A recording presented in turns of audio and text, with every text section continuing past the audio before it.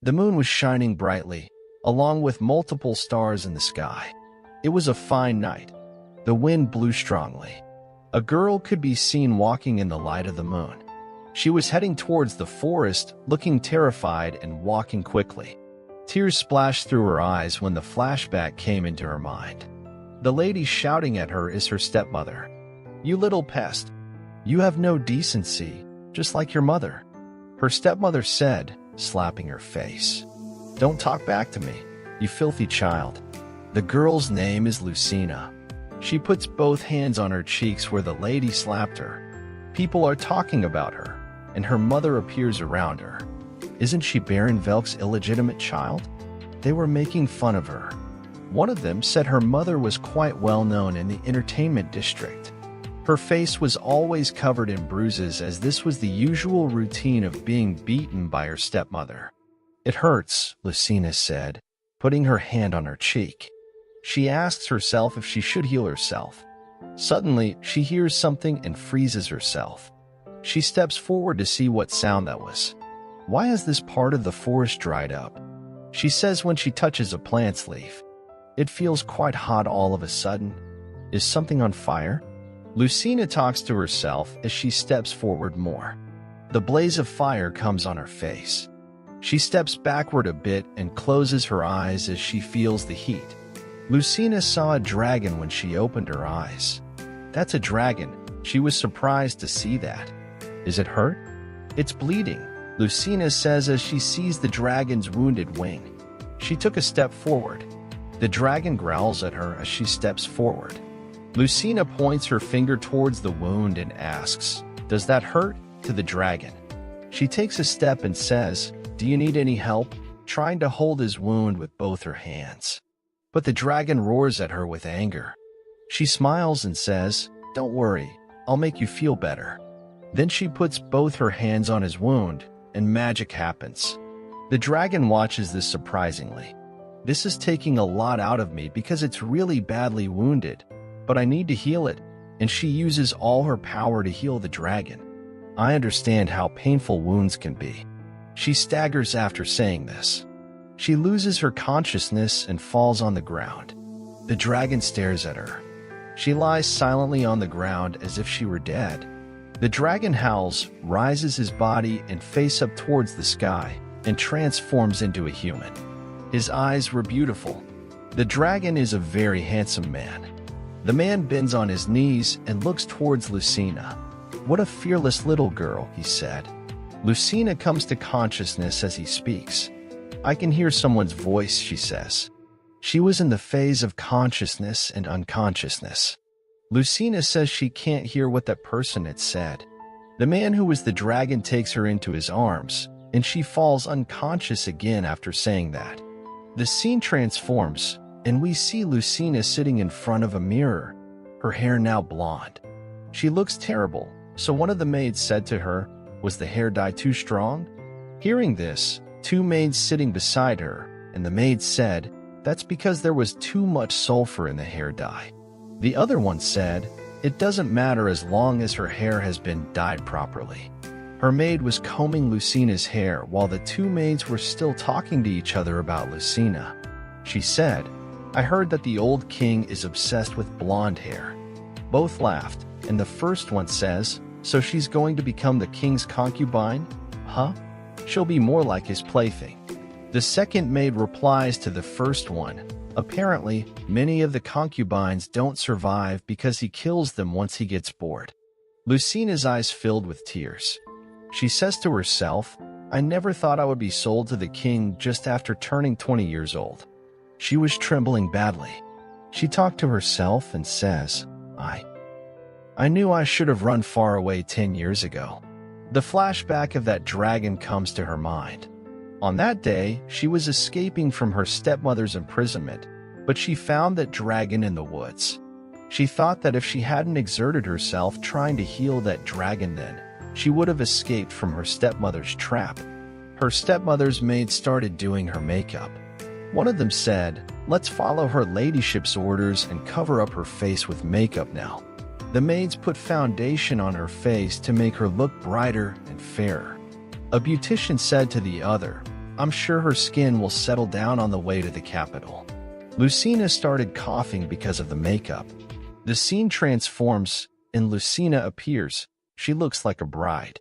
Lucina's stepmother sees her and says, "Your ugly face is now completely hideous." But her stepmother wasn't satisfied with her makeup. She says, "What if that upsets the king? He'll expect her to look stunning because she's the daughter of that whore." Lucina's stepbrother was listening to their conversation. He says, "Don't worry, mother. I've prepared a large dowry." Two men could be seen behind him holding a box. As they opened the box, Lucina's stepmother said surprisingly, "What? Where on earth did you get this from?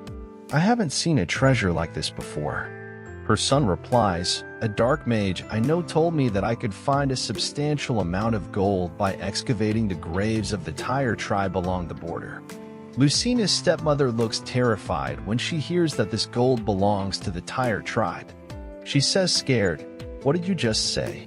Does that mean you robbed the sacred ancestral burial site of the Tyre tribe?" She shouts at her son and says, "You fool. Setting foot in the Mazaluk and disturbing the sacred Tyre tombs will make them come after us." The chandelier starts making a loud noise.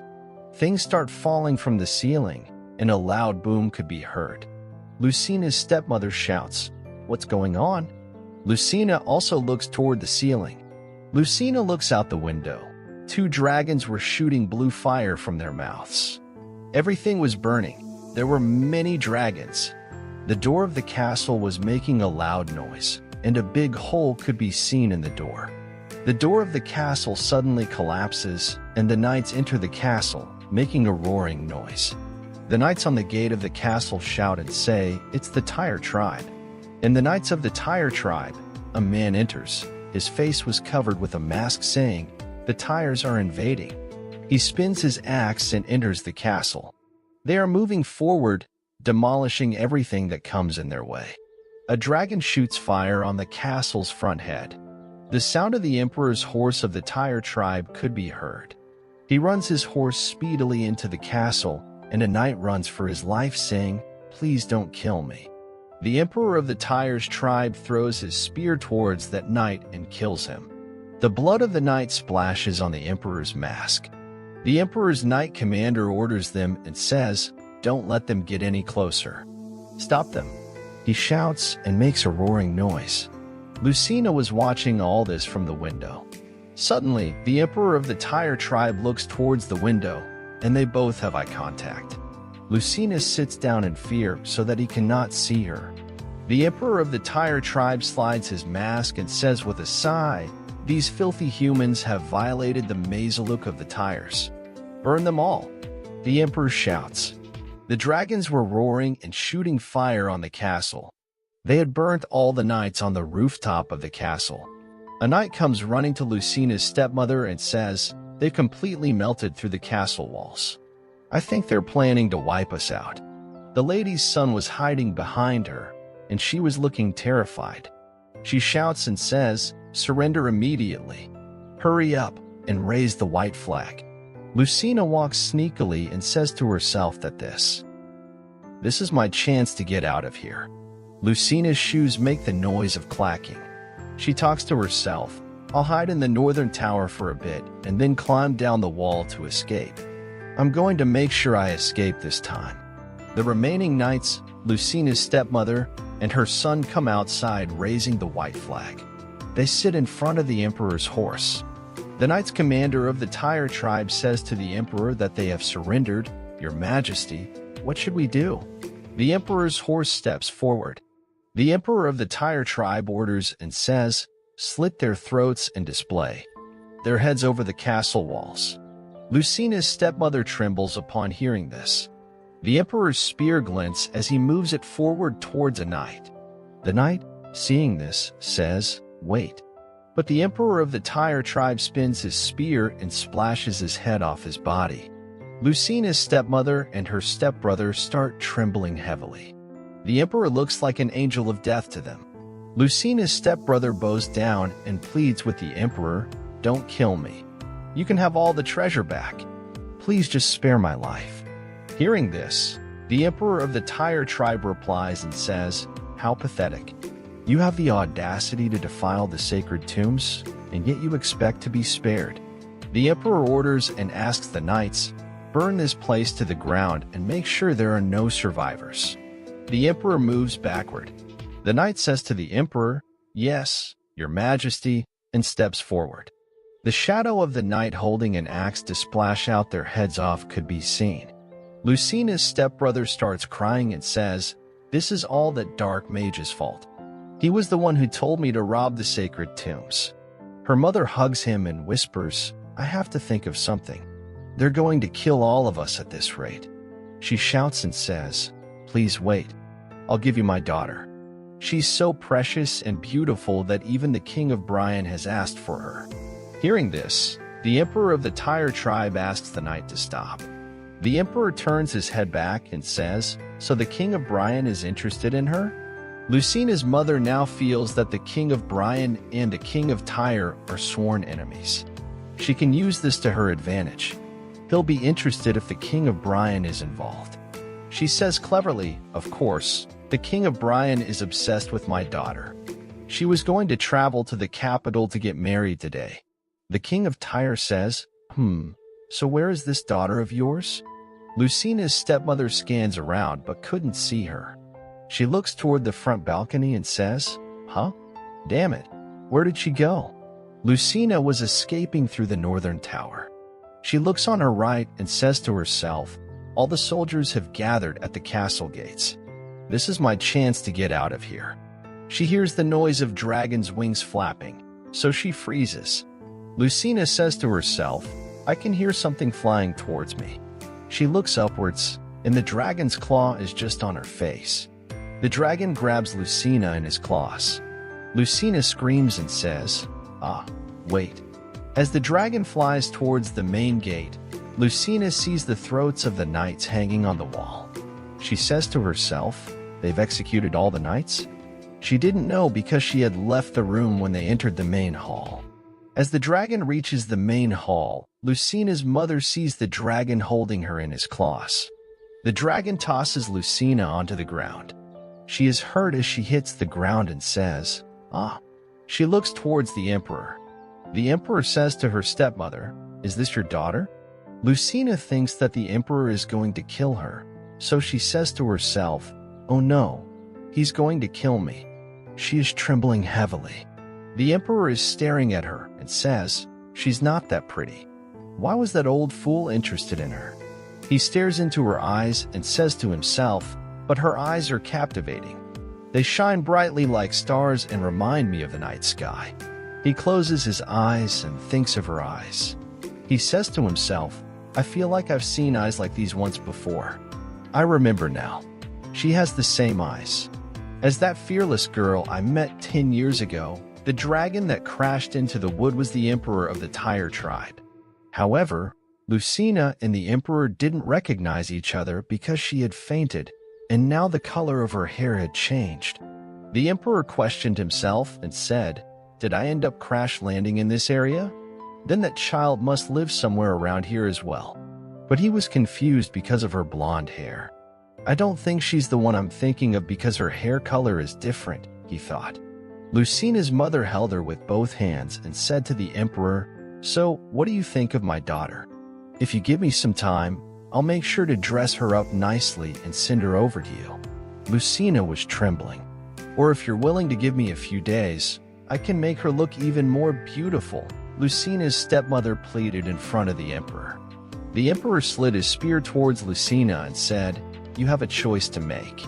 He lifted up her chin with the spear. Lucina asked, "Huh? What's the choice?" The emperor replied, "Do you want to become my bride?" He lowered his spear. "Or do you wish to be buried alive in the sacred tombs of my ancestors, along with everyone else in this castle?" Lucina was sweating, and she looked terrified.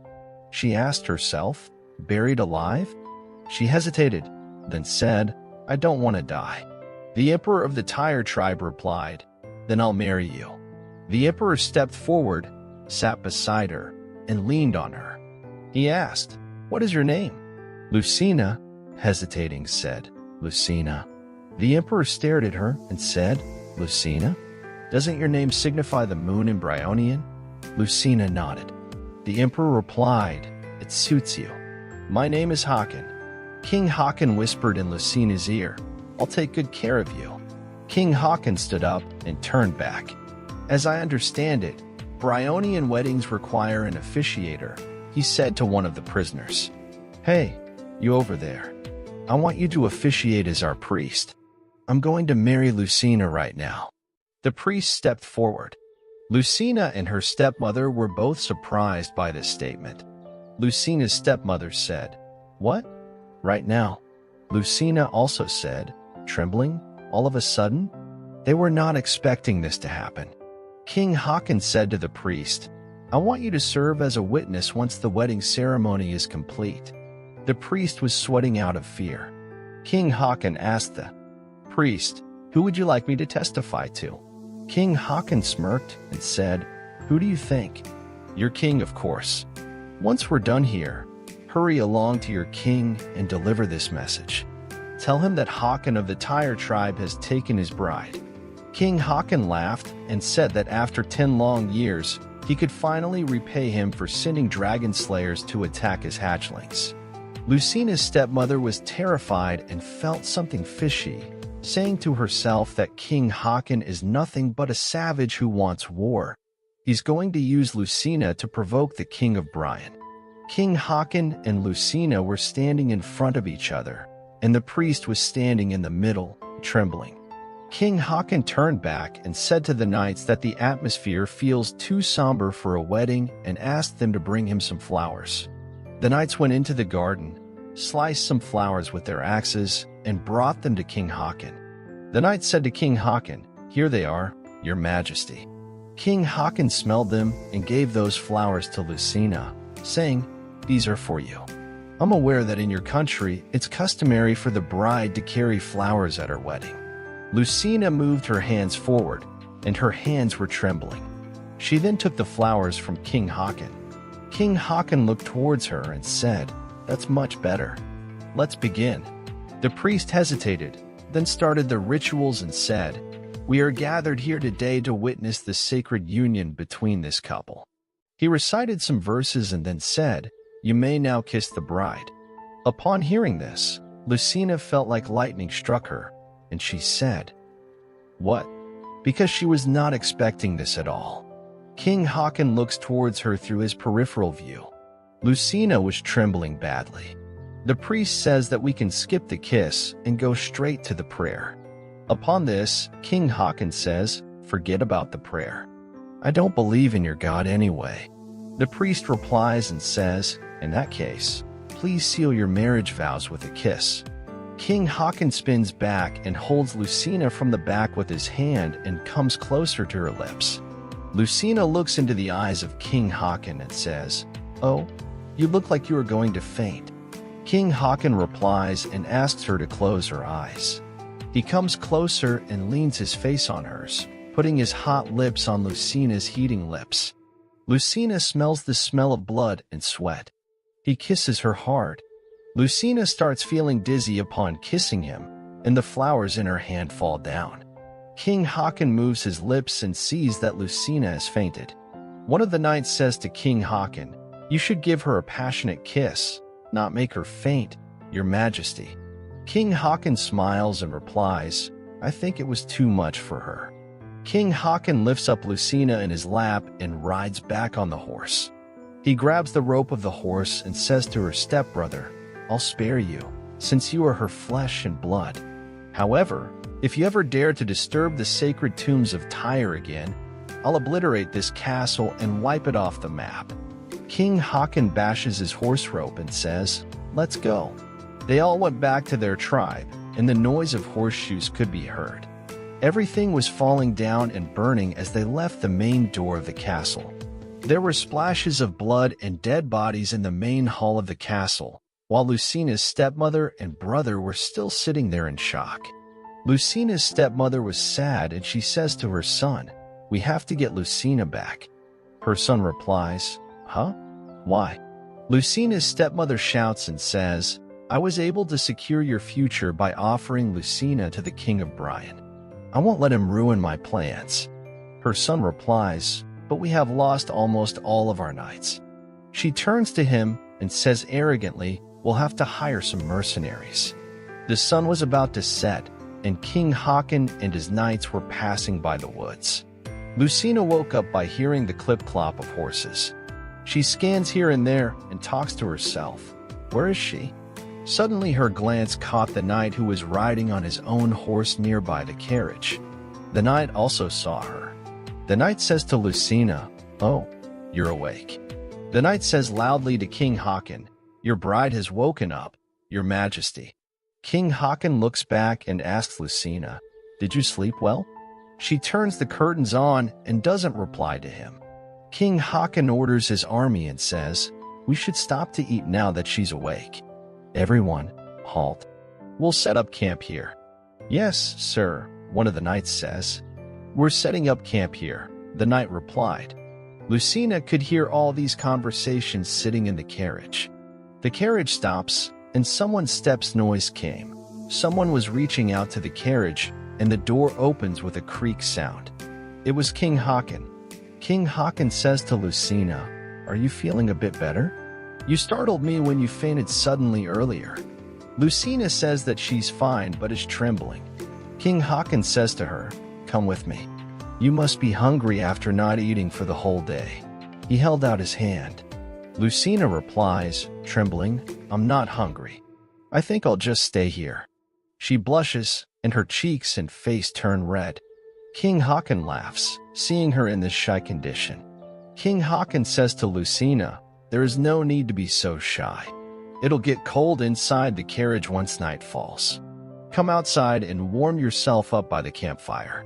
Lucina is hungry and talks to herself that she can smell some food nearby. She holds King Haakon's hand. Both look towards each other, and King Haakon smiles. The knight says to King Haakon, "Over here, your majesty." They step towards the campfire, and Haakon's knight is holding food in his hand. Then the knight shows them the place where he puts the fire on. King Haakon says, "Good work. You may leave us now." The knight bows down and hands over the box to King Haakon, saying, "Yes, your majesty." Lucina is shivering as the sun is about to set, and it is cold in the woods. King Haakon says to Lucina without turning back, "This should be comfortable. Sit over there." Lucina sits near the fire, and King Haakon takes off his cloak, putting it on both of Lucina's shoulders. She covers up and says, "It's so warm." King Haakon passes a loaf of bread to Lucina. There were tomatoes, cabbage, and carrots in it. It was some kind of a burger. King Haakon says to Lucina, "You should eat it while it's still hot." Lucina says that it smells good. She sniffs the stale bread and says, "I was only ever given moldy or stale bread at the Baron's residence." King Haakon says angrily to Lucina, "Why did you think that I might have poisoned it or something?" He assures her that he would never do something like that. She is confused and says to Haakon, "Thank you for the food." Then she takes a bite of it. She is surprised as the stale bread is so delicious. She talks to herself and says, "All of it tastes so good, from the bread to the smoked fish and the vegetables inside." She takes another bite. King Haakon had a cup in his hand. He says to Lucina, "You'll get an upset stomach if you eat it that quickly." He pours some hot milk into the cup and gives it to her. King Haakon says, "This is sheep's milk. I haven't poisoned this either." Lucina feels embarrassed and sad at the same time. She thought and thinks that she was forced to do chores all day just to be given some scraps of food. "I never thought I would be able to eat such warm food for free," she says, taking a sip of hot milk. King Haakon asks Lucina, "How old are you?" She says, 20, as there was milk in her mouth, and she raises her 2 fingers. King Haakon frowns and says to Lucina, "You're 20 years old? You're far too young to become that senile king's bride." King Haakon grits and says that the bastard is a tyrant, and a flashback hits his mind, in which his brother, in the form of a dragon, was screaming as 2 arrows hit him on the back. King Haakon continues to talk. He says that he sent dragon slayers to their kingdom and slaughtered innocent hatchlings. I lost my brother, the great king, in the battle. The flashback of holding his brother in his arms hits King Haakon hard. He says that if it hadn't been up to him to quickly claim the throne and bring stability to his country, I would have hunted down and killed him, even if I had to do it alone. And I would have succeeded if I hadn't been injured and crash-landed in that forest that day. King Haakon asks Lucina if she is upset that she couldn't become the old man's concubine. She shakes her head left and right, saying no to him. King Haakon talks to himself and says, "But then again, I'm not really in a position to say anything since I threatened to kill all those innocent people. In her eyes, I must be no different from the King of Brian." Lucina says hesitatingly to King Haakon that she has been wondering, what is the Tyre kingdom like? King Haakon is surprised to see her, as he was expecting something else. He talks to himself and says, she's surprisingly calm. I expected her to kick up a fuss about wanting to be reunited with her family. King Haakon tears the bread into 2 pieces and says to Lucina, "You Bryonians probably think that the Tyre kingdom is a savage place, inhabited by monsters, but that isn't the case." He smiles, giving her a piece of stale bread and says, "You'll understand once you see it for yourself." She holds the bread with both her hands and talks to herself. I'm not exactly sure why, but I have this feeling that living with him will be better than my life at Veldt Castle. King Haakon says to Lucina, "You'll be able to eat some proper food once you reach the palace. Just wait a bit longer." She looks towards King Haakon and says, "This is plenty delicious." She takes another bite.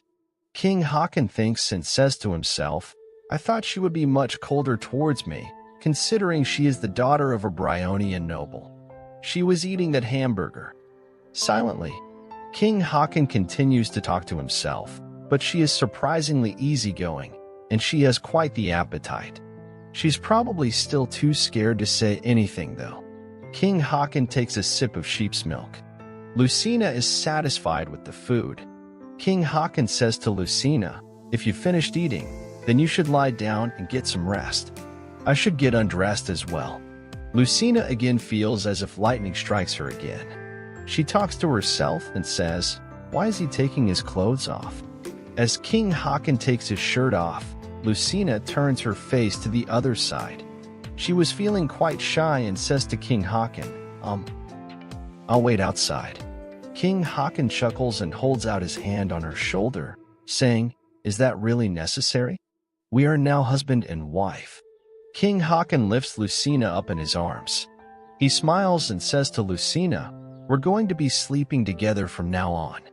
Lightning strikes on her head, and she says, "Are we?" King Haakon was a little upset, and he says, "Come to think of it, I heard that Bryonians spend their wedding night together." Lucina is sweating. She was feeling shy and confused at the same time. She talks to herself and says, "He wants to spend the night with me?" As she hears this, she starts crying. The tears are dropping out of her eyes like pearls. She looks terrified. King Haakon tries to comfort her and says, "Wait, I only mentioned this because I'm not familiar with your customs. In Tyre, it's normal to sleep together and get married once the woman has become pregnant." She is shocked and stoned. She asks herself, what did he just say? She starts crying more, and her tears feel like a running stream. King Haakon is confused. He says to Lucina, "Don't cry. I wasn't trying to upset you." He wipes her tears from her eyes. "Would you have preferred to marry that old king instead of me?" Lucina says in a trembling voice, "No, I'm just scared." King Haakon looks at her, and she is wiping her tears. King Haakon talks to himself and says, "I'm not surprised. She was taken away from her family and brought to an unfamiliar country overnight. She's probably also scared by the fact that she is now married to the king of Tyre, whom she considers to be a barbarian." King Haakon stands up and turns towards the opposite side of her. He says, "Don't worry. I won't do anything to you." He flaps the curtain of the camp and looks towards her, saying, "Get some rest. I'll sleep outside." King Haakon goes outside. The half moon is shining bright. The knights hear someone's steps sound, and they look back. One of them says to King Haakon, "Your Majesty, why did you leave your wife alone and come outside?" King Haakon sits next to them near the fire and says, "I'm going to sleep outside." The knight smiles and says, "I thought that you were going to spend your wedding night together according to Bryonian customs. That's why I even prepared private quarters for you." King Haakon replies, "Do you really think she would be able to keep it together? If I made her spend the night with me when she thinks she's been abducted by a bunch of savages?" The knight replies and says, "Didn't you say you were going to bury everyone from Velk not too long ago? You were originally going to kill her. Why do you care about her now all of a sudden?" King Haakon's mood is serious now, and he says to that knight, "Watch what you say. She's my wife now." Upon hearing this, the knight replies confusingly, "What has come over the man who used to be so indifferent to women? You even spared all those humans in that castle because of her." King Haakon says, "She reminds me of another human I met once. He was constantly thinking about her." He continues to talk and says, "That child probably lives somewhere in the vicinity. I spared all the people in Velk as a way of repaying my debt to her. Her eyes and appearance both." The knight gives Haakon a cup of sheep's milk as it is too cold outside. The knight then says to King Haakon, "Well, I'm glad you have a wife now, even though it has all happened quickly. Your Majesty needs an heir, after all. It's very difficult for Draconians to sire offspring, so you should try to get up close and personal with plenty of women from now on." This was the reason why King Haakon told Lucina that in the Tyre tribe, a man and a woman live together until the woman gets pregnant, and then they get married because it is difficult for the natives of Draconians to sire offspring. King Haakon sees his face in the cup, then takes a sip of hot milk. The sun is just about to rise. As the sun rises, Lucina wakes up by the rays of sun. Lucina opens one eye and asks herself, "Is it morning? My face is a mess because I went to sleep right after crying a lot without removing my makeup." She flaps the curtain to continue the self-talk. "I can hear the sound of running water. Is there a nearby stream where I can wash my face?" She comes outside the camp and goes towards the stream. She sits on the edge of the stream, splashing water on her face to wash it off. She can see herself in the water as it is crystal clear. She says to herself, "Oh no, the red spots on my face have gotten worse. They're more noticeable now that I've removed my makeup." She asks herself, "Should I heal myself?" She is concerned about it as the flashback of last night comes to her mind, in which King Haakon was saying, "We're going to be sleeping together from now on." She was scared. She says to herself, "No, I should leave them as they are. He won't touch me if he thinks I'm ugly." She pats both her hands on her face dumbly and says, "I need them to get worse." Lucina's head is spinning. She pauses for a second, then asks herself, "What was that?" as she heard something. She turns back, and a shadow of a hand is reaching towards her. They were mercenaries. One of them lifts her up, and the sound of clip-clop of horses could be heard. The leader of the mercenaries says to his other knights, "That was easier than I thought. How much money did the Baroness offer us again?" The other one replies to the first one, "We should enter the forest so that those dragons won't be able to track us from above. The forest of the Puka is nearby. Let's go that way." Lucina was heavily terrified.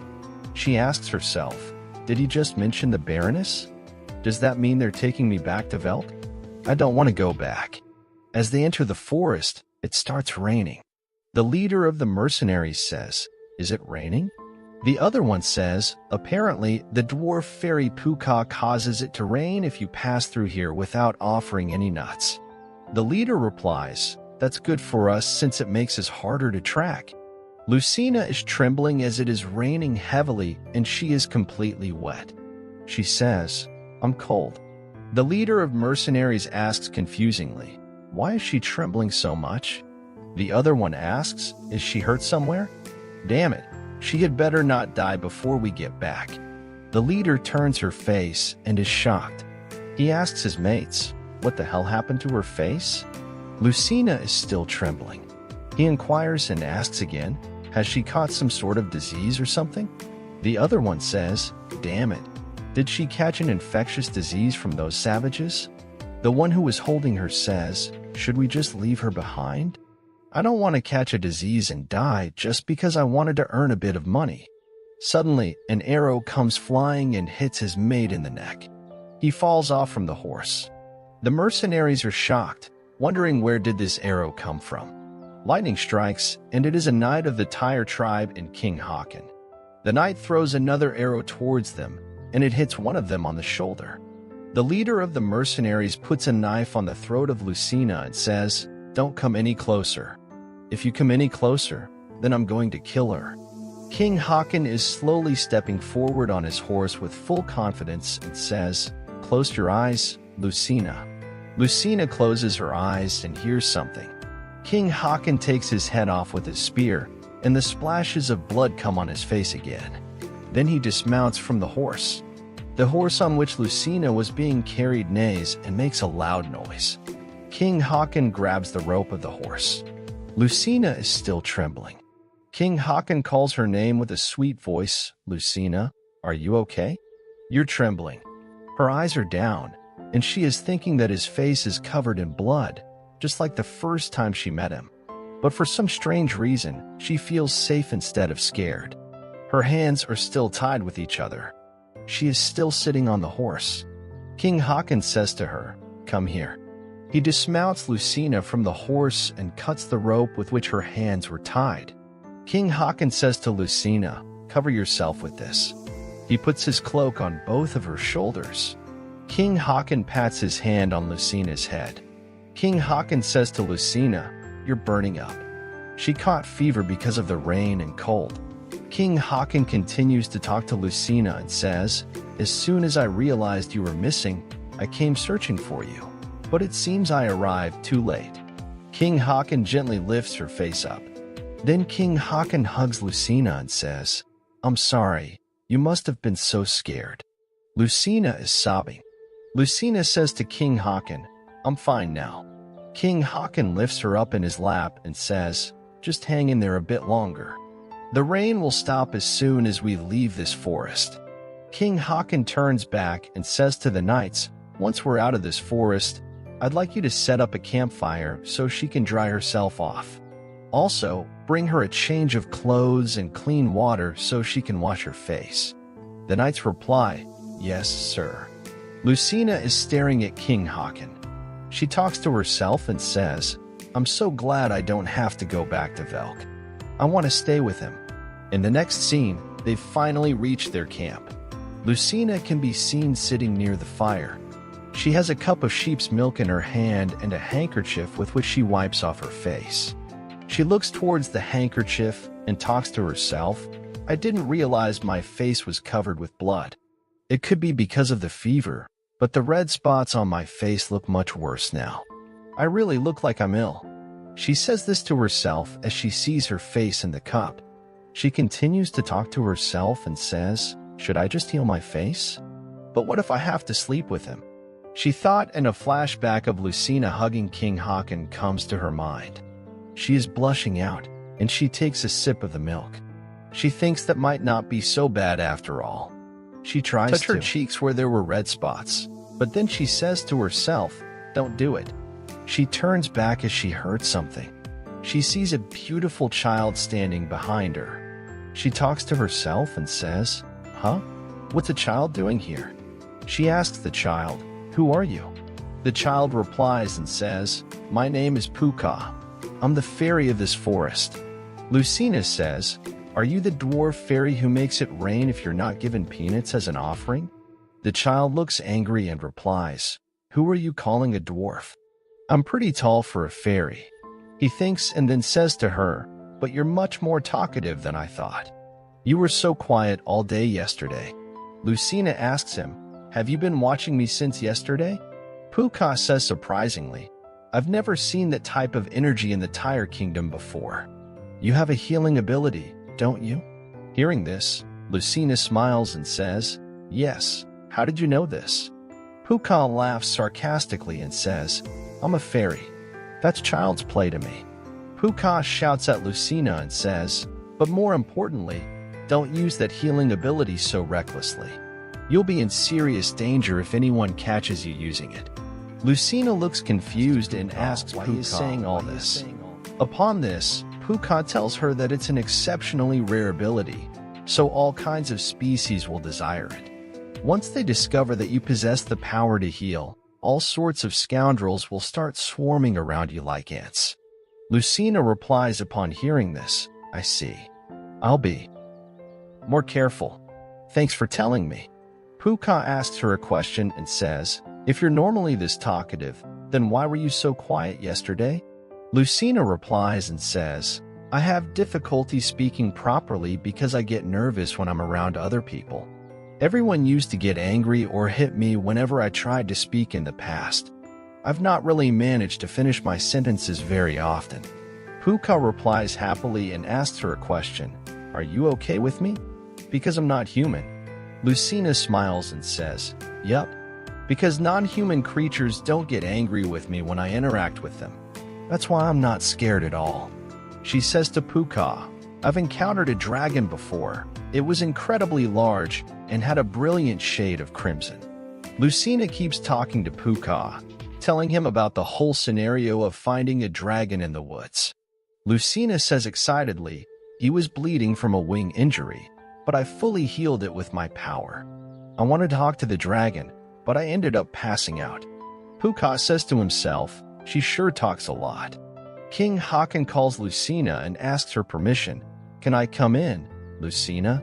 He said. Puka left her alone, saying, I'm off for now. I'll see you later. King Hakan slides the curtain and comes in. He says to Lucina, I'm sorry, but we don't have any clothes you can change into. What happened to your face, Lucina? Hakan asks Lucina shockingly as he looks toward her. She flustered and says, This is. She thought and then says, It's just my fever. That's why. King Hakan holds her head with one hand and lifts up her chin with the second hand and asks, Did these red spots show up due to your fever? Are you sure you're not ill? King Hakan calls out his knight and says, Tehran, go and bring a pharmacist here. Hurry. Lucina talks to herself and says, My fever didn't cause these spots. Tehran slides in and says, Is there something wrong? Is your bride not feeling well? Tehran looks toward her face and says, Oh no, Your Majesty. Look at her face. Get back, Your Majesty. That's smallpox. Tehran takes King Hakan a bit far from her. Hakan says surprisingly, What? On this, Tehran replies and says, Don't you recall how the entire Tyre tribe fell ill when smallpox spread from the Bryan lands into our borders? Her symptoms are exactly the same. Tehran looks scared. Hearing this, Lucina replies and says, It's not smallpox. No, this is from sulfur, my dyed hair. Tehran shouts and says, Don't get close to her, Your Majesty. Lucina tries to confront that she is not suffering from smallpox. She says, It's not a disease. Listen to me. I can't speak properly because I'm so flustered. Tehran takes out his sword and aims towards Lucina and says to her, Don't get any closer, get back, as Lucina tries to come close to King Hakan. The knights started talking to each other about what's going on. It seems that the king's bride has contracted smallpox, one of them replied. The other one says, Are you telling me that this Bryonian brought an epidemic into the Tyre kingdom? King Hakan puts his hand on Tehran's hand at which he was holding his sword and says, Wait, Tehran, lower your sword. We don't know for sure that she has smallpox. King Hakan turns towards Lucina and says, Go on, Lucina. What were you trying to say? Lucina flinches and says, It's not smallpox. I dyed my hair recently. She asks herself a question. What do I do? They might kill me if I don't clear up this misunderstanding. She continues to talk and says to them, with sulfur and crocus juice. Those are the dye ingredients. But after it rained, the fever made it look worse, so. Tehran was angry, and he says, What is she trying to say? Has the fever affected her mind or something? While King Hakan was speechless, Lucina talks to herself and says, This is bad.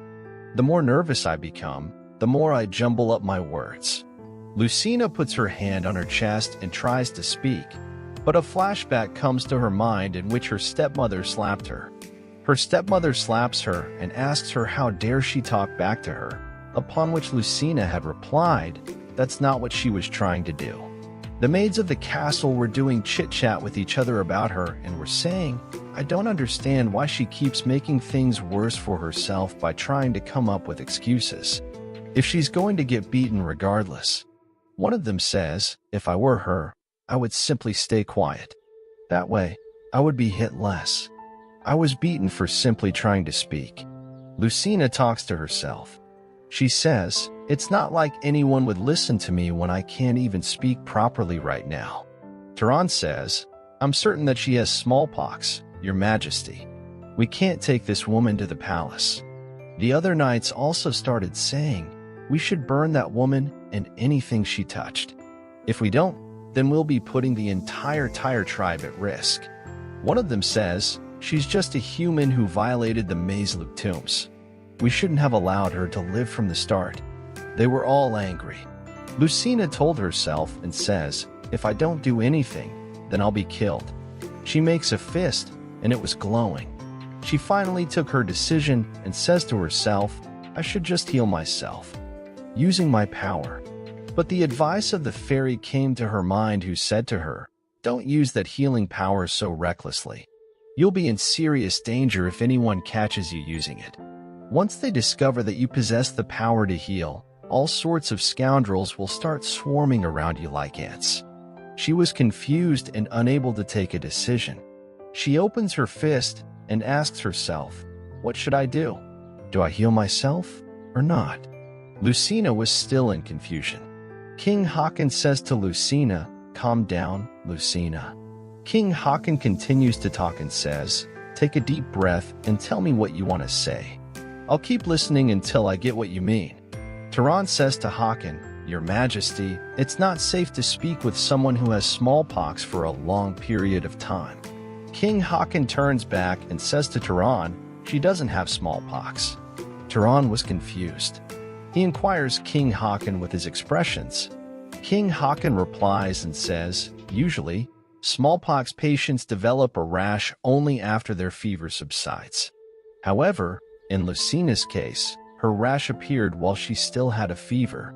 Turan looked embarrassed, and he says to King Haakon, that's true. King Haakon then continues to talk to Turan and says, and on top of that, smallpox patients typically suffer from a rash inside their mouths along with nausea, which makes it very challenging to eat. But Lucina has a healthy appetite. Turan surprisingly says, oh. King Haakon says, her symptoms are completely different from smallpox symptoms. Turan thinks and says, I see. You're right, Your Majesty. King Haakon turns towards Lucina and asks her, what were you trying to say earlier, Lucina? Didn't you say something about sulfur and hair dye? Lucina tries to say something, but she couldn't. King Haakon smiles and says, don't worry, you can speak freely. No one here is going to get angry at you. Lucina then told King Haakon that sulfur is yellow. They used it as a dye. King Haakon says to Lucina, they use sulfur to create a blonde hair dye. She then told them that the Baroness told me to dye my hair. The old king likes blonde hair. King Haakon asks a question to her after hearing this. Did they dye your hair blonde because the old king prefers women with blonde hair? Lucina nodded and says yes. That's why there is a rash on my forehead. But then it rained. King Haakon thinks that means this isn't her natural hair color. Turan thinks and says in his heart to King Haakon, what are you doing? Then King Haakon turns towards Turan and says, she developed a rash because the hair dye she used was toxic. Look, Turan, can't you see that her rash is most severe on her forehead and scalp? King Haakon puts his hand on her forehead. King Haakon continues to talk and says, her rash likely became more apparent after she got a fever after getting caught in the rain. King Haakon asks Lucina, is that what you were trying to say, Lucina? Lucina nodded. Turan puts back his sword in his sheath and says, you have a point. Sulfur is toxic and could potentially cause those symptoms if it came into contact with the skin. King Haakon hugs Lucina and says, if Lucina really did have smallpox, then you would have to burn me too for kissing and touching her. That would apply to all of you as well, since you all drank with me. Turan says with full confidence, I don't think she is smallpox. The other knights also said, we trust your judgment, your majesty. King Haakon orders them, please don't tease us. Lucina feels special and talks to herself. This is the first time someone has listened to me so intently. No one else has ever listened to me. Instead, they either got angry or mocked me. She was staring at King Haakon. King Haakon says to Lucina, let's go inside, Lucina. King Haakon holds her with one hand by her neck and says, you still have a fever, so you need to lie down somewhere warm. King Haakon takes Lucina to the camp and lies her down. While he was putting a blanket on her, Turan comes in and says, the kidnappers have finally confessed, Your Majesty. King Haakon replies, they decided to talk. Huh? Turan says, yes, sir. They admitted that the Baroness was the one behind the raid. It appears to have been an attempt to reclaim her daughter. King Haakon wonders and says, I spared their wretched lives since they're my bride's family. How dare they look down on us? King Haakon is angry and says, we're heading back to that castle immediately. I'll incinerate each and every one of them, so they can serve as a warning to other people. Lucina holds his hand and asks, all of them. King Haakon replies, I am sorry, but I can't make any exceptions for your family, Lucina. Not only did they defile the sacred tombs of Tyre, but now they have also dared to lay their filthy hands on my bride. Lucina says shockingly to King Haakon, that may be true, but you can't just kill all the innocent people. King Haakon turns and thinks, wouldn't most people ask for their families to be spared? He says to Lucina, wouldn't you be upset if I were to kill your mother and brother? Lucina is sad and she says, oh. She talks to herself and says, the Baroness isn't my real mother. Should I tell him that I'm an illegitimate child? A flashback comes to her mind when she used to hear people talking about her mother. She had to listen to all this during the day when she was doing chores of the castle. Her mother was well known in the entertainment district. Can someone like her even get married?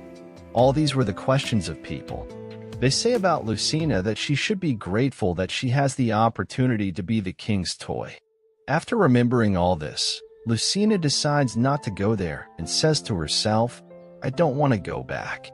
I should pretend that she's my real mother. Lucina bows down in front of King Haakon and says, no, please don't kill my mother and brother. They are my precious family.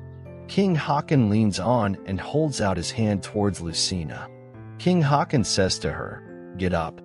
You're in no condition to be sitting on the cold floor. He lifts her up in his arms, and she says, please don't kill my family. King Haakon comes closer to her face and says, what do I get in return for sparing them? She holds her hand and says, what? King Haakon holds her fingers and says, I can't just forgive people who had the nerve to come after the king's bride. King Haakon holds Lucina from her back with his hand and touches his nose with her nose. He says, what are you willing to do if I spare them? Lucina replies and says, I'll do anything you say. He stares at her and looks into her eyes but doesn't say anything. He talks to himself and says, her eyes really remind me of that girl. It's making me conscious of my actions. He continues to talk to himself and says, it can't be helped. I don't want to trouble my bride when she's ill. I'll deal with them later. King Haakon pats her head and says to Lucina, do you really mean that? Lucina says, yes. Her eyes were filled with tears. King Haakon says, then give me a kiss. Hearing this, Lucina hesitates and blushes and says, what? King Haakon says to Lucina, didn't you say that you'd do anything? He leans towards her and says, well, I want a kiss from my bride. She hesitates. Lucina's voice is trembling and she asks a kiss. Both are looking into each other's eyes. As King Haakon leans his face towards Lucina, she closes her eyes. Then they both kiss each other. As the lips of King Haakon touch her warm lips, she feels like she's in heaven. After the kiss, King Haakon hugs Lucina happily.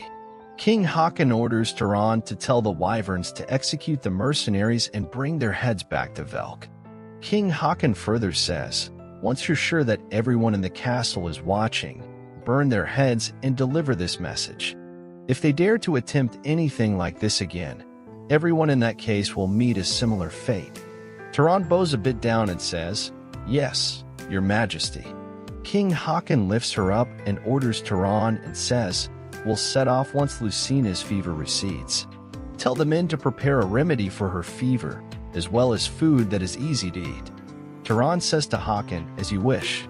He then lies down Lucina on the mattress, covers her with a blanket, and sits next to her. King Haakon looks towards Lucina and says, I'll stand guard outside your tent tonight, so don't worry and get some rest. Lucina leans forward and says, thank you. King Haakon leans towards her and says, if you're grateful, then how about you give me another kiss? She blushes and lowers her gaze. King Haakon turns back and laughs and says to her, I'm just joking. I won't disturb you any longer, so rest well. King Haakon was very happy, and he was singing something. Seeing this, Lucina talks to herself and says, he looks like he's in a good mood. I wonder why. Is it because I kissed him? She thinks and says to herself, I probably look really ugly because of the rash on my face right now. I don't understand. While she is thinking all this, King Haakon puts a wet strip on her eyes. Lucina slides the strip and stares at him. He's so strange, she thought. The sun rises and shines bright. King Haakon and his knights were ready to continue their journey. The carriage was moving speedily. Lucina looks through the carriage's window and says, wow, so this is the Tyre Kingdom. It's a huge castle. Everything is shining bright. Lucina talks to herself and says, in Brian, the Tyre tribe were said to be savages who live in mud huts or caves and eat birds. But the reality is a bit different. It is so bright that I can barely see the scene. Turan steps towards the carriage and opens the gate. Turan says to Lucina, we have arrived. He helps her to come out of the carriage by holding her hand. As Lucina steps forward, she smells something in the air. She says to herself, I can smell something burning. It's a peculiar combination of musk and sulfur. This scent is making me feel a little lightheaded. She feels dizzy, and King Haakon quickly holds her shoulder with his hand. King Haakon asks Lucina, are you okay? People with a high affinity for earth energy take a long time to adjust to the fire energy in the Tyre Kingdom. She replies and says, I'm fine. She was looking down and asks herself, for some reason, I feel safe in his arms. King Haakon smiles and asks her, what are your thoughts after seeing the Tyre Royal Palace? She replies and says, it's very different from what I've heard. King Haakon says, the Bryonians have no intention of treating the diverse tribes of Tyre, including the Draconians, as equals to humans. That's why they refuse to acknowledge the Tyre Kingdom, despite our advanced civilization. However, Tyre is a prosperous land. It is the wealthiest and most beautiful nation on this continent. She looks towards the castle and says to herself, I'll be living here from now on. King Haakon says to Lucina, let's go inside. I'll give you a tour of the royal palace. The pigeons flying above the palace feel happiness and say to each other, His Majesty, the king has returned. Everyone in the castle cheers and says, greetings to His Majesty, our esteemed king. Everyone in the castle thinks, who's that woman by the king's side? Knights whisper into each other's ears, is she a human? She looks Bryonian. What's wrong? With her face? Is she ill or something? She lowered her gaze and thought, maybe I should have healed my face before coming here. This is so embarrassing. She looks towards the people of Tyre and thinks, the court ladies and male guards appear to be of the same race, while the maids seem to be from various different races. An old woman with a mask on her head, wearing jewelry all over her body and hands, held out both of her hands in the air and said, welcome back, Your Majesty. Then she bowed down. King Haakon smiled and said, "Ah, the cleric." She stared at King Haakon and asked him a question through her eyes. "Is she a cleric? She looks so different from the clerics I've seen in Brian." The old woman then called Haakon, "Your Majesty, you've brought someone with earth energy all the way here." The cleric asked the man next to him, "Bring me the freshly drawn water." The cleric steps forward. Lucina was scared. She hides behind King Haakon and says, "I'm scared." Water was dripping from the hands of the cleric. King Haakon gently pats her head and says that water is for purifying any bad luck that outsiders may have. She inquired, "What?" King Haakon told Lucina that the Tyre tribe believes that leaving the kingdom can bring bad luck to their body and soul, so they purify themselves upon returning. King Haakon assures Lucina and says, "She means no harm, so don't be afraid. She's simply welcoming you into the kingdom." The cleric held out her hand and splashed water towards King Haakon. The cleric pats her hand on Lucina's head, and water drips on her head. Lucina talks to herself and says, "I think the water has helped to soothe my rash a bit."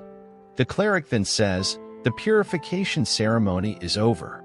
Please proceed to the main palace." King Haakon smiles and says, "Good work." They both then step forward towards the main hall. Lucina wonders and says, "This palace is so lavish. I can see gold everywhere." Someone's sneak peek of a foot chain could be heard. A woman runs towards King Haakon saying, "Your Majesty."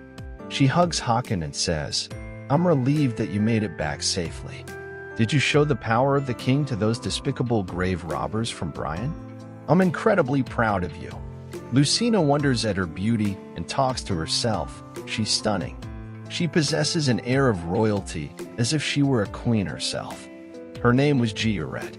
King Haakon smiles and replies to Georet, "I'm grateful for your concern, Georet." She smiles and says, "I wasn't worried. There's no way you would lose." For maids were standing behind Georet. Georet asks King Haakon, "Is she your trophy? Were women from Brian always this ugly and dirty? She needs to be cleaned." Lucina was amazed. She says, "I am." King Haakon then says, "I'm sorry for not introducing her sooner, Georet. This is my wife whom I brought over from Velk." Georet was sad after hearing this. She says in shock, "Did you just say wife?" King Haakon replies, "The queen's throne cannot remain vacant for an extended period of time. Lucina will become queen once she bears my child." Georet says arrogantly, "Are you serious, Your Majesty? What if that causes problems? Did you know that her body has been giving off a yellow discharge?" Lucina looked tense. King Haakon asks Lucina, "Are you hurt somewhere, Lucina?" She says, "Oh, the dye. The dye is fading. Did the freshly drawn water cause this?" She thought. King Haakon talks to himself, saying, "No way. Did she always have silver hair?" King Haakon replies to Georet, "It's not blood. It's just hair dye. So there's no need to worry, Georet." Georet replies to King Haakon and says, "My concern isn't for her but for you, Your Majesty." Georet points a finger towards Lucina and says, "Do you truly believe she is capable of shouldering the responsibility I once had?" Lucina and Georet both looked towards each other, and Lucina thought, "What is she talking about?" Lucina looks towards King Haakon and says, "What responsibility?" King Haakon holds her shoulder with his hand and says, "You should go and get changed, Lucina." King Haakon says to Georet, "Please ask one of your maids to take care of her, Georet." She then orders to one of her maids and says, "TT, take her to the queen's villa." TT bows down and says, "Yes, Your Highness." TT then comes and bows in front of King Haakon and Lucina and says, "Please follow me." Lucina follows her and turns back to see King Haakon and Georet talking with each other. She thought, "Your Majesty?" She was confused whether Georet was the wife of King Haakon or his late brother. She talks to herself and says, "Is she the wife of Haakon's late older brother who was killed 10 years ago?" Then she feels sad and says, "They look quite close. I thought she was his lover."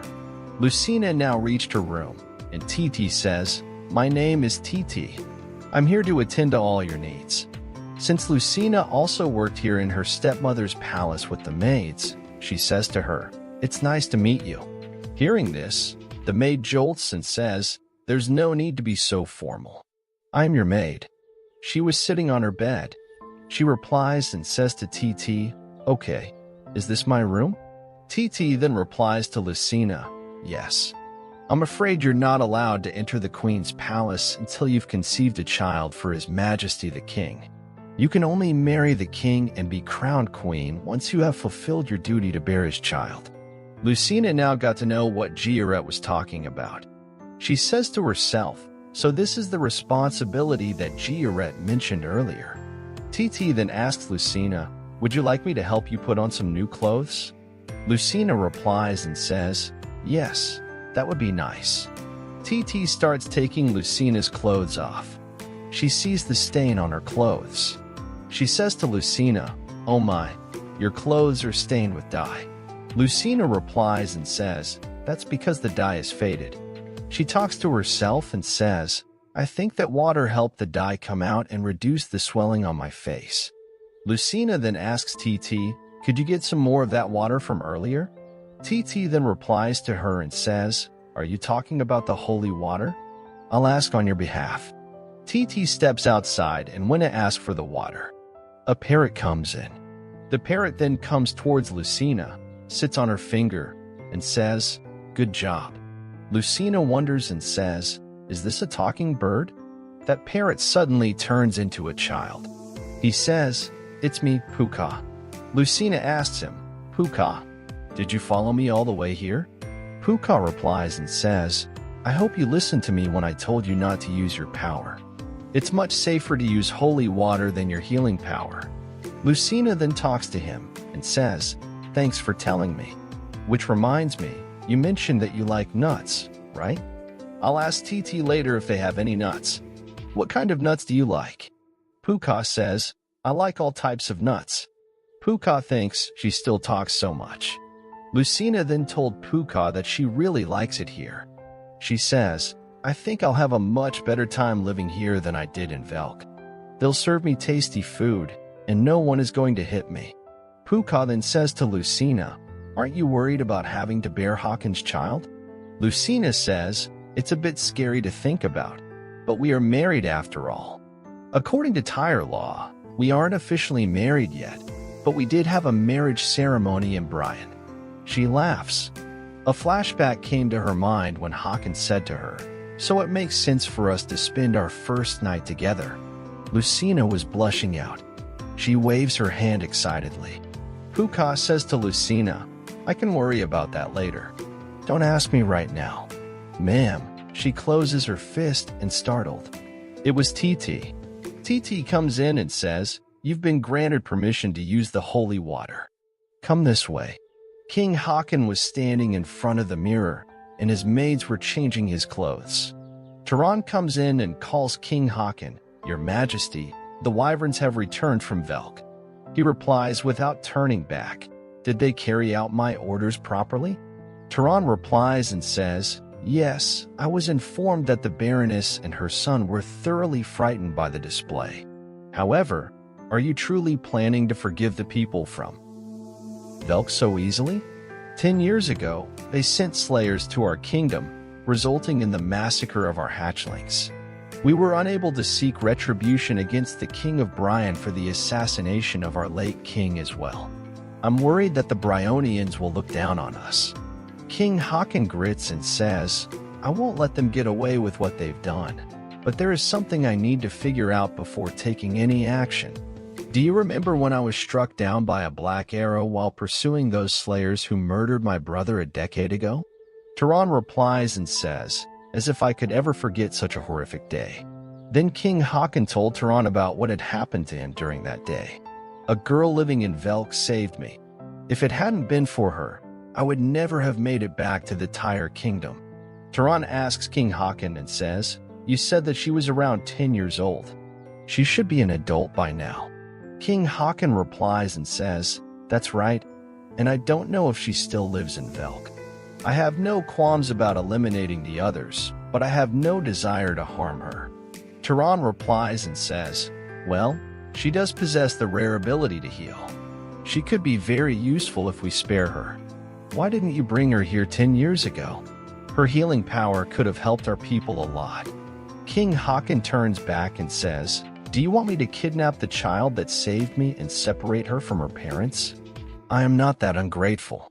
King Haakon continues to talk and says, judging by the bruises on her face and her shabby appearance, she must have been the daughter of a commoner or a farmer. She had silver hair and shiny eyes. King Haakon then orders him and says, go and find the child. I want to know where she is before we launch an assault on Velk. Tehran puts his hand on his chest in respect and says, as you wish. King Haakon then again says, and one more thing. I want you to look into whether Lucina is the Baron's biological daughter. Tehran was confused and says, are you talking about your bride? She's far too timid for a young noble, and it doesn't seem like she has a good relationship with her family. Haakon says, that's right.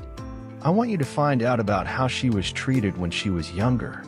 Tehran asks King Haakon, do you think the Baroness could have lied to us about her? I can definitely see that horrible woman doing something like that. King Haakon passes by Tehran, and he bows down, saying, I'll look into it for you, Your Majesty. King Haakon then says, thanks. I need a bath. I'm going to the hot springs. Don't bother sending me any maids. Tehran says, oh, the hot springs are currently. He pauses for a second and doesn't say anything. King Haakon looks back and asks him, what were you saying? Maybe he hasn't heard what he had said. Tehran smiles and replies, don't worry about it. Enjoy your bath. The moon was shining bright, and there were many stars in the sky. Lucina was taking a bath in the hot springs. She lifts her face up, and water splashes. She stands up and looks towards her hair. She says to herself, wow, I've managed to wash out the dye completely, and my rash has disappeared. This holy water is incredible.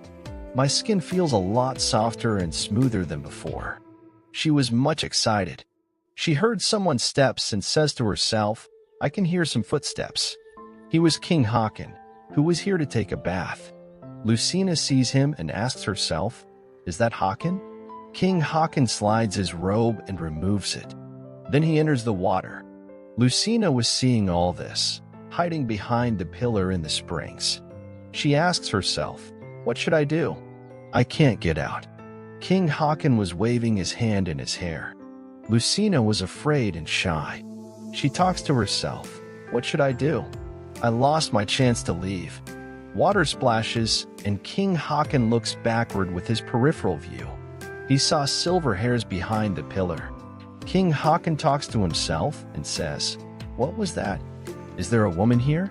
King Haakon then says loudly, who's there? I made it clear that I don't need a maid. How dare you come in here without my permission? She was afraid and talks to herself. What do I do? I'm not wearing any clothes. King Haakon then again talks to himself and says, did Tehran ask the maids to try and seduce me again?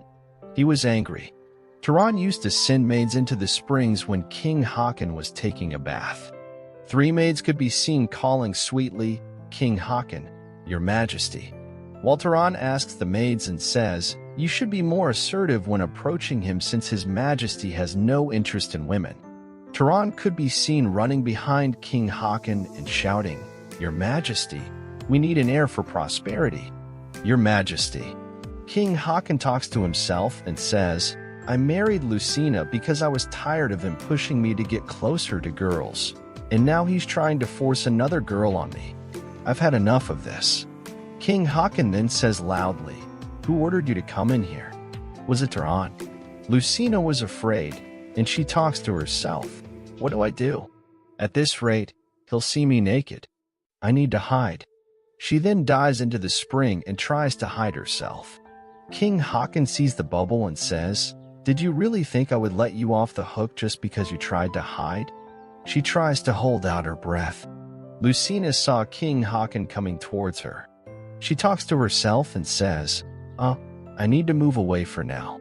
King Haakon says angrily as she had her back towards him, "How dare you try to run away from your king?" King Haakon holds her shoulder with his hand and says, "Oh, no you don't." As King Haakon moves her towards him, both lose their balance, and King Haakon lies down on Lucina. He then turns Lucina towards him and shouts, "Tell Tehran that if he tries something like this again." He paused for a second as he saw her face. He thought, who is this beautiful woman? Her eyes sparkle like the moonlight. They remind me of someone. He asked her then, "Is that you, Lucina?" I didn't know that Lucina's hair was originally silver in color. Now that the hair dye has been washed out, she really reminds me of that girl. He talks to himself. King Haakon then moves backward and continues to talk to himself and says, "Come to think of it, Lucina should be roughly 20 years old." He then lost in deep thoughts.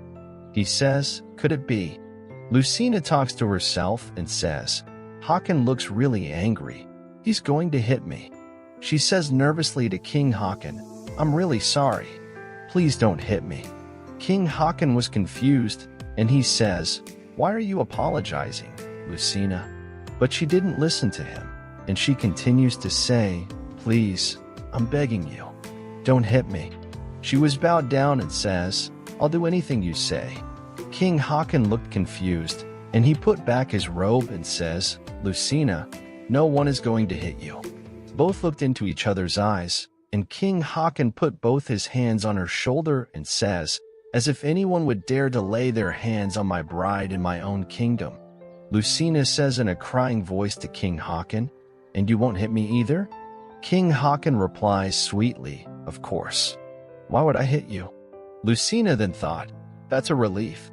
I thought he was going to hit me." King Haakon then says to Lucina, "What are you doing in here?" She replies, "I was washing my face with the holy water." Then King Haakon says, "Oh, I remember now. That maid asked if you could use the holy water, so I agreed." The maid, crying and saying thank you, could be seen in the corner. King Haakon says, "I didn't think you'd wash your whole body, though. Then it's clear that you did nothing wrong."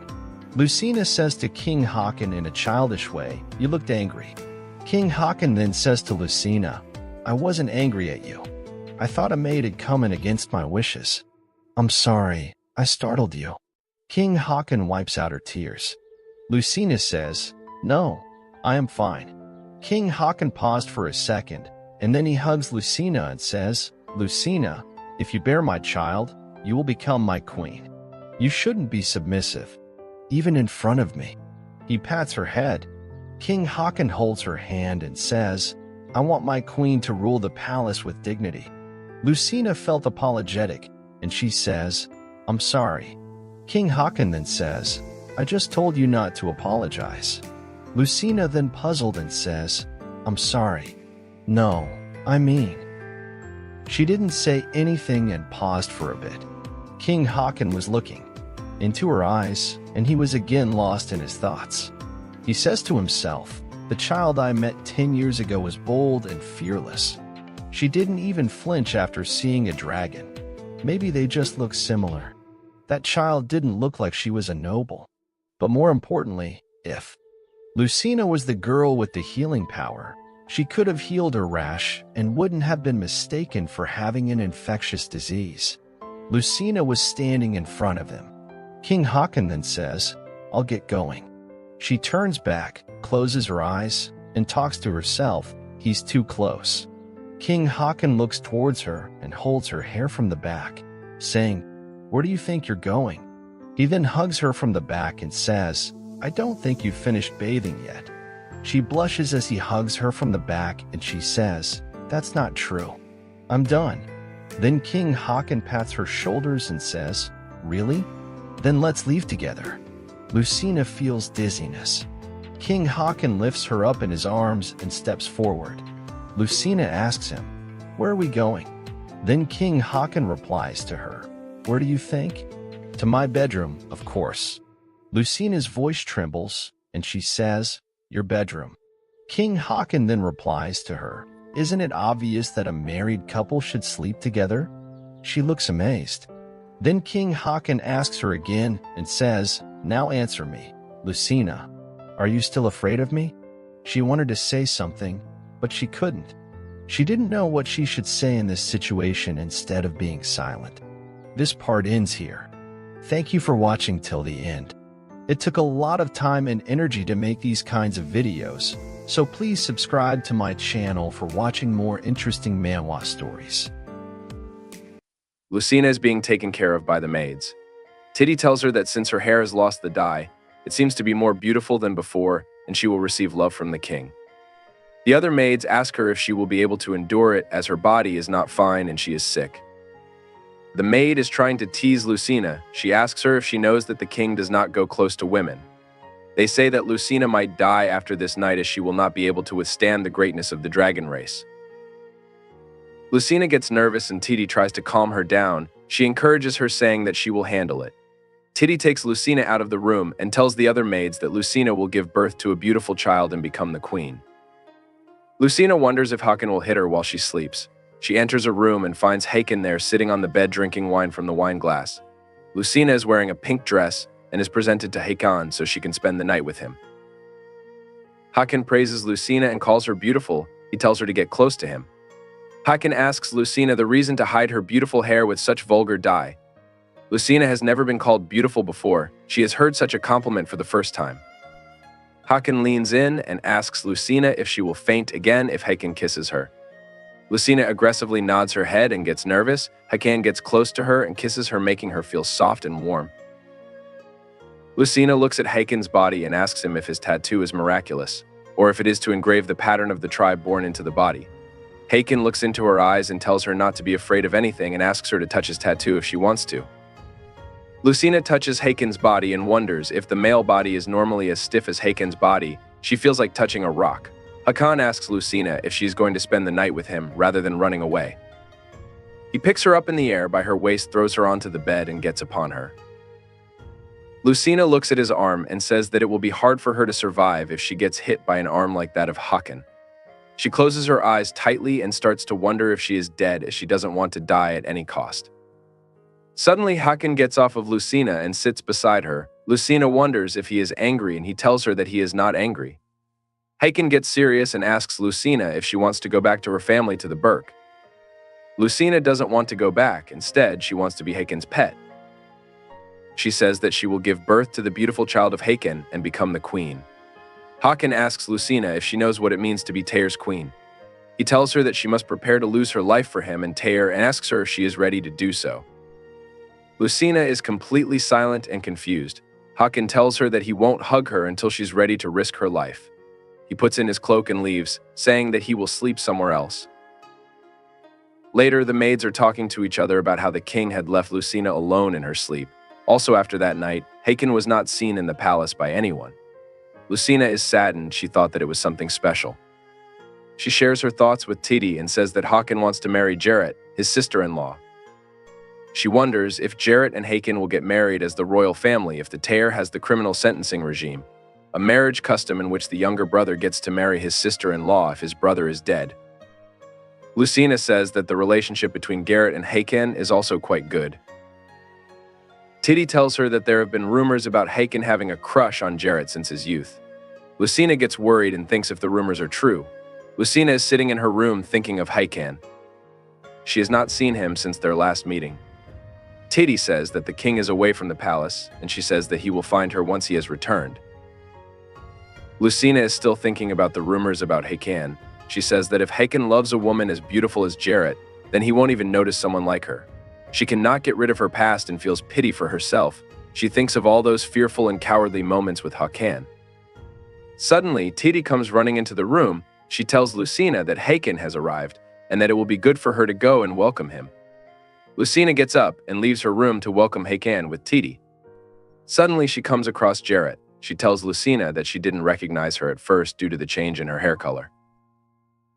Lucina gets nervous and says hello to Jarrett. Jarrett makes fun of her and tells her she can't understand anything Lucina says.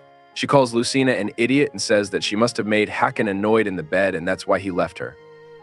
She holds Lucina's arm and calls her skinny and says that she has no grace. She says that even after cooperating with the king, Lucina would have died after a while. She says that Lucina has come all the way from Berk without any determination to be the dragon's pet. Lucina cannot understand what Jarrett means by saying that Lucina would be dead after spending a night with the king. Jarrett says that people will die anyway, hence it's not so important to speak of it, and Lucina wonders if Hakan has mentioned anything to Lucina regarding her death. Jarrett tells Lucina that Tayar's place is a woman's mausoleum. She says that it's rare to find a woman who will survive after receiving the dragon's energy. She tells Lucina to give up on her dream if she wants to save her life. Suddenly, Hakan arrives and is greeted by Lucina and Jarrett. He asks Jarrett if she is talking to Lucina, and she says that she cannot talk to those who cannot speak. Jarrett says that she is advising Lucina as the elder in the palace. She also asks Hakan to allow her so that she could give him advice too. She says that being the pet of a dragon is not something that can be done by anyone. She says that a weak and timid human, such as Lucina, will throw her life in vain. She tells Hakan to choose a life partner that is suitable for him and Tayar. Hakan thanks Jarrett for her advice and calls Lucina. He holds her hand and takes her with him on a small walk around the palace. Hakan tells her that he has been busy for a few days, hence he couldn't see her face.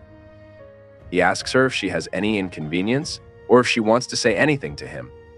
Lucina has a lot of questions in her mind. She wants to ask about so many things but doesn't know where to start.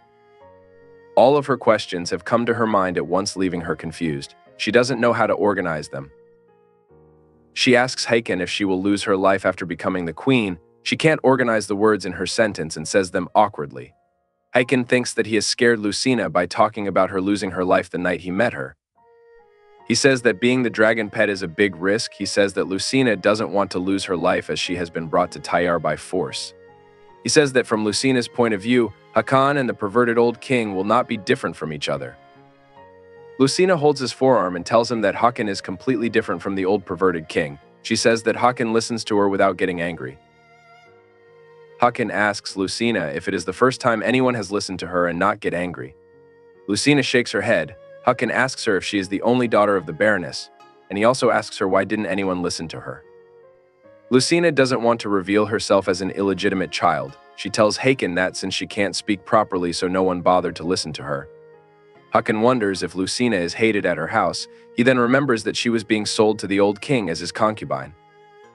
Hakan smells Lucina's hair and says that if he had a daughter like Lucina, he would cherish every moment for her and listen to whatever she says, and he calls Lucina cute.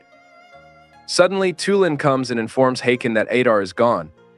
Hakan is shocked and is told by Tulin that Adar escaped through the gap in the open door when he stopped at Kosik. Hakan tells him that he will be there and apologizes to Lucina, saying that he has urgent business to do. Hakan leaves and Lucina starts to think about the compliments given to her by Hakan as he calls her cute. Lucina has never been complimented before. She is strange to bothered by the compliments. Lucina is sitting in front of the mirror. She is happy to be called cute by Hakan and wonders if he really finds her cute. She remembers when Hakan told her that if he had a daughter like Lucina, he would cherish every moment for her and listen to her no matter what she says. She also remembers Jarrett telling her that Tayar Palace is the graveyard of the women, as many women have lost their lives due to the dragon's energy. She remembers Hakan telling her that becoming the queen is risky for her life. Lucina asks Titi what it means to get the dragon's vitality. Titi wonders if Hakan has not told Lucina anything. She wonders if she should tell Lucina about it. Titi says that it means to convince and give birth to a healthy and beautiful child for the dragon race. Lucina asks Titi if she will die after giving birth, and Titi says that it is not uncommon for a mother to die during. She tells her that giving birth to a healthy child of the dragon race is not easy. Lucina realizes that Garrett meant to say that Lucina will die after giving birth as she is skinny. Titi says that giving birth to the child of the dragon race is not an easy thing, hence if a woman gives birth to the child and lives, then she gets to be the king of the palace. Titi tells Lucina that Garrett is also from a poor background. She was a maid in the past. But since she was able to give birth to the first king, so she became a queen. Lucina gets happy and says that she does not have to worry about her background if she gives birth to a baby. Titi tells Lucina that she will surely give birth to the child and become a queen. Titi gets excited and tells Lucina to try wearing sexy clothes next time so that she can get the king to be attracted to her. Lucina gets embarrassed and nervous as Titi has given her a very difficult suggestion. Hakan and Tulan are looking at an old woman as she sleeps in her bed. Hakan says that she might have been surprised as he left the Beaks not so long ago. He says that the woman might be afraid of him going to the war again. or she might be afraid to lose her other son. It's Adar, Hakon's mother. She is the great queen who gave birth to 2 sons by the guardian dragon and received the blessings of the fire god. However, 10 years ago, she was shocked by Hakon's brother and lost her sanity. She refused to acknowledge her son's death and his burial, hence Hakon's brother's body has not been placed in Mezerol for 10 years. Adar is afraid that her son's body will be taken away. Hakon's body has been in Kosik for 10 years, where a sacred case is used to preserve his body. Adar believes that one day, her dead son will wake up and open his eyes. Hakon tells Tulin to go back to the main palace. Tulin asks Hakon if he is going to the palace and Hakon says that he is not in the mood. Tulin asks Hakon if he is going to make all the women attack each other, and he tells him to consider Garrett if he is not interested in Lucina. Tulin says that 10 years ago, the crown prince was caught up in the massacre and was killed. He says that even the first king who chased the assassins for revenge was assassinated.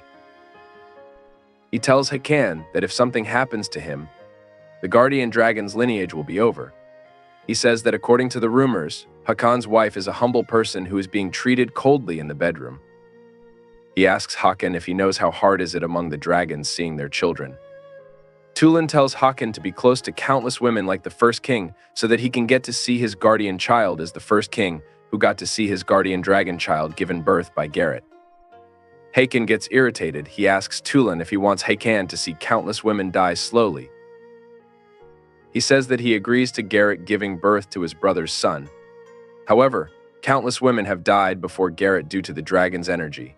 He says that no daughter of the guardian dragon has even been born. Also, the women of another race couldn't stand the firepower of the guardian dragon. He asks how many women have to die as soon as they wake up, and he asks Tulin if he still has to drag the innocent women to his room indiscriminately. Hakon is really angry with Tulin and says that he cannot do all those cruel things. Tulin says that it is the women's choice if they give birth to the guardian dragon, then they could become a queen. He says that women of low status and poor backgrounds have ambition. They flocked to Tayar's place and were ready to die. Hakon says that Brother Raikan told him that those women were sold off by their parents to the palace, which is why most of them cried and got scared before going to bed. Hakon says that the only woman whom his brother hugged without fear was Garrett. So he fell in love with her more than anything. Tulin suggests Hakon remarry Garrett as per her advice, as she has given birth to the dragon once, and the chance for success will be high for the second time. He tells him that the royal family will also support him for such a decision. Hakon remembers sitting with his brother in the bath. His brother tells him that he fell in love with Garrett the very moment he saw her. He wants to be buried with her in the Mezaluk as he truly loves her. She also told Hakon's brother that she loved him for his personality and not for being the king. Hakon remembers being told by his brother that he has to meet a girl who truly loves him for what he truly is. Hakon says that he doesn't like Garrett and Tulin gets irritated. He tells him to at least hug Lucina since he is not interested in anyone. Hakon wonders why the dragon race has to take the lives of so many women for reproduction. Tulin says that all the other beast races would be captured and enslaved by the surrounding kingdom if it was not for the dragon race. He says that the people of Brian treated the Tayar's soldiers like animals, as if they were slaughtering the young. He says that the Brian looks down on them as barbarians and they can slaughter and destroy all of the Suin race. He says that they have not touched Tayar's land as the Brian are afraid of the dragons and their powers. He tells Hakon that it would be impossible to protect the people without the power of the guardian dragon. Tulin says that while the first king was still alive, he could have acted childish but not now. He tells him to go and hug Lucina to create the guardian dragon, the protector of the Tayar. He says that he must do so. Hakon asks Tulin what if Lucina loses her life, and Tulin reminds him that she is the same person whom he intended to kill first. He can't understand why Hakon cares much for Lucina. Hakon says that even though he doesn't know about it, he wonders if he cares for her because she looks like the little girl from the forest. Tulin says that she would have died already if she wasn't brought here by Hakon, as it's famous that the old king kills his concubines as soon as he gets bored of them. He says that it would be good for Lucina to give birth to a child and become the queen, regardless of her destiny. Hakon asks Tulin if Lucina thinks the same way, and Tulin tells Hakon to ask her himself. He says that they should leave everything to Lucina's fate. Late, Lucina is in her bed. Suddenly, Tati screams and tells her that the king has arrived. Lucina had not been expecting Hakon at the time, so she gets surprised. Hakan enters her room with 2 glasses and a bottle of wine. He asks her if she is still not asleep. Hakan enters Lucina's room and orders Titi to go out. He holds her face and tells her that she looks more beautiful the more he looks at her. He asks her if she is sad as he has not visited the palace in a while. Lucina nods her head quietly and Hakan tells her that he will visit the palace more often from now on. Hakan holds Lucina and kisses her. Lucina feels good and wants more of it. Hakan asks Lucina if she is scared of him and she wraps her arms around his neck and kisses him. Hakan picks her up in his arms and throws her onto the bed. He gets upon her and asks her if she is ready to risk her life for Taer. Lucina doesn't know what to say. She asks Hakan if she is cute. Hakan tells her that she is the kind of girl anyone would look at and feel cute. Lucina has never had this compliment before. Hakan asks her if all the Bryans have dislocated eyes. Hakan tells her that she is so cute. Lucina smiles and suddenly remembers the rumor. She asks Hakan if he has been in love with Garrett. Lucina pushes back Hakan and says that Hakan might have given the lovely compliments to Garrett. She says that Garrett is also beautiful and asks him again if he likes Garrett. Hakan tells her he is with her. He asks her what is she talking about. Lucina tells him that everyone said that Hakan would marry Garrett and he tells her not to mind those words. Lucina says that they also said that Hakan crushed Garrett since his childhood. Hakan gets angry. He tells Lucina to stop talking about Garrett or else he'll leave. Hakan has not denied the rumors, which makes Lucina more doubtful of the situation. She compares herself to Garrett and asks Hakan if all the compliments that he gave Lucina are all lies. Hakan is confused, and Lucina says that Garrett is cuter compared to her. Hakan gets angry and asks Lucina what is she talking about. He says that he already told Lucina to stop and asks her if she is doing all this because she wants him to leave. Lucina and Hakan look at each other in silence for a moment, and then Hakan turns away and says that he'll leave Lucina in her room. He tells her not to make him angry and let him know directly if she doesn't want to be his bride. Hakan turns around and walks away from Lucina. She tries to stop him but fails to do so. The next morning, Garrett is sitting on her throne talking to her servants as they inform her that Hakan left Lucina alone the previous night and has not returned to the palace. Her servant tells her that the king seems to reject Lucina, and the other servants say that she might not want to merge her body with the tribes they refer to as monsters, as in the Bryan Land Taer people are called monsters. Garrett smiles and says that the king hates boring girls and that he will soon give up on Lucina. She was surprised to know that Lucina had been brought here by the king, but now it turns out that she doesn't need to worry much. Her servants tell her that the king will be disappointed by Lucina and make Garrett the queen again, and he will know Garrett's worth soon. Garrett's servant says that Garrett will be the queen after giving birth to the king's son. She says that the king is already attracted to Garrett but has been hesitant as he feels sorry for his brother. Garrett's servants are sure that Garrett will be chosen by the king. Garrett remembers the way Hakan used to look at her. She remembers when she was sitting on the railing with her husband, Hakan was staring at her from a distance. And when she called him out, then he immediately panicked and ran away. Garrett says that Hakan could have her after his brother's death, but he turned his back on her as he couldn't stand the guilt. She knows Hakan will come back to her. She says that the palace of the queen will be hers and she doesn't want to give it to anyone else. On the other hand, Lucina is sitting in her bed. Hakan has not come looking for her since that day. Titi tells her that the king must be busy and that he will come to find her. Lucina calls herself an idiot. She couldn't say what she should have said and made Hakan angry. She realizes that she cannot continue to live like an idiot anymore. Lucina starts to cry as her eyes fill with tears and she asks Titi if she can help her a bit. Lucina asks for a small favor from Titi. She has asked her to help her to speak. Lucina asks Titi to teach her to speak in sequence as she speaks in broken sentences that are quite difficult to catch. Titi tells her that her speaking abilities will get better if she practices speaking with her regularly. She tells her that she also used to face difficulty in her earlier days when she was learning the Taer language. She used to practice by speaking to herself daily. Lucina surprisingly asks Titi if she is not Taer and Titi replies that she is from Rowandila. She became a maid at the Taer palace to earn money to pay for her siblings' school fees. Titi tells Lucina to try speaking a sentence slowly. Lucina asks Titi the age of her siblings. Titi replies that her siblings are 13 and 15 years old. Lucina asks Titi about her sister and Titi says that her little sister is cute, asks Lucina about her brother. Lucina tries to speak something and Titi tells her to speak again from the start. Lucina tells her that she does have a brother but she is not close with him at all. Titi asks Lucina why is she not close to her brother, and as Lucina is about to speak, a servant comes into the room and informs Lucina that she has been called by Garrett. Lucina gets anxious. Titi accompanies Lucina to the queen's palace and tells her to speak in complete sentences. Lucina goes up to the queen. She tells Lucina she is called Lucina because a royal party is about to be held. Garrett criticizes the Brian outfits and gives Lucina an all-black outfit to wear at the party.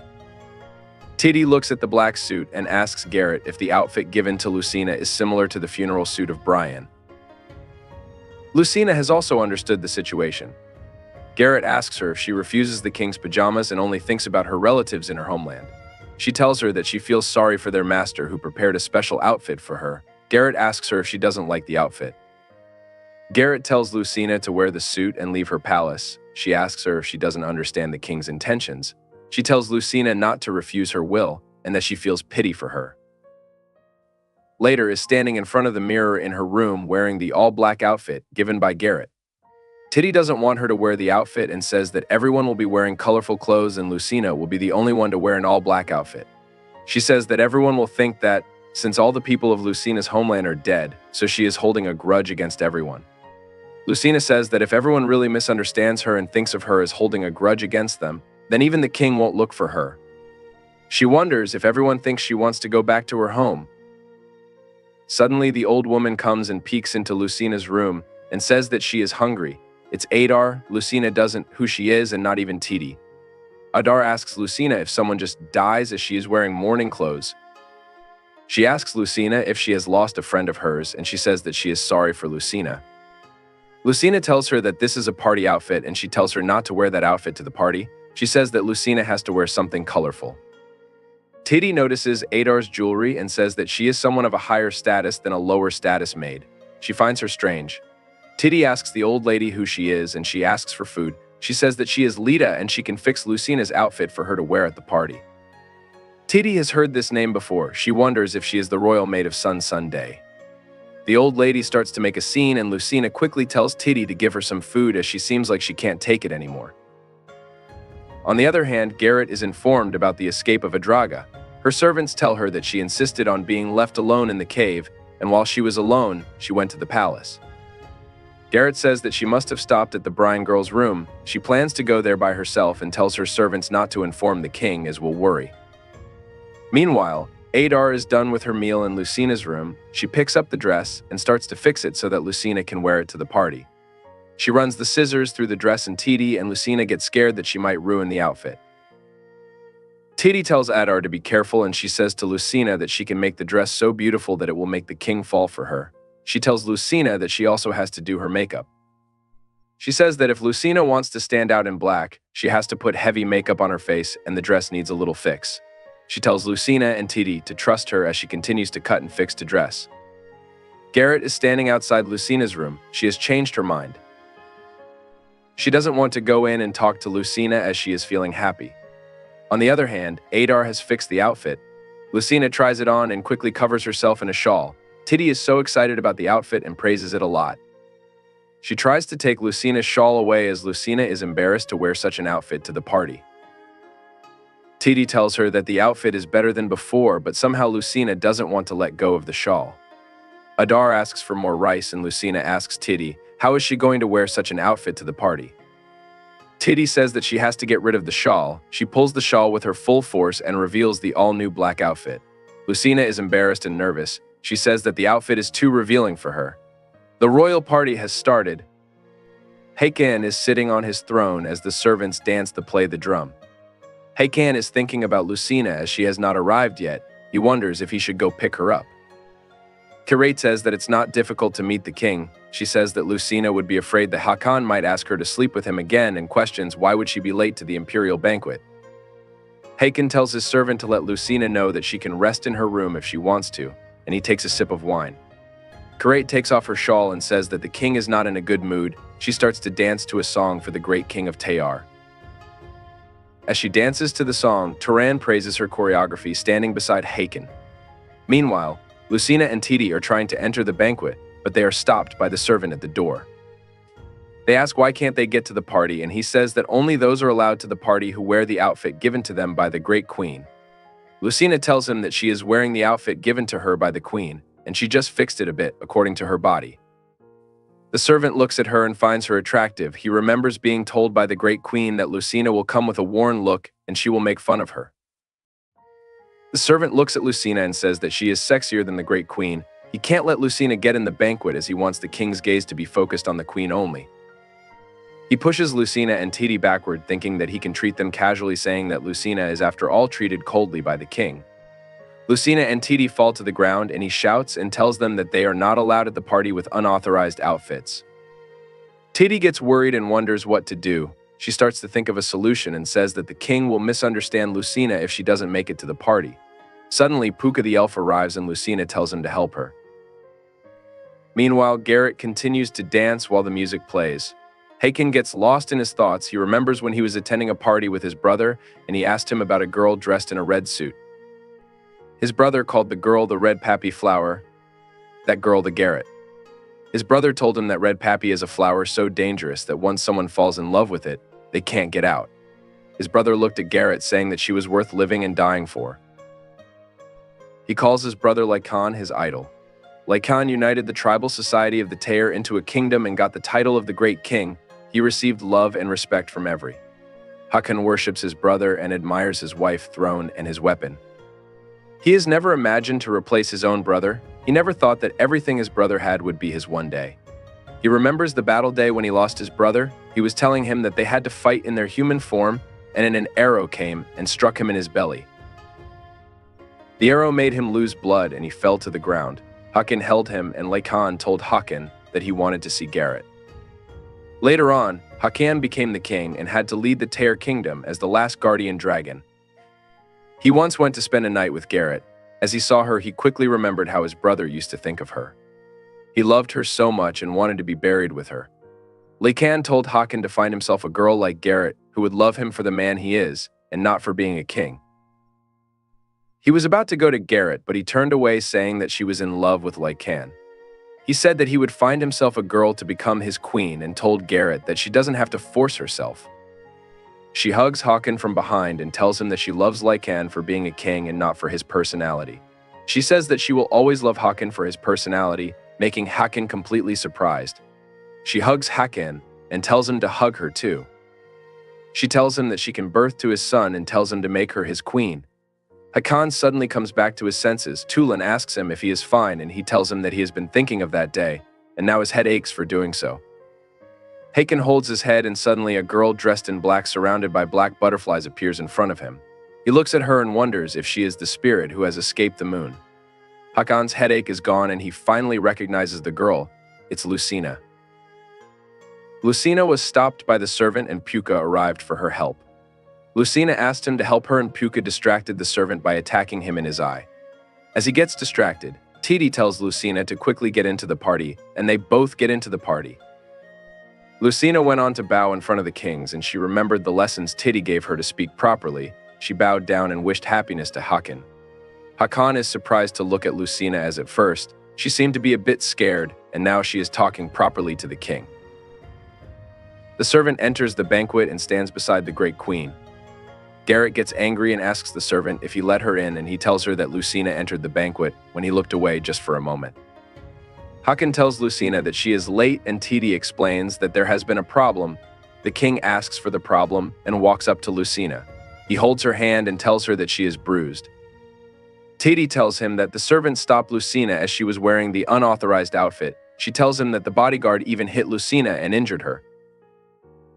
The servant speaks and says that the outfit worn by Lucina is not allowed to the party as it's different from what Garrett gave her.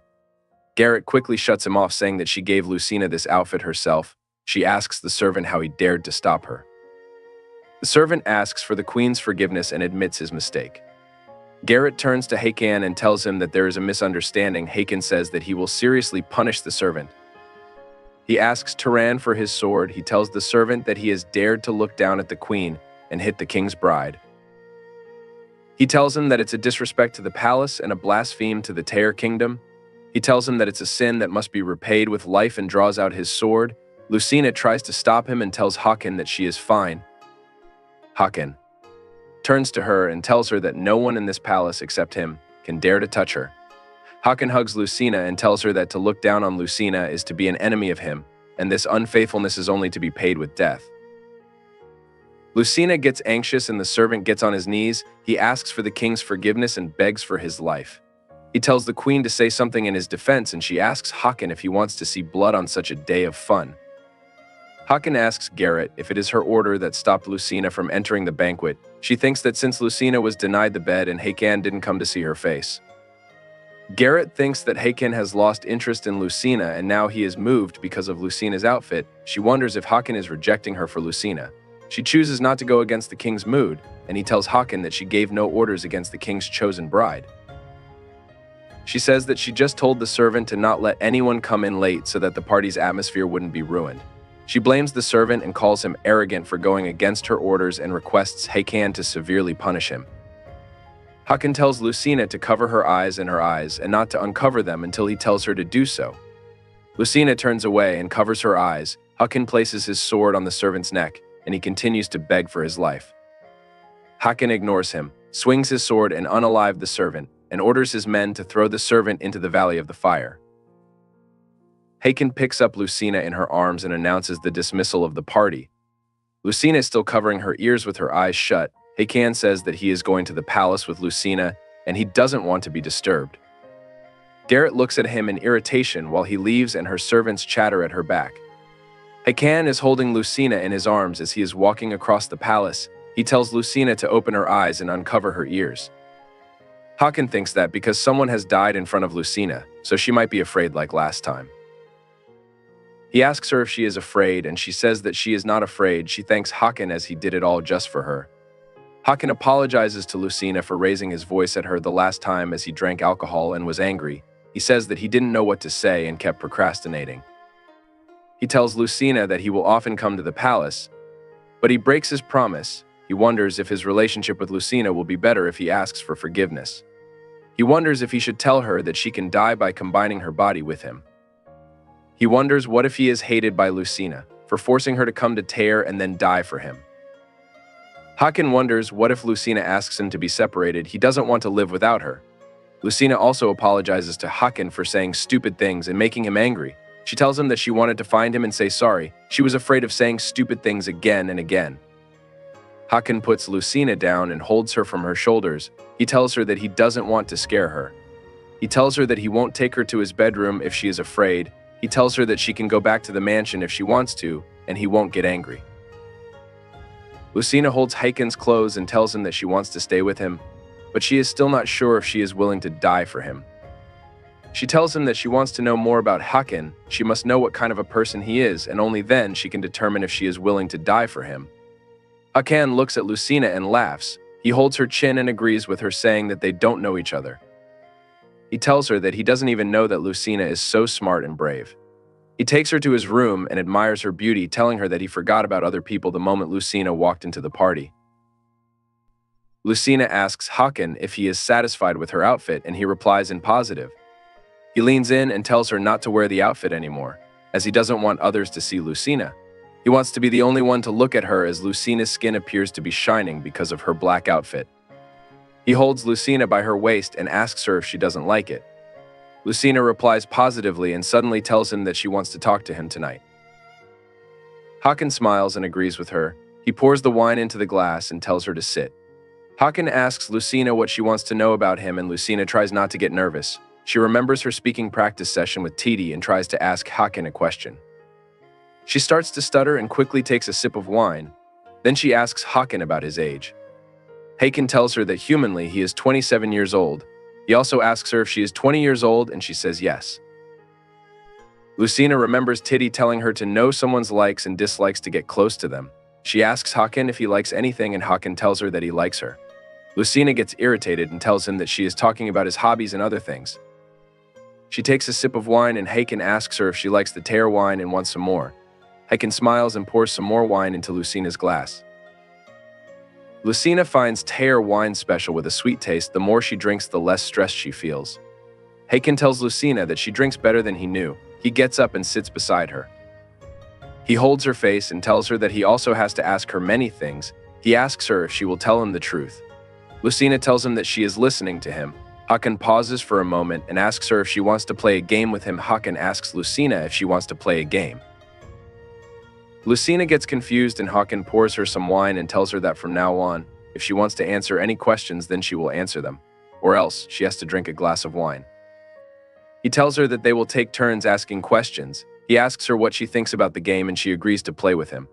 Hakan takes the first turn. He asks Lucina what kind of a man she likes and tells her to answer the question specifically.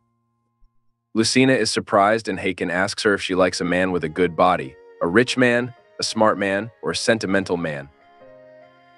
Lucina starts to think of Hakan. She says that Hakan fits all the options given to her. He is smart, rich, sentimental, and has a good body. Lucina realizes she likes everything that Hakan does. She doesn't know how to say it, so she quickly gulps down the glass of wine in one go. Hakan asks her if it's a secret, and he tells her that it's her turn to ask the question now. Lucina asks Hakan what kind of a girl he likes, and she also tells Hakan to answer seriously and not to joke about it. Hakan says that he loves a girl who would not get afraid of him and loves him for being Hakan and not a king. Now it's Hakan's turn. He asks Lucina if she is this good at talking like this. He asks her if she couldn't talk the last time because she was being taken to a strange place. He tells her that he would have shared more with her if he knew that Lucina could talk this way. Lucina tells him that she has practiced speaking like this. She tells him that she has chosen the method of practicing because she wants to share so many stories with him. She also mentions how Titty helped her to practice so that she doesn't talk like a fool in front of Hakan. Hakan pats her on her head and tells her that she is cool. He tells her that improving what she is not good at is better than what she is already good at. He praises her efforts and tells her that she is doing well. Hakan thought of Lucina as a shy girl, but now she seems to be bolder and stronger. He wonders if Lucina's original personality had become timid after being mistreated. He asks Lucina if she has been beaten by her family in her youth. He asks her if she has ever run away from the castle in the Burke. Lucina wonders if she should tell Hakan the truth, but then she realizes that she will have to tell him the reason for being mistreated. She will have to tell him that she is an illegitimate daughter. She remembers the people saying that birth status doesn't matter as long as she can have children, but she is afraid that Hakan will think of her as dirty if he comes to know that Lucina is Mrs. X's daughter. She suddenly tells Hakan that his question is invalid as it's her turn to ask the question. Hakan smiles and tells her to carry on with her question. Lucina asks Hakan what does he think of her. He says that he likes her.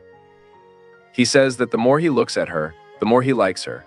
He tells her that he doesn't want to hurt her even a bit. He wants to marry her as a queen and spend hundreds of years of happiness with her. He tells her that he wants to hold her in his arms and fall asleep every night and asks her what she thinks. Lucina looks at her reflection in the wine and says that there are some days when she feels afraid, but it's not like that she doesn't like Hakan. She doesn't hate sleeping with Hakan anymore. She tells him that he is just so handsome and his body is so great. So when she looked at him, she felt a bit shy. She is afraid that he will do the same thing to other girls. She hopes that Hakan won't do that to any other girl except her. She tells him that she will only wear this outfit in front of him only. Hakan holds Lucina's hands and pulls her close to him. He holds her in his arms and kisses her. Lucina and Hakan pause for a moment, look into each other's eyes, and kiss each other once again. Hakan tells Lucina that he promises to do things like these with her only in the future. Hakan does not want to hide his secret anymore, as now he thinks of Lucina as a strong and brave girl. He tells her that he has something to tell her while he hugs her. He says that the dragon clan of the Taer is one of the very clans with very powerful fire spirits. He says that the women of another clan cannot overcome the power of that flame. He tells her that there are many cases of pregnant women dying while bearing the child of the dragon clan.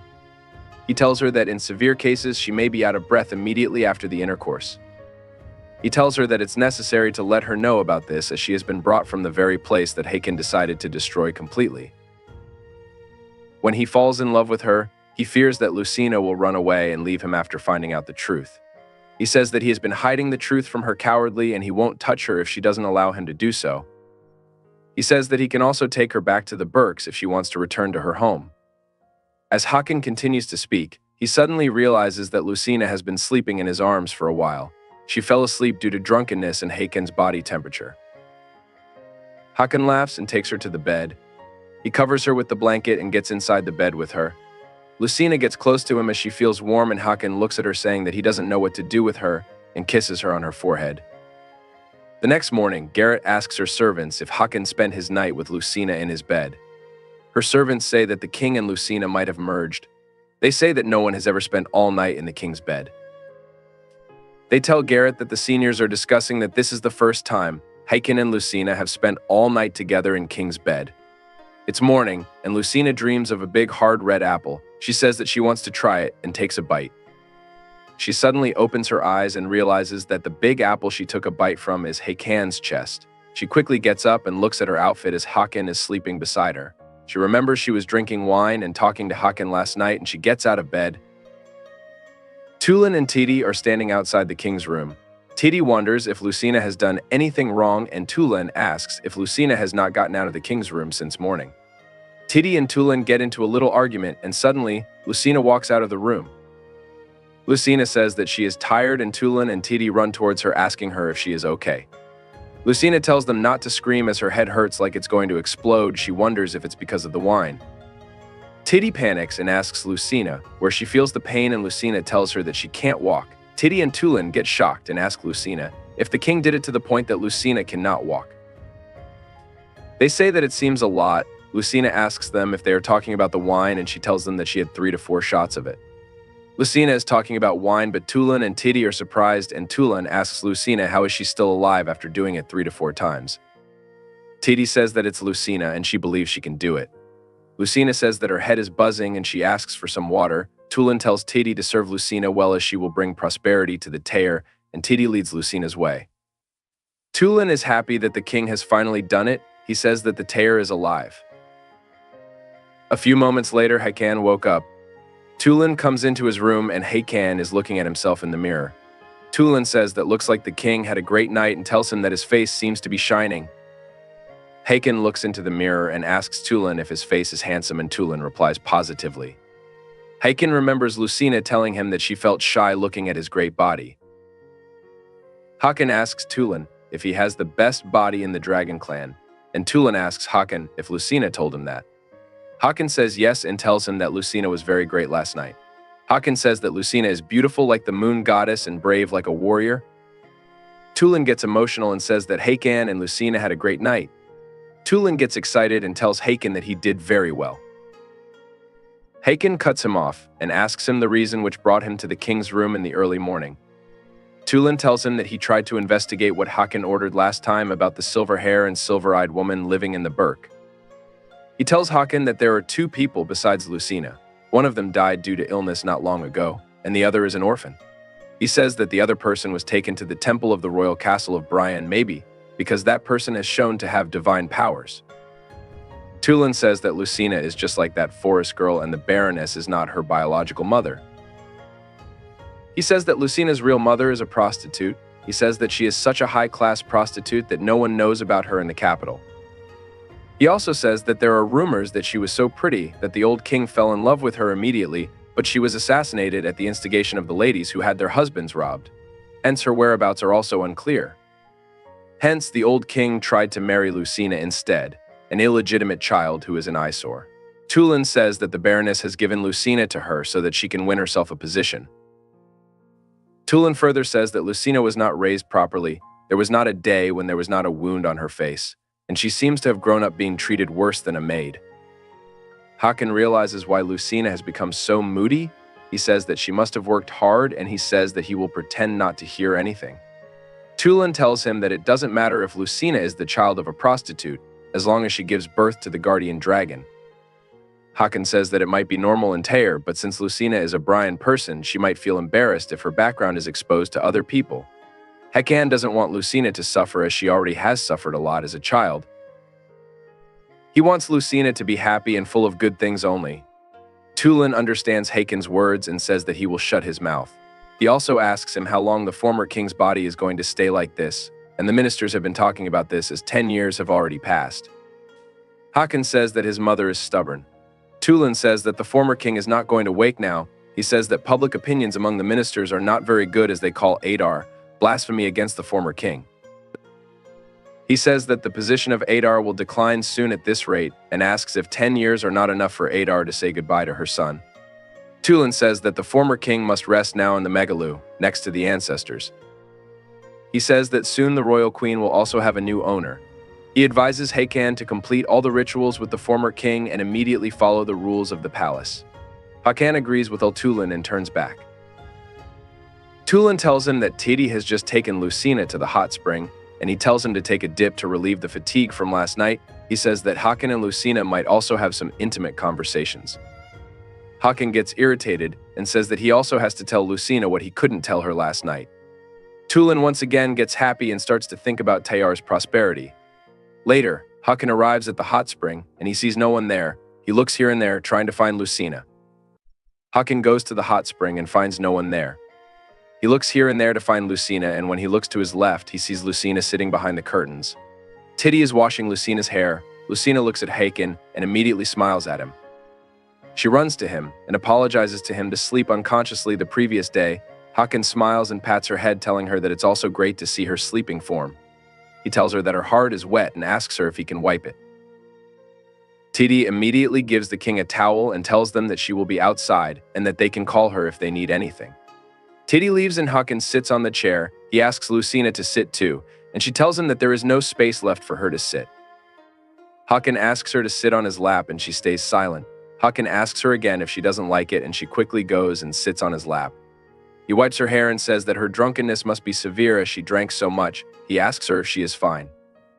Lucina smiles and tells Hakan that her severe drunkenness has been healed by the holy water. Hakan tells her that the Tayar wine is made from wild grapes, hence the sweetness is very high. He also says that it's silly and that after a few days, one cannot forget the sweetness and drink again. He hugs Lucina and tells her that his feelings for her are also the same.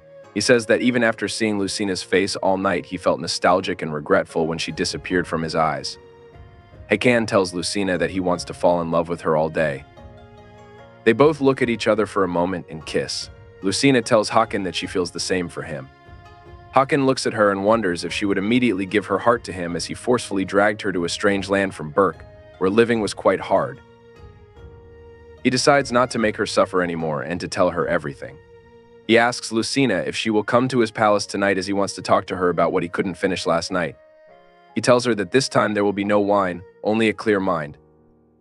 Hakan and Lucina walk out of the spring and Hakan asks Titi if she is Lucina's maid. She tells him that she's Lucina's maid and Hakan says that he heard that she did a lot of hard work with Lucina's words. He tells her that she takes good care of her master. Titi is grateful to the king and Hakan tells his servant to give Titi a block of gold. Titi gets excited and thanks Hakan. He says that tonight Lucina will go to her palace and have dinner with him, and he says that it would be so good if every day was like this. He holds Lucina's hands and kisses them, saying that he will see her in the evening. Meanwhile, Garrett and her servants are talking about Lucina having dinner with Hakan. They say that the king will hug Lucina every day from now on as she will be having dinner at his table. S servant says that she has heard the priest setting up a date to bring the body of the previous king to the Mezaluk. She says that if the former king has to go to the Mezaluk, then the former queen will have to leave the palace also. The servant tells Garrett that she is going to lose her palace at this rat, and she asks her if she is going to do anything. Garrett tells her servants to call Kilai, and the servants are shocked. On the other hand, Titi is extremely excited. She is showing Lucina the gold block gifted to her by Hakan. She says that with the gold block, she can pay off the school fees for her younger siblings. She appreciates Lucina's speaking skills and tells her that she did well even in front of so many people. She tells her that she will also do well tonight in front of the king, and that she will help her.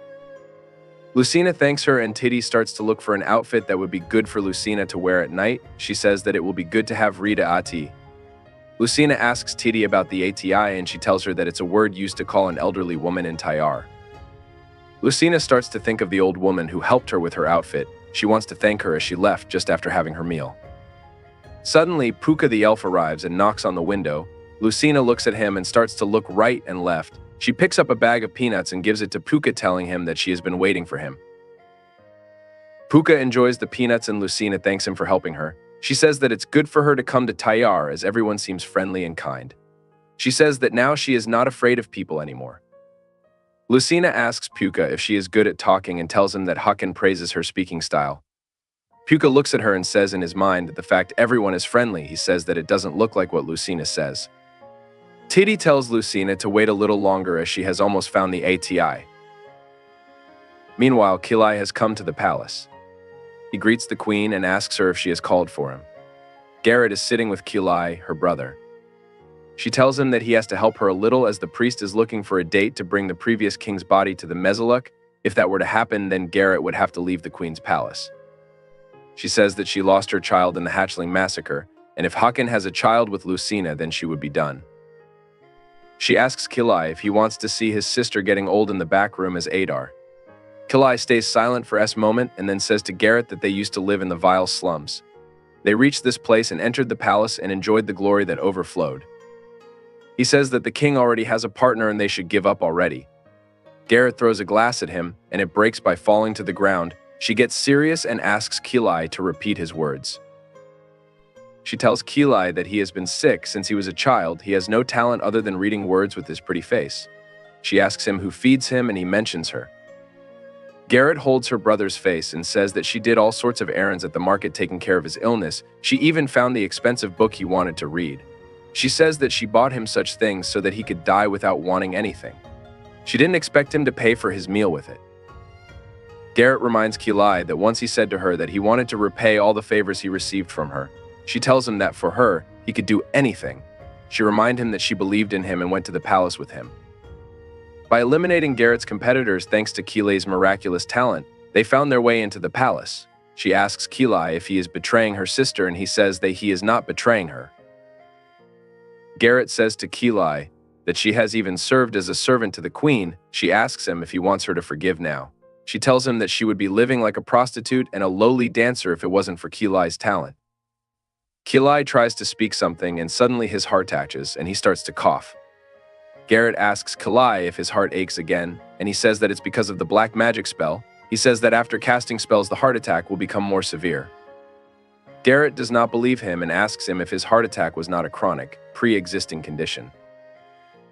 She tells him that after she became the queen, he always used his illness as an excuse and ran away, and now that his sister is being kicked out of the palace, he is still making the same excuse. She reminds him that she used to take care of him like a flower during her days of beauty. She asks him if his safety is more important than her. Kilai is holding his chest and wonders what should he do. On the other hand, Hakan is in his room thinking about his child and how it will be born with the aura of fire. He is lost in his thoughts when suddenly Lucina joins him. He smiles, looks at Lucina and tells her to quickly sit down. Lucina jumps to get in his arms and kisses him. She sits in his lap and tells him that she misses him. Hakan tells her that they just met in the morning and she says that it's evening now. Hakan asks Lucina if she also practices these words before coming to him.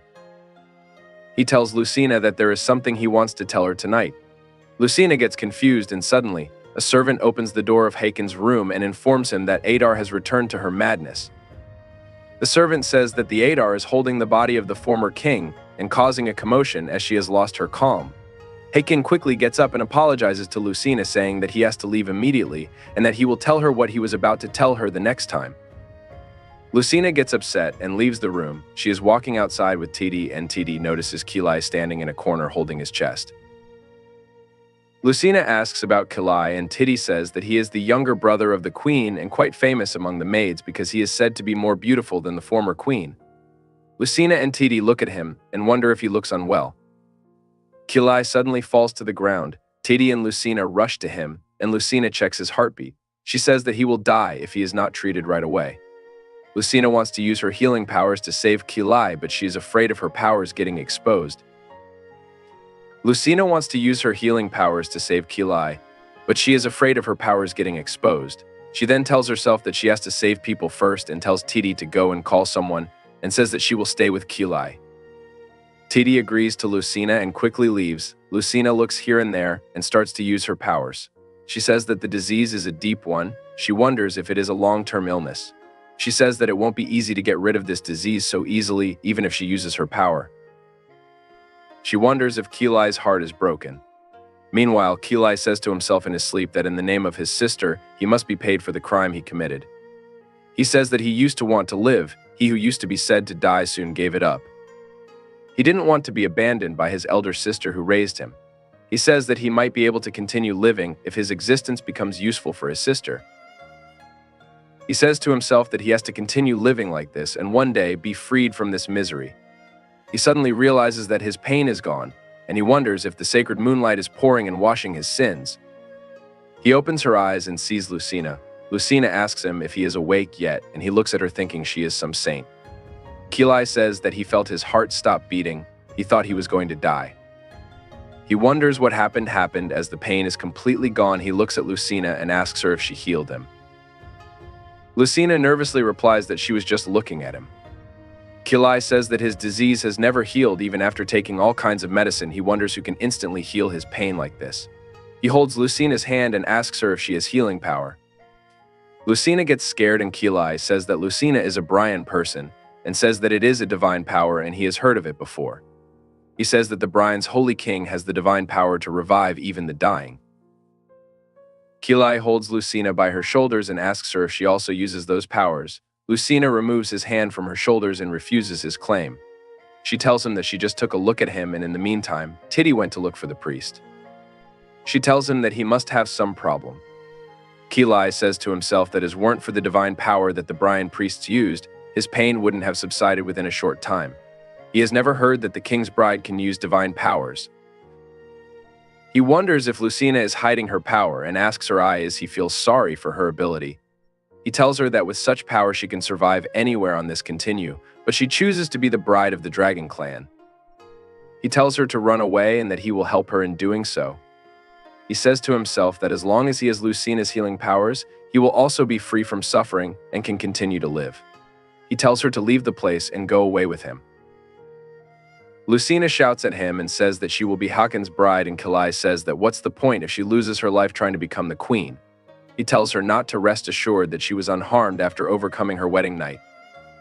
He asks her if she knows how painful it is to have a child with the guardian dragon.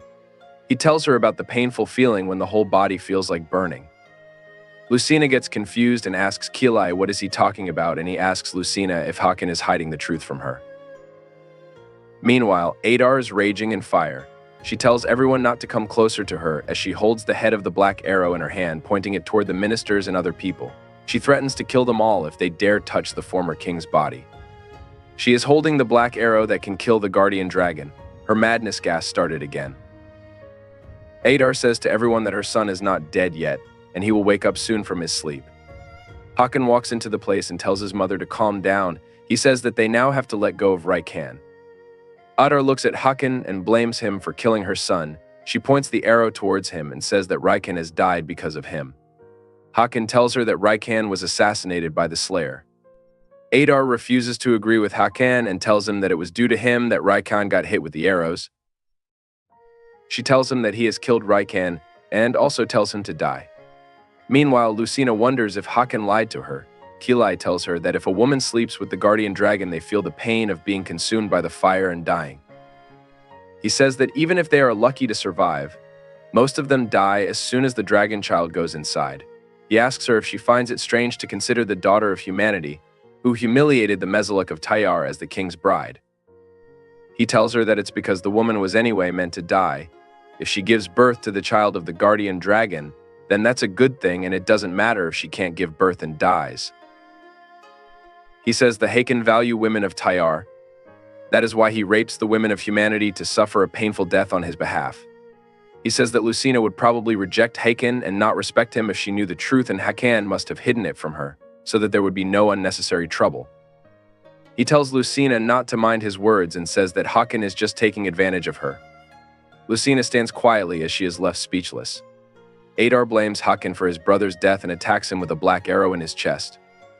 She says that all his life, Hakon has been jealous of his brother and did bad things, and now he has finally taken his place. She calls him an animal. Hakon is injured, and the servants take Adar away from him and tell him to go to the holy water to heal his wound. Adar screams and tells the guard to let her go so she can avenge his son. Hakon remembers when he was a child, his mother told him to do everything his brother did to make her satisfied. She was putting his leather strap on him. His brother Raikan came and praised him, and he got excited. He told him that he could defeat the enemy for him if he fell on the battlefield. Adar told Raikan not to talk about such things in front of Hakon as he was a child, and Raikan said that he defeated the chieftain of the wolf tribe at Hakon's age. Adar told Raikan that Hakan was not like him as he was the great king who united the Tayar. Hakon is in the cave of the Holy Land with the healing power. His wound is luckily not that deep. He is told by his servant that he will naturally heal if he stays in the cave for a while. Hakan gets up and leaves the cave saying that he wants to be left alone. On the other hand, Lucina says that she will ask Hakan if he is taking advantage of him. Kilai asks Lucina if she thinks that the Hakan will tell her the truth. He says that Hakan is the bandit who forcibly dragged her to the strange lands. Lucina says to Kilai that she has met him for the first time and that he can also fool her. She quickly turns around and leaves the place irritated. Hakan is standing in his room in silence. Lucina goes to him and says that she wants to ask him something. Hakan turns to her and Lucina gets worried looking at the wound on Hakan's chest. Hakan is standing in his room in silence. Lucina goes to him and says that she wants to ask him something. Hakan turns to her and Lucina gets worried looking at the wound on Hakan's chest. She says that he has to treat the wound. Hakan tells Lucina that he doesn't want to talk and they will talk later. Lucina stretches her hand to his wound and says that the wound must be treated as it's bleeding. Hakan holds her hand and tells her to stop as he is not in the mood to talk to her now. Lucina tells him that she doesn't like this and wants to talk to Hakan. She tells him that he is about to tell her something and that he will listen to her once she has treated his wound. Hakan gets angry. He holds her hand and commands her to leave immediately. Lucina gets silent and surprised. She leaves the room and goes outside to sit on the staircase. Titi comes and tells her that she has been looking for a minister and she says that they have taken the king to the holy cave. She says that something might have happened. Titi tells Lucina not to worry. She says that the king will be back soon. Lucina humbly asks Titi to be left alone and Titi tells her that she can call her anytime. Titi leaves as Lucina sits on the staircase all by herself under the moonlight. Kilai joins her and asks if she has thought about his suggestions. He says that looking at Lucina's expression, it seems that talking to Hakan is not so good. Lucina hides her face under her knees and Kilai asks why she hides her powers until now and Lucina says that she has no healing power. Kilai says that he knows the reason. He says that if Lucina's power is exposed, then she will be bothered by people like him, so she hides her powers. He says that she doesn't know her worth, and if he had that ability, then he would give birth to someone like Hakan and die. Lucina tells him not to arbitrarily call Hakan, and he asks her if she is still siding with that man who cheated and took advantage of her. He asks her if she likes Hakan, and she says that has nothing to do with him. Kilai asks Lucina what's good about Hakan, and she says that Hakan is the first person to listen to her words and trust her. He also calls her cute and beautiful. Kilai says that he can also do those things and says that he can do as much as she wants as it's not a difficult thing. Kilai tells Lucina that she is beautiful. He says that he thought that a saint had come to save him as soon as looked at her after opening his eyes. He tells her that he will protect her from being sold and being raped. He is trying to convince Lucina to leave with him. Hakan is sitting in his room drinking wine. The servant announces the arrival of the Great Queen. He yells and asks the servant to not let anyone in. Tulin peeks into the room and asks Hakan if even he is not allowed. He comes and tells Hakan that according to the doctor, Hakan had left in the middle of the treatment and his wounds won't be healed if he consumes alcohol. Hakan asks Tulin if he has seen any dragon die from a minor scratch like his. Tulin says that Hakan's wound is much more dangerous. He says that the dragon clan is not easily injured by conventional weapons, but the Slayer Black Arrow can kill even the guardian dragon. He says that Tayr's fate can wobble if they are careless. Hakan asks Tulin what to do next and asks him if he means to say that he should put his mother in prison.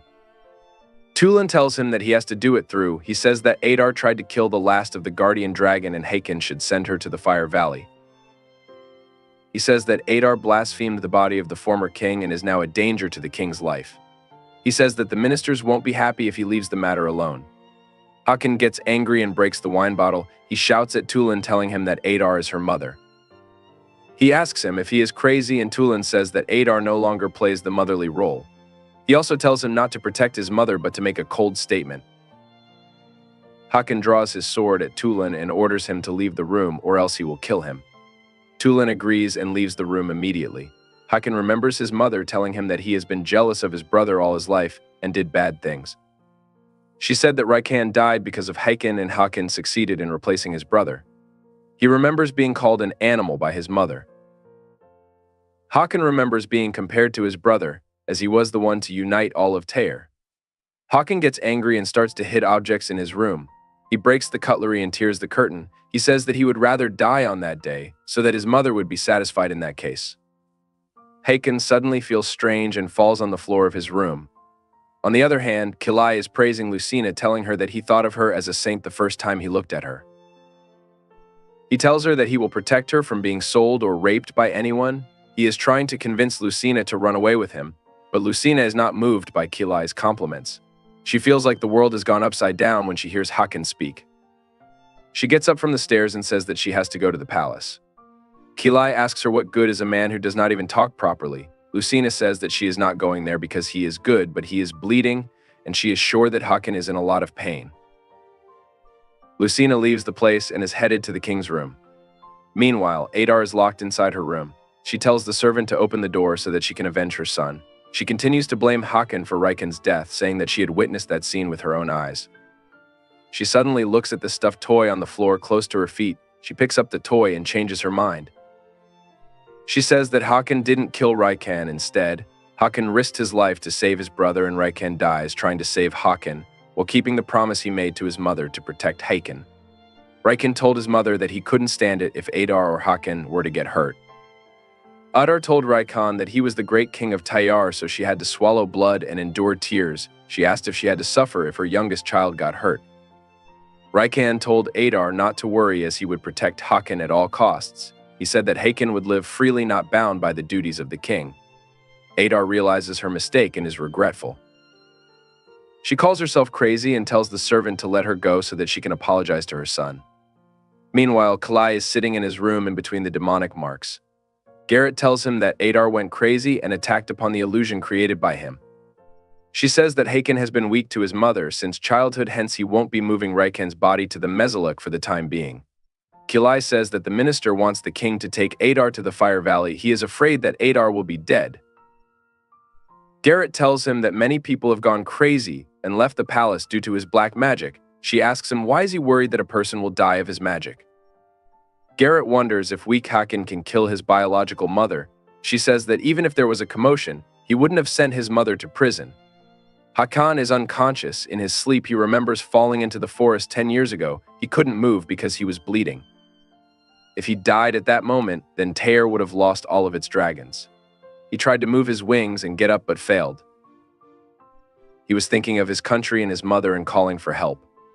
Lucina comes into Haken's room and holds his head in her arms. Haken has a fever and Lucina wonders if the fever is because of the wound. Lucina doesn't know if she can trust Haken or continue with him. She wipes his tears and says that she felt heartbroken when she saw that dragon for the very first time. She knows how much it will hurt him and she doesn't want to see him suffer or hurt, so she uses her powers to heal Haken's wound on his chest. A few moments later, Haken wakes up in his room and wonders if he has seen a dream. He looks at his chest and realizes that the wound is not there anymore. Tulin comes to Haken with a priest and a doctor. He asks Haken about his wound and tells him that he has brought a doctor. He looks at Haken's chest and asks him if he is healed. Haken asks the doctor if he came to his room the previous night, and the doctor replies in negative, saying that he has not seen him since he left the cave. Then he asks Tulin if he cleaned Haken's wound with the holy water while he was sleeping, and he also replies negatively. Haken wonders how a wound caused by the black arrow be healed in less than a day. His wound had become worse because of the chaos happening the previous day, and he was sick and drinking. Tulin tells Haken not to take this matter so seriously and says that he left the cave when he stopped bleeding. Also, since he is a guardian dragon, then his healing is supposed to be faster than other people. Haken asks the servant if someone visited him the last night, and the servant says that Lucina had come to visit him as she wanted to see him. Haken realizes that he was not dreaming last night and asks for Lucina. On the other hand, servants outside Adar's door ask each other why Adar is not making any noise. They wonder if she is dead as she has been crying all night. They decide to check the room and open the door, and are shocked to see the window of the room left open, and they couldn't find it in the room. Adar has escaped, and the servants wonder how can an old lady escape from the window. They say that Adar should have been imprisoned. Meanwhile, Lucina is sitting in her room and Titi brings a book for her that she borrowed. She gives the book to Lucina, saying that it mentions the history of Tayar and the dragon, and says that since Lucina is going to be a queen, she should try reading the book. Lucina thanks Titi and wonders if she can know if what Galai told her was the truth or not. She flips the pages and finds no pictures. She tells Titi that she cannot read and she only practiced speaking alone and is quite terrible at it. Lucina asks Titi if she can read for her. Titi looks at the book, saying that the Tayar has a different handwriting and wonders if the language is used by the old dragons. Suddenly, Adar comes into their room looking for her son, Hoki. Lucina calls her grandma Rita and asks her if she is hurt as her leg seems to be injured. Adar tells them that her name is not Rita and she needs to find Hoki. Titi wonders if her name is not Rita and Lucina asks her if she is looking for her son. Adar looks at the book brought by Titi and asks them if they are reading the book written by her. Lucina asks her if she wrote the book and she says that she wrote the book for her son Hoki and says that he can read this. Lucina is impressed and asks Adar if she knows how to use and read dragon's language. Adar picks up a pen and tells them it might look hard, but one just needs to understand the principle. She says that she will teach them how to use the language. On the other hand, Hakan is thinking that if Lucina healed him last night, he wonders if she is the same girl who healed him in the forest 10 years ago. Hakan questions why would Lucina let herself be misunderstood for smallpox if she could do that. He then says that Lucina is trying to hide her abilities so that she won't be in trouble if people get to know about her. He remembers Tehran saying that it's a pity because if they could take that kid, then that kid could help Tayar a lot. Hakan is standing outside Lucina's room and he hears her mother's voice from the inside. Adar addresses Lucina as Hoki, mistaking her as her son and appreciating her as Lucina learns to read the dragon language. Hakan is surprised to hear her mother's voice from the room. He wonders if he is dreaming because the last time his mother smiled was 10 years ago. Lucina tells Adar that her name is Lucina, not Hoki. She asks Adar why is she looking for Adar and who he is. Adar wonders why she has been finding Hoki and Hakan enters the room. He asks her mother why is she here and says that she should be a Kosik. Lucina tells Hakan that Adar is helping her to read. She says that she came to the palace and helped her. She asks Hakan if he knows Adar.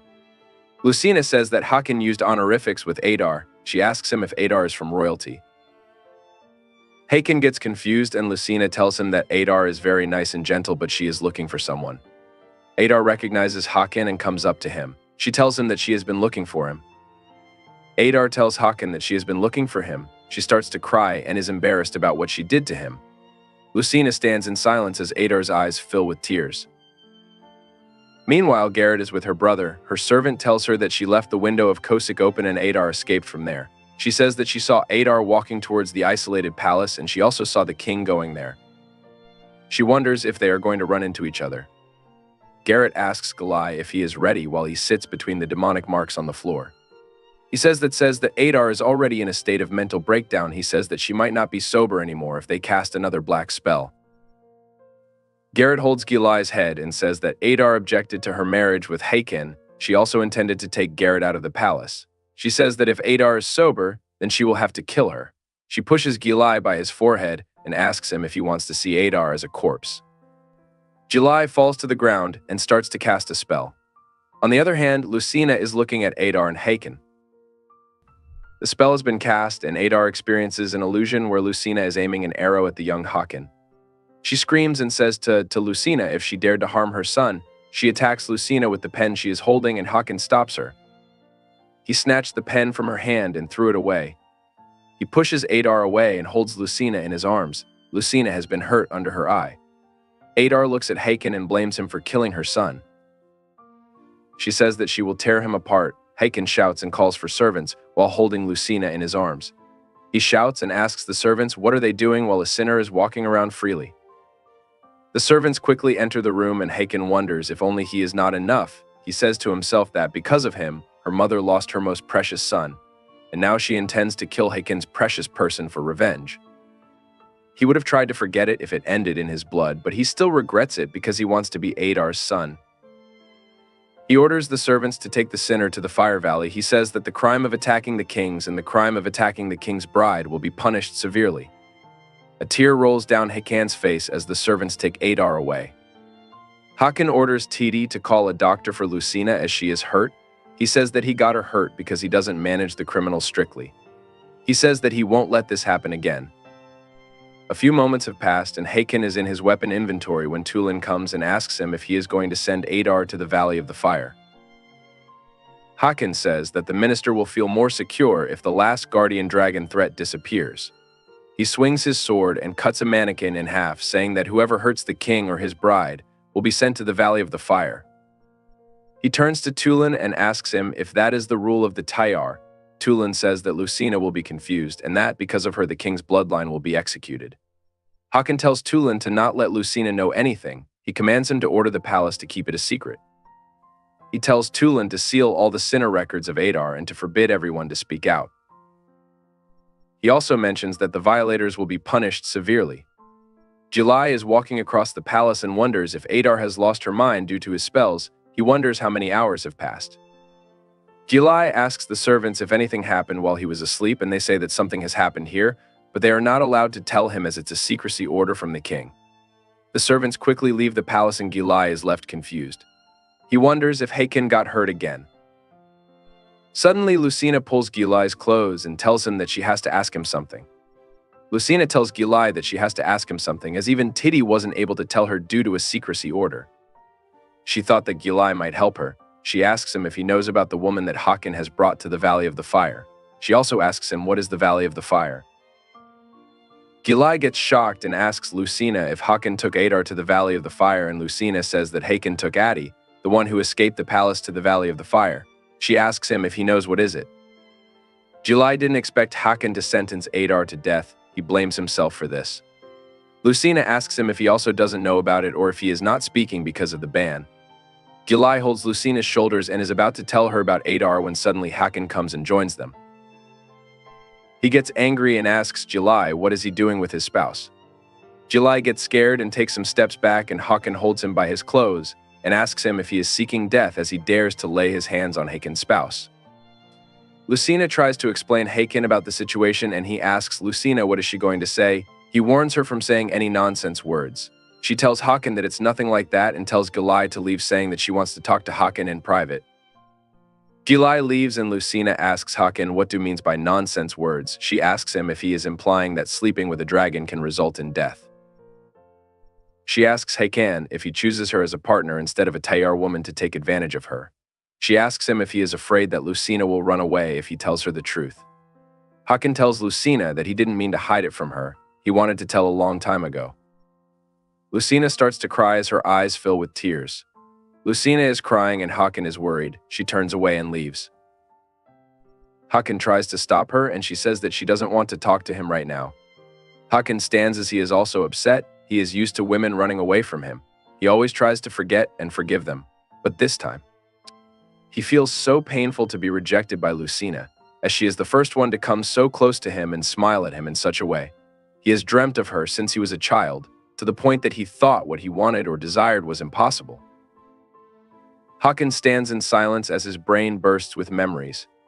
Meanwhile, Lucina is standing at a place wiping her tears. She looks to her right and finds Gilai standing there. He tells her to stay silent and she walks to him. She asks him if he is fine as he is bruised, and he asks her to heal him. He smiles and says that if Hakan sees it, then he will decapitate him. He tells Lucina that they have to save Adar. He tells Lucina that Adar is the person that Hakan brought to the Valley of the Fire. He tells her that Adar is the biological mother of the Great King. Lucina wonders if Hakan has orders to kill his mother. Hakan says that Adar gave birth to the guardian dragon and she will not be killed but kept in the prison in the Valley of the Fire. Lucina asks him if she will be able to survive, and he says that Adar is old. She won't be able to survive for long. She asks Gilai what should they do, and he says that he knows what to do. He tells Lucina that they can save Adar if she helps him. Later, Lucina returns to her room and tells Puka the elf about her conversation with Gilai. Puka gets shocked and asks Lucina if she is going to enter the Valley of the Fire. He tells her that she has gone mad. Lucina tells him to speak softly or he will wake up everyone else. She says that she has to go to the Fire Valley. She is grateful for Puka's presence. Puka asks her why him, and she tells him that she needs his help. Lucina has broken into the Valley of Fire. She was given the key to the prison of fire by Gilai. He told her that he would use the tricks with the soldier guarding the entrance. He told her that he would put them to sleep. When Lucina told Puka about her plan, he asked her what would she do if she got into trouble. Lucina tells him that she can't let Adar die. Puka asks her if she is risking her whole life for Adar, even if she has just met her a few times. Lucina tells him that she is not doing it for Adar only. Puka asks him what is she doing it for. and she replies that she may regret Hakan hiding the truth, she suddenly tries to convince Puka, saying that she will feed him honey-soaked peanuts if he helps her. Puka asks Lucina to promise, as she says that Gilai will soon put the guards to sleep. The guards at the entrance are talking to each other and suddenly they feel dizzy. They immediately fall to the ground and Lucina enters the place immediately. She passes the guards and goes to climb the staircases. She climbs the staircase as Puka flies beside her. As Lucina climbs the stairs, she starts to feel warm as close as she gets. Puka warns her about the gatekeeper and Lucina says that the gatekeeper has been put to sleep already by Gilai. The gatekeeper is a huge monster sitting at the top of the stairs. Lucina passes the monster gatekeeper and walks to the middle of the place. She finally finds the prison and runs up to the cage. She finds Adar in the prison and uses the key to unlock it. She pulls out Adar from the prison and notices that Adar's body is hot and she has fallen unconscious. Lucina carries her on her back and takes her to a cool place. She tells Puka to wipe Adar and give her water to drink and that she will heal her. Puka asks him if she is going to use her powers and she says that she is here to heal people. Gilai told her that he could save Adar if he had her. He told her that Adar's official punishment is being held in prison for a day, so if she can stand it for a day, then she can get out of the Fire Valley. Gilai told Lucina that if he had her healing powers, then Adar would be able to make out safely. Lucina says that she is not able to heal Adar besides using her powers. She wonders if it's because of her old age. Suddenly, they hear a strange noise. Puka turns back and informs Lucina about the awakening of the gatekeeper. She remembers being told by Gilai that he has already warned her about the gatekeeper, saying if the gatekeeper gets to wake, then she should know that Gilai has fallen unconscious due to the heart attack. In that case, to counter the gatekeeper, Gilai gave Lucina a small bag of salt and told her to throw it into the gatekeeper's eyes to make it go blind. The gatekeeper steps forward to attack Puka and Lucina, and Puka stops him using his powers. Puka tells Lucina that he won't be able to stop the gatekeeper for very long, and Lucina tries to use the salt to blind the gatekeeper. The gatekeeper breaks through Puka's power and hits Lucina and Puka with its hand. Lucina and Puka fly away from Adar and fall to the ground. Lucina wonders if she has used her powers because she feels dizzy. Also, the salt given to her by Gilai has scattered all over the ground. The gatekeeper stretches its hand towards Lucina, and she thinks she is going to die. Suddenly, Hakan appears and stops the gatekeeper's hand with only one hand. Lucina gets surprised and confused when she looks at Hakan, as she was not expecting him. Hakan appears suddenly and stops the gatekeeper's hands with one hand only. Lucina was surprised to see him, as she was not expecting him there. Hakan orders the guard to go back to his place, and the guard growls and goes back. Hakan turns back and asks Lucina why she has come to the Valley of the Fire and tells him that just because of one sinner, her life has been in danger. Lucina gets upset and says that if death is the end, then she doesn't want to let Hakan fall in hell forever. Hakan puts his hand on Lucina's shoulder and tries to comfort her. Adar wakes up and mistakes him for Raikan. She tells him it's okay as long as he comes. She tells him that she has been waiting for him, gives him the red stuffed toy, and tells him to take away Hoki. She is referring to the stuffed toy as Hoki. Hakan is confused. Adar says that the place is quite hot and again tells him to take Hoki out of there. She gives him the stuffed toy and reminds him of the promise he made to always protect Hoki. Hakan looks at the stuff and remembers it is the same toy his mother made for him by herself and named it Hoki. She told him that Hoki is an intimate name she gave to Hakan when he was in her mother's belly. Adar asks Hakan what he is thinking about and tells him to save his partner and Hoki. She says that she can get out on her own, but she won't be able to live if anything happens to Hoki. She again reminds Hakan of his promise, thinking of him as Raikan, and tells him that he has to protect his brother at all costs. Hakan listens to the promise and realizes that Raikan dies while keeping his promise. Adar looks at Hakan's tattoo and realizes that it's Hakan. She puts her hand on his chest and tells him that she is old and often not awake anymore. She apologizes to him and hugs him, saying that she can't even recognize her son's face. All three of them start to cry as Adar hugs Hakan. Puka looks at them from a distance and is glad that no one is dead. He flies away and tells Lucina to keep his peanuts ready and feed him when he comes back. The next day, Garrett asks her servants if Adar has come out of the Fire Valley alive. Her servant says that since she is old, she thinks that she wouldn't be able to make it and calls her lucky. The other servant says that the king seems to be relaxed, as he has also lifted the ban on speaking, and says that he will take Adar into the inner palace once she has fully recovered. Meanwhile, Lucina is lying in her bed, and Hakan is sitting beside her. He holds her hand, thanks her, and says that if it wasn't for her, he would have caused an irreversible problem. He would be regretful if his mother passed away. Lucina holds his hands, and Hakan tells her not to do such a thing ever again. He says that it will be hell for him if anything happens to her. He asks Lucina to make a promise so that she won't get herself into anything like this again. Lucina gets up and says that thanks to this time, she realized that she was wrong. She says that she may hate Hakan, but she doesn't want him to feel miserable and lonely. She says that she wants to help Hakan even if she has to risk her life. Hakan gets worried, and Lucina holds her hand and tells him that she will give birth to Hakan's child. Hakan is surprised and confused and asks Lucina what is she saying. Lucina tells Hakan that she will give birth to his child. She tells him that she loves him so much that she will risk her life for him. She says that she will give birth to Hakan's child and become the queen of Tyar. She gets up and moves forward and kisses Hakan, wrapping her hands around his neck. Hakan immediately pushes her back and asks her what giving birth to Hakan's child would mean. He is worried about her. He tells him that it could be life-threatening for her to sleep with him. Lucina says that there are many cases of mothers dying during childbirth, but both Adar and Garrett gave birth safely. She says that who knows if she is also capable of doing so. She thinks that it would be easier for her thanks to her healing capabilities. She holds Hakan by his shoulders and flips him on the bed. Hakan gets confused and Lucina gets upon him. She looks at him and puts his hand on his chest. Hakan is still confused as Lucina runs her hand down his body, reaching for his waist. Hakan gets nervous and pushes Lucina back as he gets up quickly. He tells her that it's not something that she can barge into like this and that she can also die. Lucina says that she is ready, and Hakan says that even if she is ready, he is not ready to lose her. He tells her how scared he was to see her in the Fire Valley. He cannot even imagine losing her. He hugs her tightly and tells her to cherish her life. Lucina wonders if she should tell Hakan about her healing powers, as Gilai already knows it. She tells Hakan that Tyar needs a guardian dragon and that she won't like it if any other woman gives birth to Hakan's child. Hakan tells Lucina that firstly he needs to check if her body is healthy. He reminds him that even when they first met, she fell unconscious. He says that having such a body is quite dangerous to have children. Lucina says to herself that she might have healing powers, but she doesn't know if her body is healthy or not. She remembers that every time she uses her powers a lot, her body doesn't seem to be in good condition. Later, the priest joins Hakan and Lucina. He says that Lucina's body's vigor is indeed a bit weak. Hakan asks him if it is bad, and he says that Lucina doesn't have any critical disease, but her body doesn't seem to have enough nutrition. The priest asks Lucina if she didn't eat enough as a child.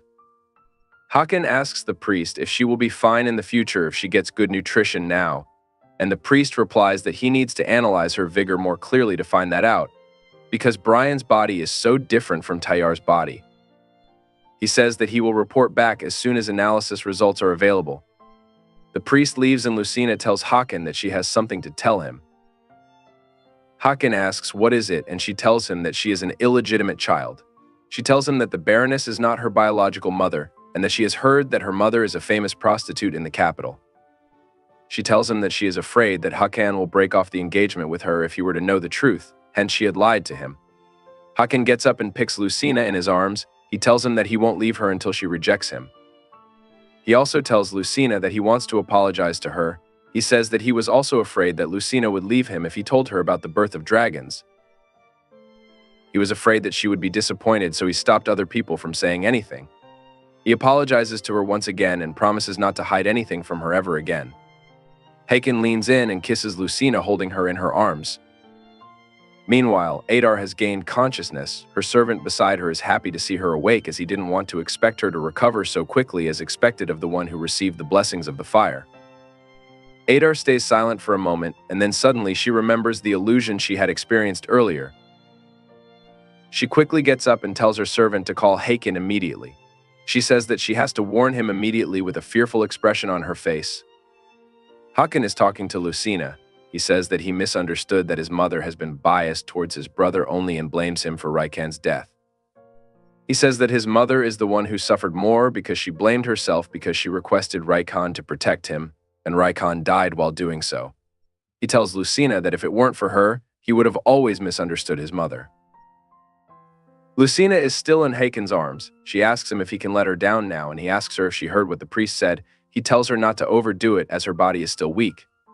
Lucina says that walking is not too much and says that she has not walked a single step in a whole day. Suddenly, a servant comes and informs Haken about the news of Adar being awake. Haken and Lucina immediately go to visit Adar in her room, and when they enter the room, they find Adar sleeping. Haken asks if she is sleeping and Garrett greets him.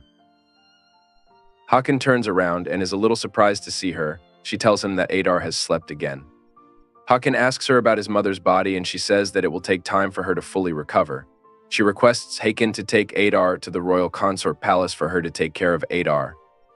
She says that in the past, because of Adar's stubbornness, she was not able to do her responsibilities and it's the right time to do it.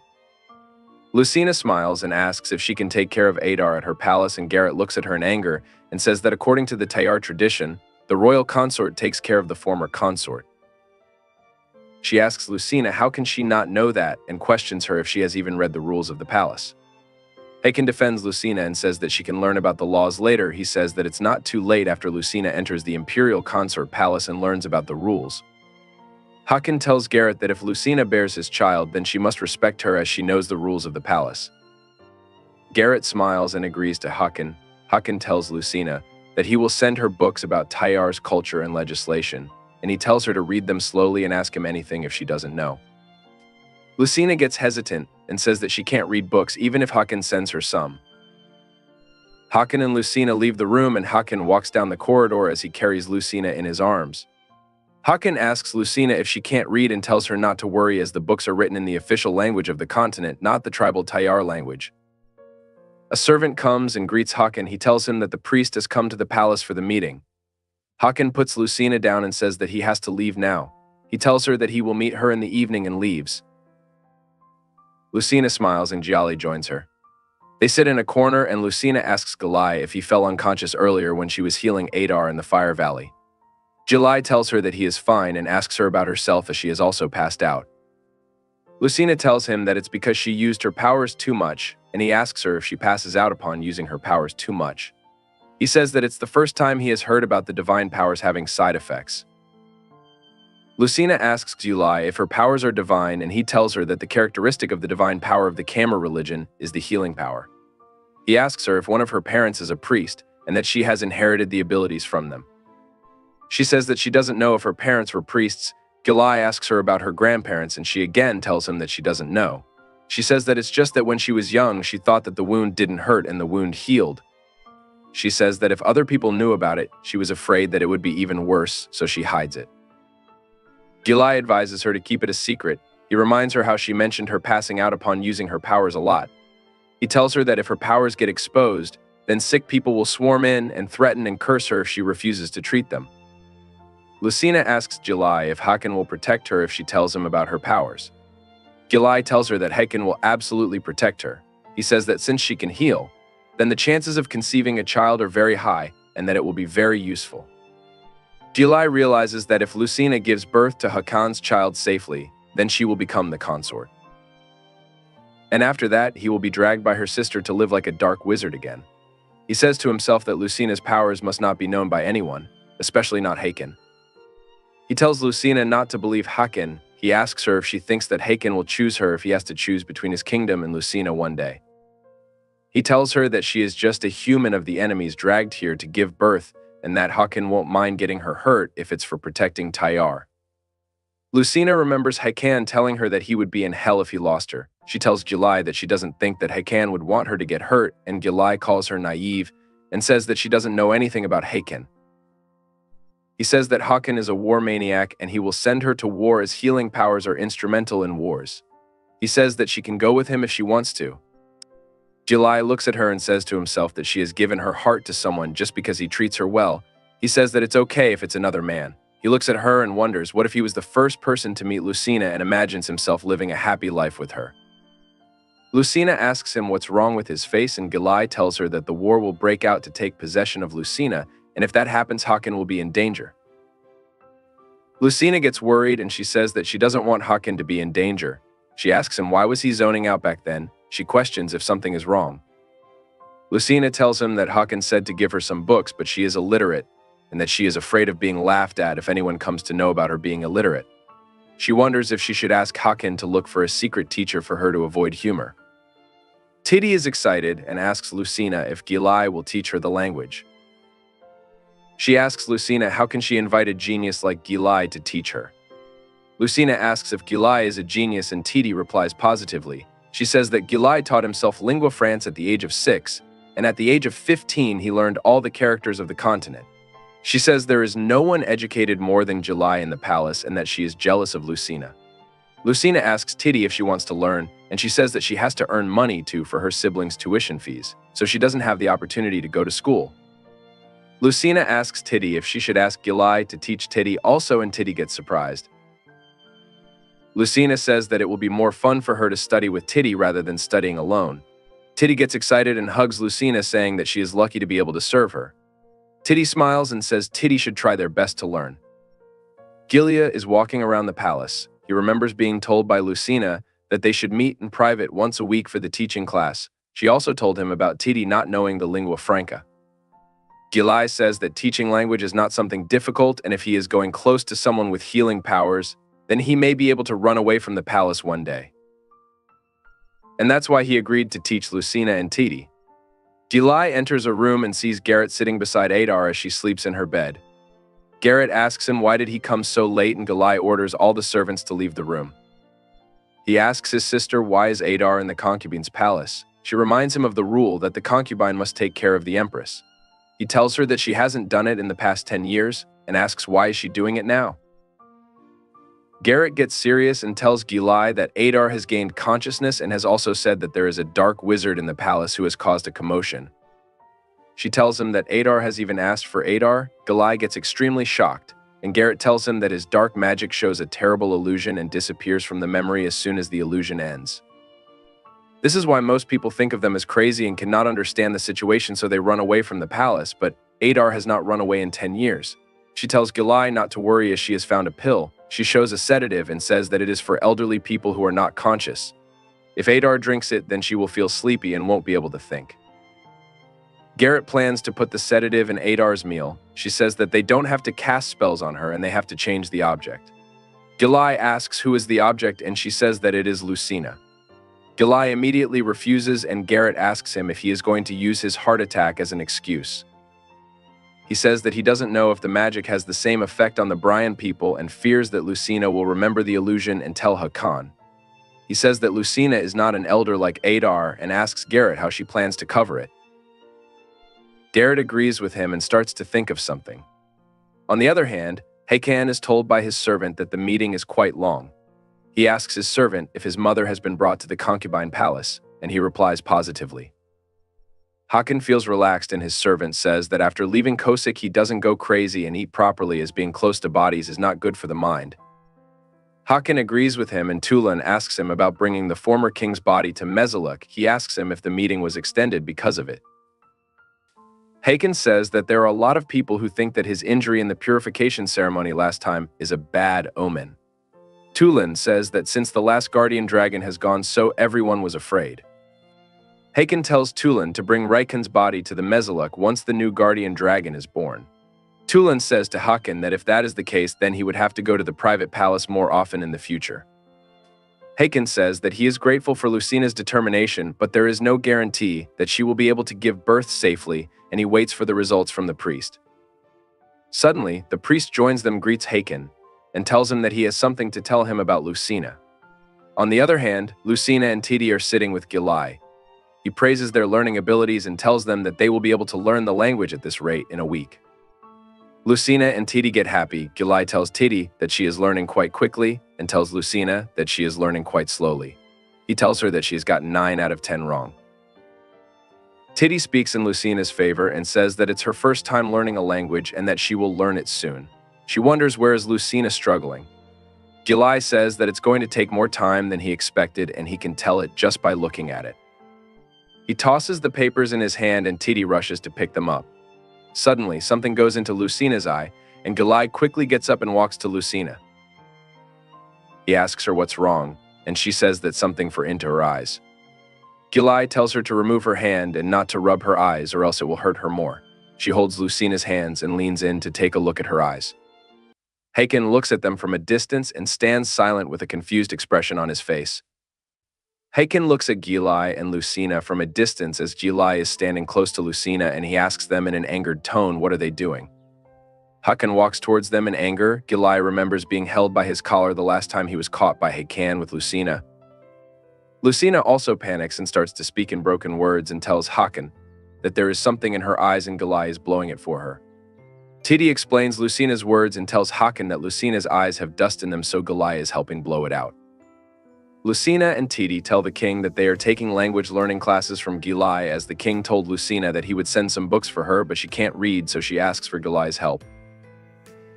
They also explain that Gilai is smart and genius. He is good at teaching, but Lucina doesn't like him, and there is no love between them. Lucina holds Haken's cloak and tells him that she only likes him and that he doesn't understand. Haken hugs Lucina and says that he knows she can't read, and he ignores it, thinking she is talking about the Tayar tribe. She tells him that she can learn if she doesn't know, as she knows how to find smart people for help. Haken asks Gilai if he can teach Lucina and Titi well. Gilai says that he will help them read and write the local language in a month. Haken says to Gilai that although he was born weak, he is useless and has a sinister and arrogant personality, but it is true that there is no one smarter than him in the palace. Gilai shakes Haken's hand and tells him that he is honored. Haken gets close to him and whispers in his ears that he won't let him go if he dares to touch Lucina again. Gilai gets scared and Haken asks Lucina if they should stop studying as it's late. Lucina agrees with him and Haken picks her up in his arms and says that he will take her to her bedroom. Titi and Lucina leave with Haken bidding farewell to Gilai, and he looks at them in silence. He leaves the place and heads to the concubine palace. He says that Lucina won't care about Haken for a long time if he is not a king. He wonders what good is Haken after all. He enters the room and Garrett tells him that he has arrived just in time. She tells him to enter the room as she has to show him something. On the other hand, Lucina is sitting in Haken's lap in her room. Haken tells him that her body's results are available and there is something strange about it. He says that compared to others' bodies, her body lacks nutrition, but her ability to recover is many times better. Lucina wonders if it is because of her healing powers. Haken tells her that if her healing ability is good, then it will help her overcome the power of fire. Lucina says to herself that she has endured a lot until now thanks to her powers. But her body is not so healthy. She remembers Gilai telling her that it's the first time he has heard of divine powers having side effects.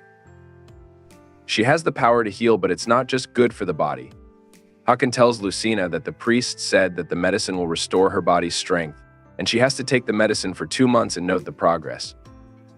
He tells him that since his period of prosperity is about to begin in 2 months, so he should also take medicine and forbid sex. Lucina asks Haken what the period of prosperity is, and he tells her that it is the period for the dragon clan to have the highest chance of having a descendant, because the aura of fire will be especially strong, so he has to take medicine to calm it down. He tells Lucina to take a look at their bodies and health after 2 months and discuss whether they should move or not. Lucina understands everything. Haken puts her down, gets up to leave, and tells Lucina to rest. Lucina quickly grabs Haken's cloak and asks him what Do means by the prohibition of sex. She asks him if they can't just sleep together. Haken gets confused, and Lucina reminds him of the last time when she fell asleep from drinking wine and Haken has to leave for a meeting because he is too busy. She tells him that she wants the two of them to be together. She doesn't want to sleep alone for 2 months. Instead, she wants them to sleep together in Haken's bed. A few moments later, Lucina and Haken are lying in bed under a blanket. Lucina is excited and happy while Haken is a bit irritated. She holds his arms and they greet each other goodnight. Lucina touches Haken's hand and asks him if she can hold his hand. Haken tells her that she can hold his arms if she wants to. Lucina holds Haken's hand and leans closer to him. She asks him what he thinks of a kiss and asks him if it is possible. Lucina gets close to him to kiss Haken, and he also gets nervous. He asks his ancestor to help him keep his mind and will. Lucina and Haken are lying in bed together. Lucina kisses and she gets upon him. Haken holds her by her arms, flips her over, and gets over him. They both look at each other and Haken quickly gets out of bed, saying that it is wrong. Lucina gets confused and Haken tells her that it would be better if they sleep in their rooms separately for 2 months. He says that if they want to prohibit sex, they have to make sure. If they are negligent, then it can be quite dangerous for them. He gets irritated and tells Lucina that during these 2 months, kissing is also prohibited. Lucina asks for its reason, and Hakan says that he won't be able to hold back what comes next if he kisses her. Lucina asks him if they can just hold hands, and Hakan replies negatively. He says that they have to sleep in separate rooms. Lucina asks him if they will at least look at each other for 2 months. Hakan again disagrees, and Lucina screams and says that she doesn't like it. She says that now they have just held hands and kissed, and she asks why can't they do it again. Hakan tells her to tie him up if wants to do so. He goes back and starts to look for something. He comes back and gives a black piece of cloth to Lucina and tells him to tie him up. Lucina takes the tie and starts to tie him up. He tells her that she can do whatever she wants once she has tied him up. Lucina is done tying Hakan, and he asks her if it is easy to take off. Lucina replies positively. Hakan has been tied up, and he tells Lucina to do whatever she wants to do. Lucina sits by Hakan and leans in to kiss him. On the other hand, Garrett is trying to convince to do magic on Hakan. She says that he might be the king, but he is also a Tayyar. She asks Galai if Hakan is not subject to the dark magic. Galai says that doing so would be really dangerous as Hakan is the king. He says that if Hakan acts out of manner, then the whole palace will be in uproar. He says that it's treason and asks what if they are caught. Garrett asks Galai how can they not be discovered. She has heard the priest say that it's Hakan's time of prosperity. She says that the dragon's race in the prosperity period gets really unstable as the fire QI becomes stronger and also more violent. She picks up a plate and says that even with medication, there hasn't been an accident. She throws the plate on the floor and says that if the spouse disappears due to an unfortunate accident, then the angels will be in a hurry and the king will be advised to remarry Garrett, which has been delayed for 10 years. She says that Hakan will gain weakness after killing his mate. She asks Galai if it is easier for him to go deeper, and Galai is left speechless. He falls on his knee, and Garrett tells him that this is the last time she is asking him to do her a favor. If he helps her now, then she will never ask him to help her again. She asks how can she ask his brother to work so dangerously like this, and tells him that he also has to heal from his heart attack and rest comfortably. She holds his cheek and tells him that he can leave the palace if he wants to, and she will let someone take care of him. She asks him if it is time for him to come out of her darkness and live his life. Galai looks at his reflection on the plate and picks it up. Meanwhile, Lucina is kissing Hakan as she sits on him. Hakan has his hands tied at his back. Lucina notices that Hakan is breathing strongly and his heart is racing.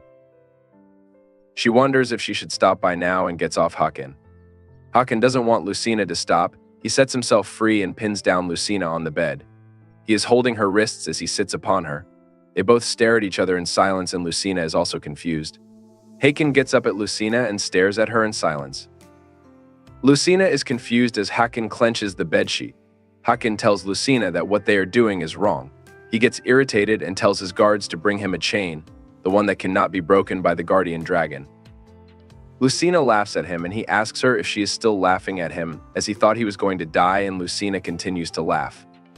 Meanwhile, Galai picks up the fallen plate and tells Garrett that he has an idea. He says that if they do magic while Hakan is with Lucina, then Lucina can get hurt. He doesn't want Lucina to get hurt and Hakan to be scared. He says that if he faints from a heart attack, then the magic will be cancelled, and if Ur repeats, then one can recall the illusion and be as alert as Adar. Garrett asks him what will do, and he says that he will change the magic equipment. Garrett is confused, and he shows her a dark candle and tells her that the candle has been made by his blood. He says that if he uses the candle, then the effect of the magic will be maintained even if he faints during magic.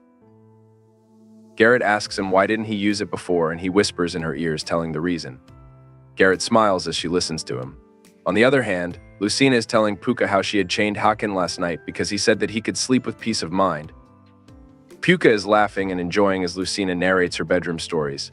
He enjoys the peanuts and asks Lucina if she and Hakan haven't done anything in 2 months.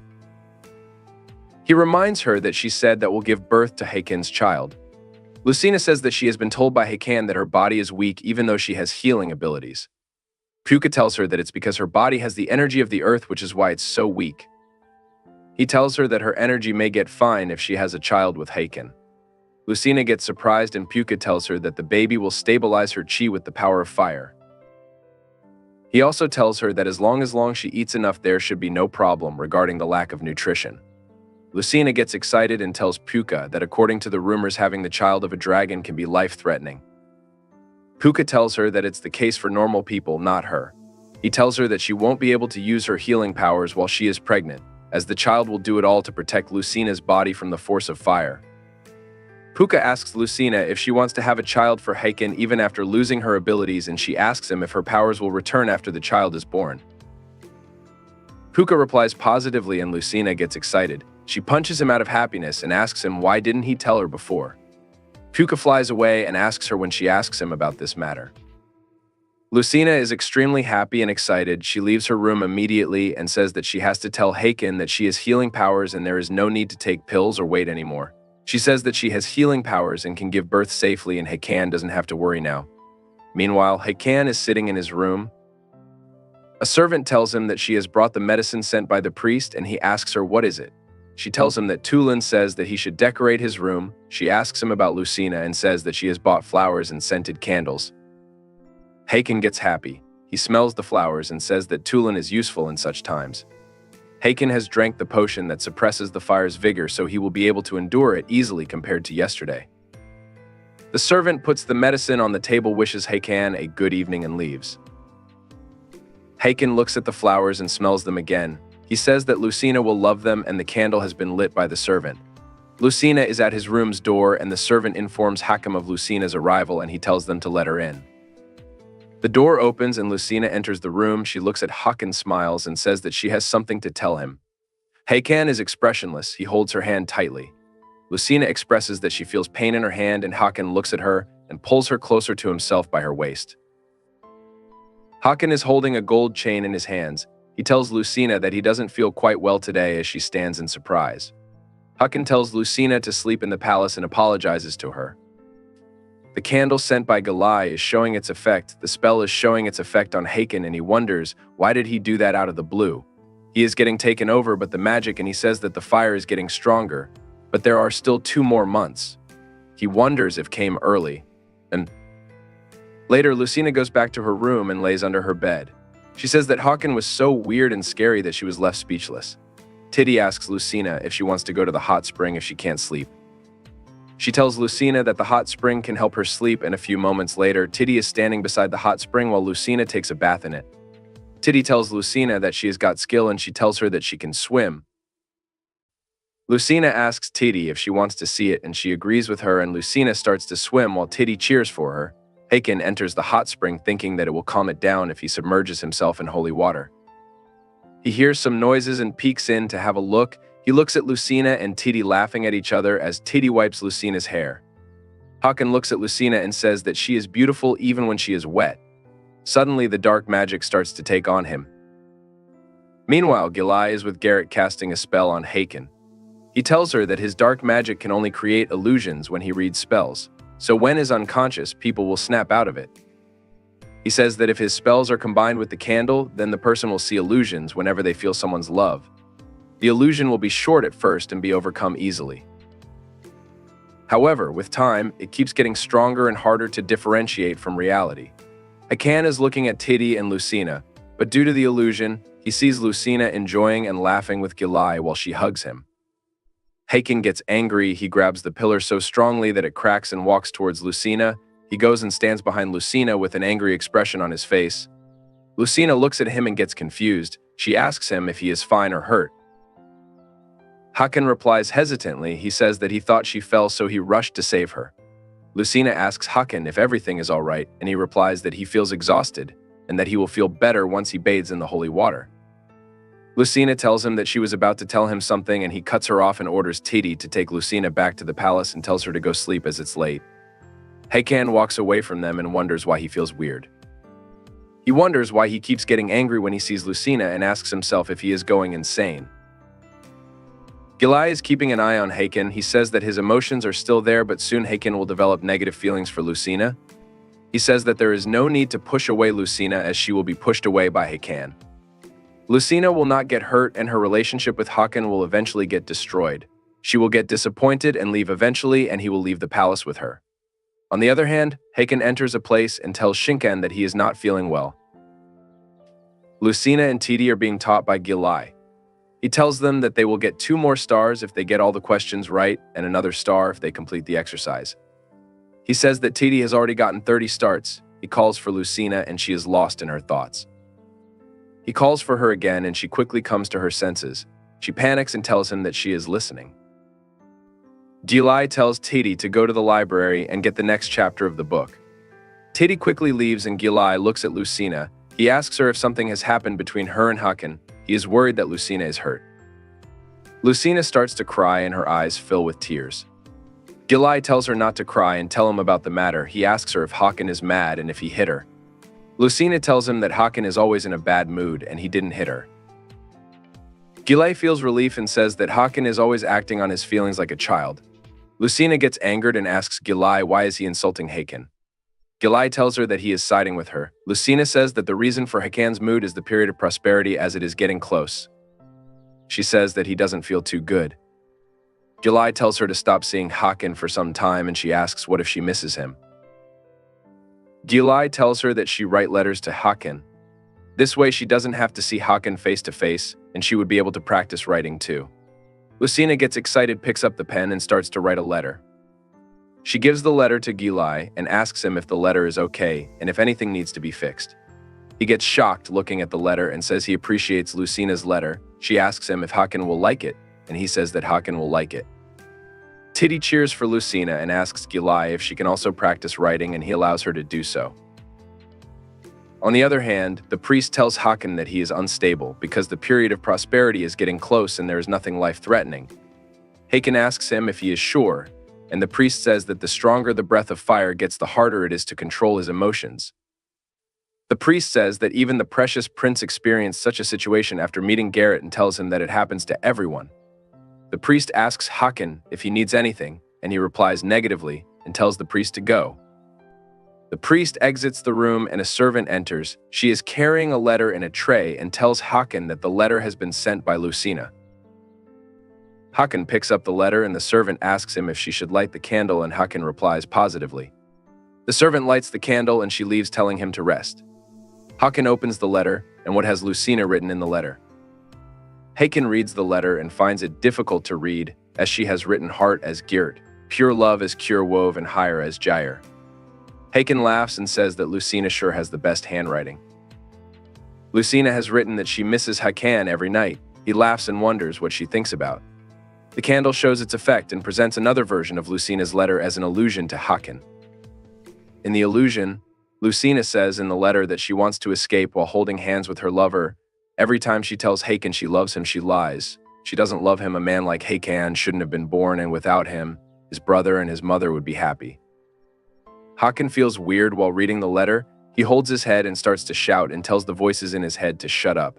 He shouts so loudly that even the guards standing outside his room can hear him yelling from his room as they look at each other in surprise. The servant comes into the room and asks Hakan if he is fine. Hakan stays silent and looks at the letter as he has torn it into pieces and throws it onto the ground. The servants ask him again if he is fine and he tells them it's nothing and he just was getting too emotional. The servant is confused to look at the letter and Hakan wonders why he got angry as he picks up a piece of letter. Later, two servants gossip about how the king were angry after reading the letter he received from Lucina. One of the servants asks what Lucina wrote in the letter and the other one replies that she doesn't and knows. She calls Lucina dumb and asks the first servant what is she expecting from her. The servants laugh at Lucina and Titi overhears them from a distance. She is surprised to hear such news because Lucina took Gilai's help to write the letter. A day later, Titi comes to meet Gilai and he says that it's not time for the class yet. Titi tells him to talk to her before Lucina joins them. Gilai asks her about what happened and she asks him what did he do.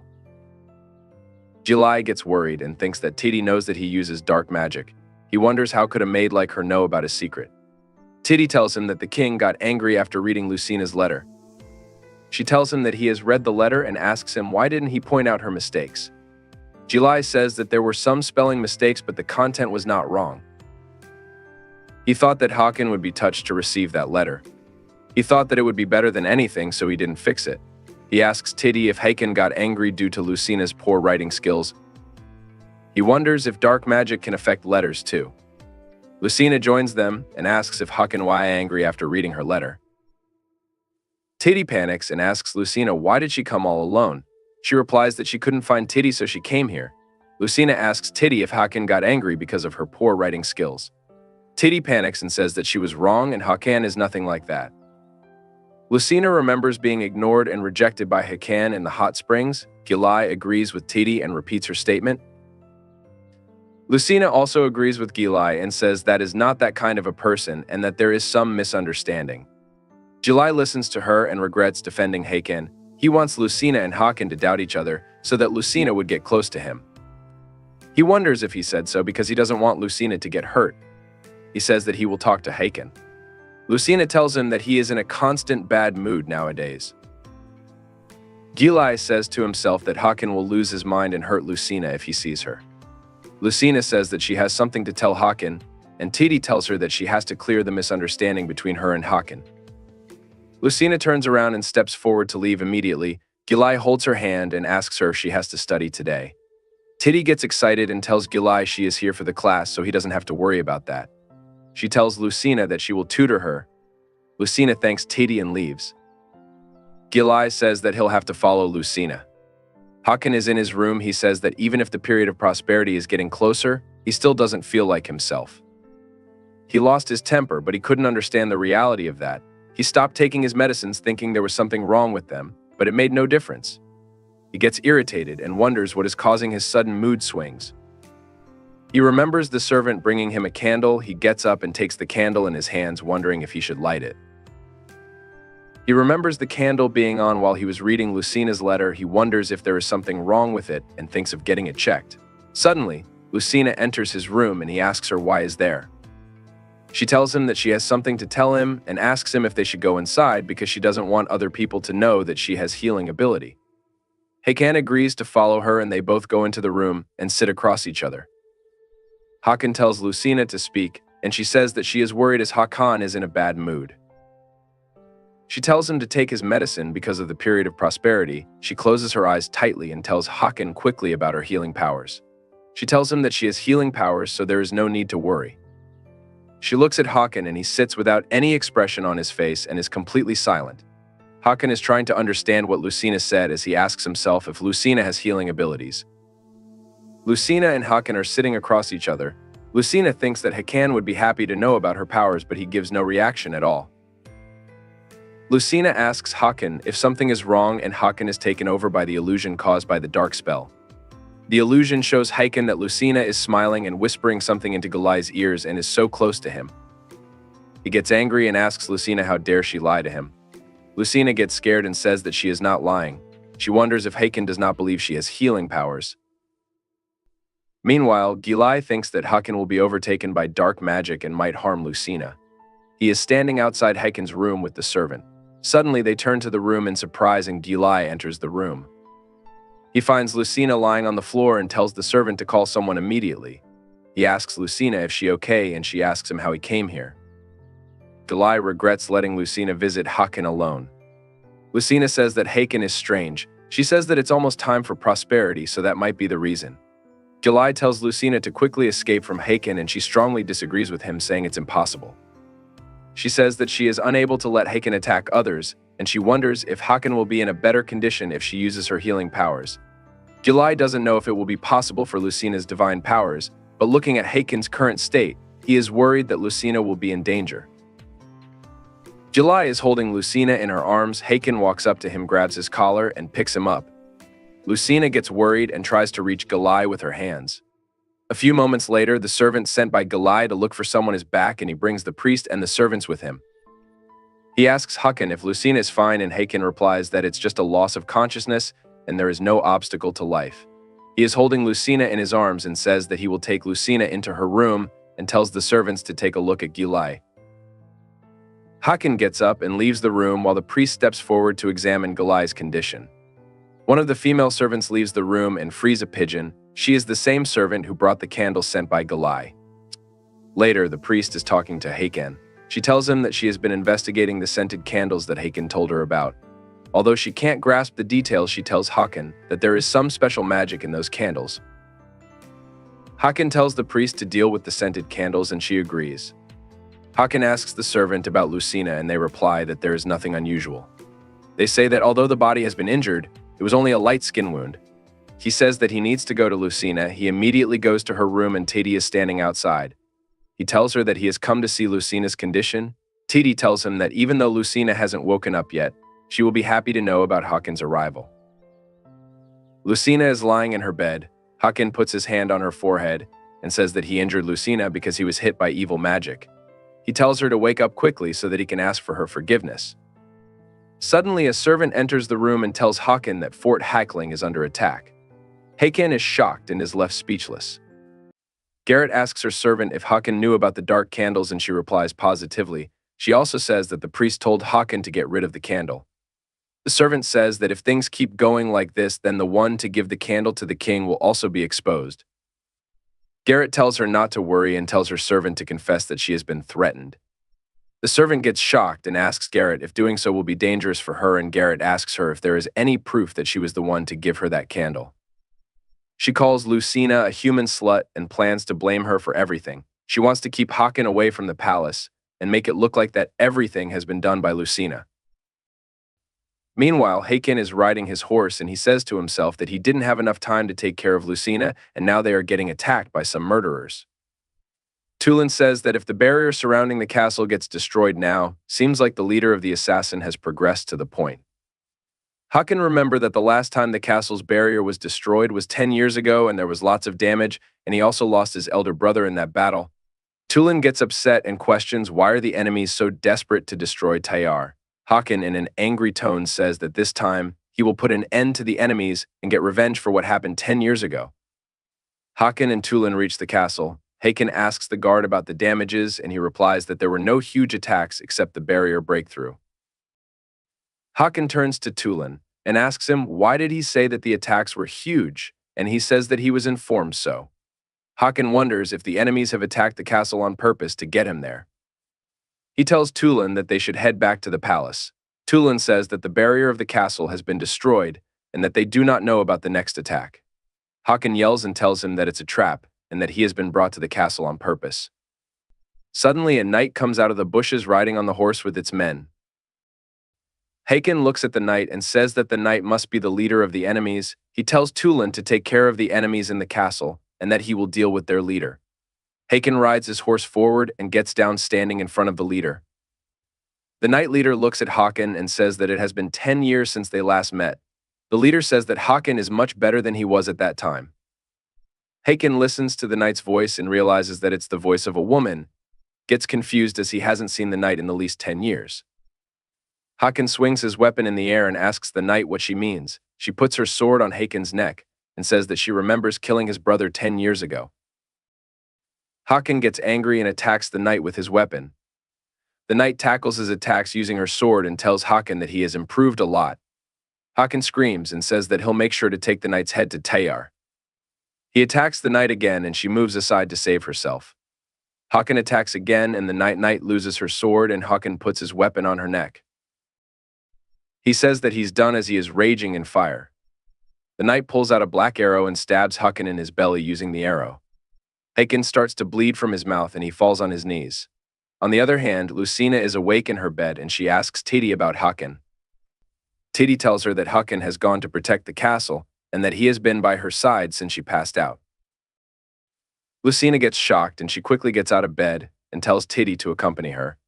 Titi puts on a shawl on Lucina's shoulder and asks her what will she do if she catches a cold.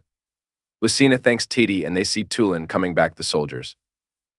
Titi says that the king is back, but he is not with the soldiers and Tulin seems quite upset. Lucina says that she can't Haken with the soldiers and she steps forward to ask Tulin about Haken. Tulin says that Haken got injured by a black arrow while fighting the leader of the assassins. He tells her that he is on his way to see Haken as injuries caused by black arrows do not heal quickly. Tulin wonders what will Haken do. Lucina thinks of interfering in the matter and she tells Tulin that she'll also go with him. Tulin gets confused and she tells him that she can heal Haken. Tulin is looking at Lucina in surprise. He says to himself that even if the Brayan priests came, they wouldn't be able to cure black arrows easily. He looks at Lucina and remembers how Haken's previous injury from the black arrow was healed in a day. He cannot believe that Lucina is the same girl who healed Haken in the forest 10 years ago. He tells Lucina to ride behind him so that he can take her to the king. The other soldier says that they can't enter without permission, and Tulin says that Lucina will be the queen of Tayar soon, and asks the soldiers who else will check Haken's health other than Lucina. He tells Lucina to get on the horse, and Lucina gets on the horse with the help of a soldier. Tulin takes Lucina to a cave and tells her that the cave is the most sacred place of Tayar. He tells Lucina that it might be dangerous for her to enter the cave as there is no light inside. Lucina asks Tulin if he won't accompany her, and he says that he can't go inside willingly. Lucina thanks Tulin as he lets her enter the cave by believing her. Lucina steps towards the cave, and Tulin tells her that Hakan is in his true form. Lucina couldn't hear him and entered the palace. Tulin hoped Lucina wouldn't be surprised. Lucina walks around the cave close to its walls looking for Hakan. She says that she needs to heal Hakan quickly. Lucina suddenly feels some heat. She says that the heat feels similar, and she follows the heat, hoping that it will lead her to Hakan.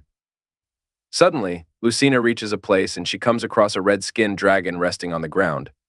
Lucina thought Hakan would be here, but she is confused to see a dragon. She recognizes the dragon from her childhood. The dragon opens its eyes and gets up. Lucina smiles and asks the dragon if it remembers her as they met 10 years ago. Lucina asks the dragon if it is guarding the cave, and the dragon also recognizes Lucina from the forest. Lucina says that she is here to find her husband. She tells the dragon to help her, and she will heal its wound in return. The dragon in Hakan cannot believe that the little girl who healed him 10 years ago is Lucina, and he couldn't recognize her besides her being with him all the time. The dragon shows its wound to Lucina, and she steps forward and uses her powers to heal it. Hakan turns to his human form, and Lucina gets confused to see him. She looks here and there and says that there was a dragon instead of Hakan. Hakan hugs her tightly and tells her that she has saved him, just as she did 10 years ago. Lucina wonders if that dragon was Hakan, and he says that Lucina has saved him twice. He says that Lucina might not forgive him as he was under a dark spell and tried to harm her. He asks her for another chance to pay for his sins. Lucina realizes that the reason behind Hakan avoiding her all this time wasn't his will. She feels relaxed that Hakan is that dragon. She smiles and tells Hakan that if he is under a spell, there is nothing he can cure by himself. She says that seems like fate has connected them as she has healed Hakan just like she did 10 years ago. She puts her hand on Hakan's face and says that she is glad that she could save Hakan once again. She tells Hakan that she has healing abilities and she can give birth to his child safely. She tells Hakan that he doesn't have to suffer for her anymore. Hakan asks Lucina if she will be all right, and she smiles. Hakan tells her that he loves her, and she replies with the same emotions. Lucina and Hakan smile at each other as they get close and kiss each other. Hakan walks out of the cave carrying Lucina in his arms. Tulin is shocked to see Hakan as his injuries have healed. He says that if Lucina really has healing abilities, then there is no need to feed the dark arrow like before. He says that they can build a barrier in the castle. Hakan tells Tulin to prepare his room as soon as he returns to the palace. Tulin gets shocked, and Hakan asks Lucina if shouldn't they do something that they weren't able to do before. Lucina looks at Hakan in surprise as she is left speechless. Titty is shocked, and she asks Lucina if she has never had her first night with Hakan. Lucina tells her that last time she was drunk, and Titty says that she thought that Lucina had managed to survive. Lucina holds Titty's hands and tells her not to worry as she is not going to die even if she passes through the first night. Titty agrees with her and gets excited as she tells Lucina that this time she will make her look even more beautiful. A few moments later, Lucina is dressed and she goes to Hakan's room. She opens the door and finds Hakan sitting on his bed. Hakan smiles as he looks at her and quickly pulls Lucina by her waist and makes her sit in his lap.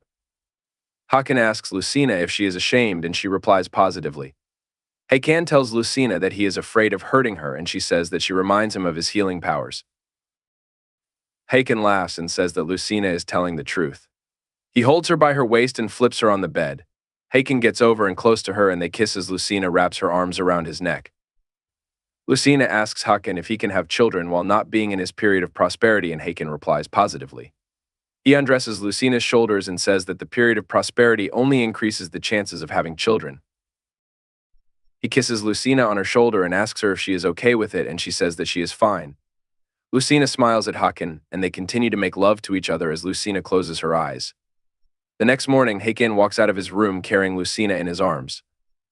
The servant looks at them and smiles. Tulin and Titi also look at them and are really glad. Tulin asks Hakan where are they going, and he replies that he is going to the hot springs as Lucina's body must be really tired. Lucina gets shy and tells Hakan not to say such things. Hakan smiles at her and walks past the corridor. Tulin looks at Hakan and says that he has never seen Hakan smiling like this before. He is glad that Lucina is by his side. Gilai is also standing behind Tulin and he is quite upset.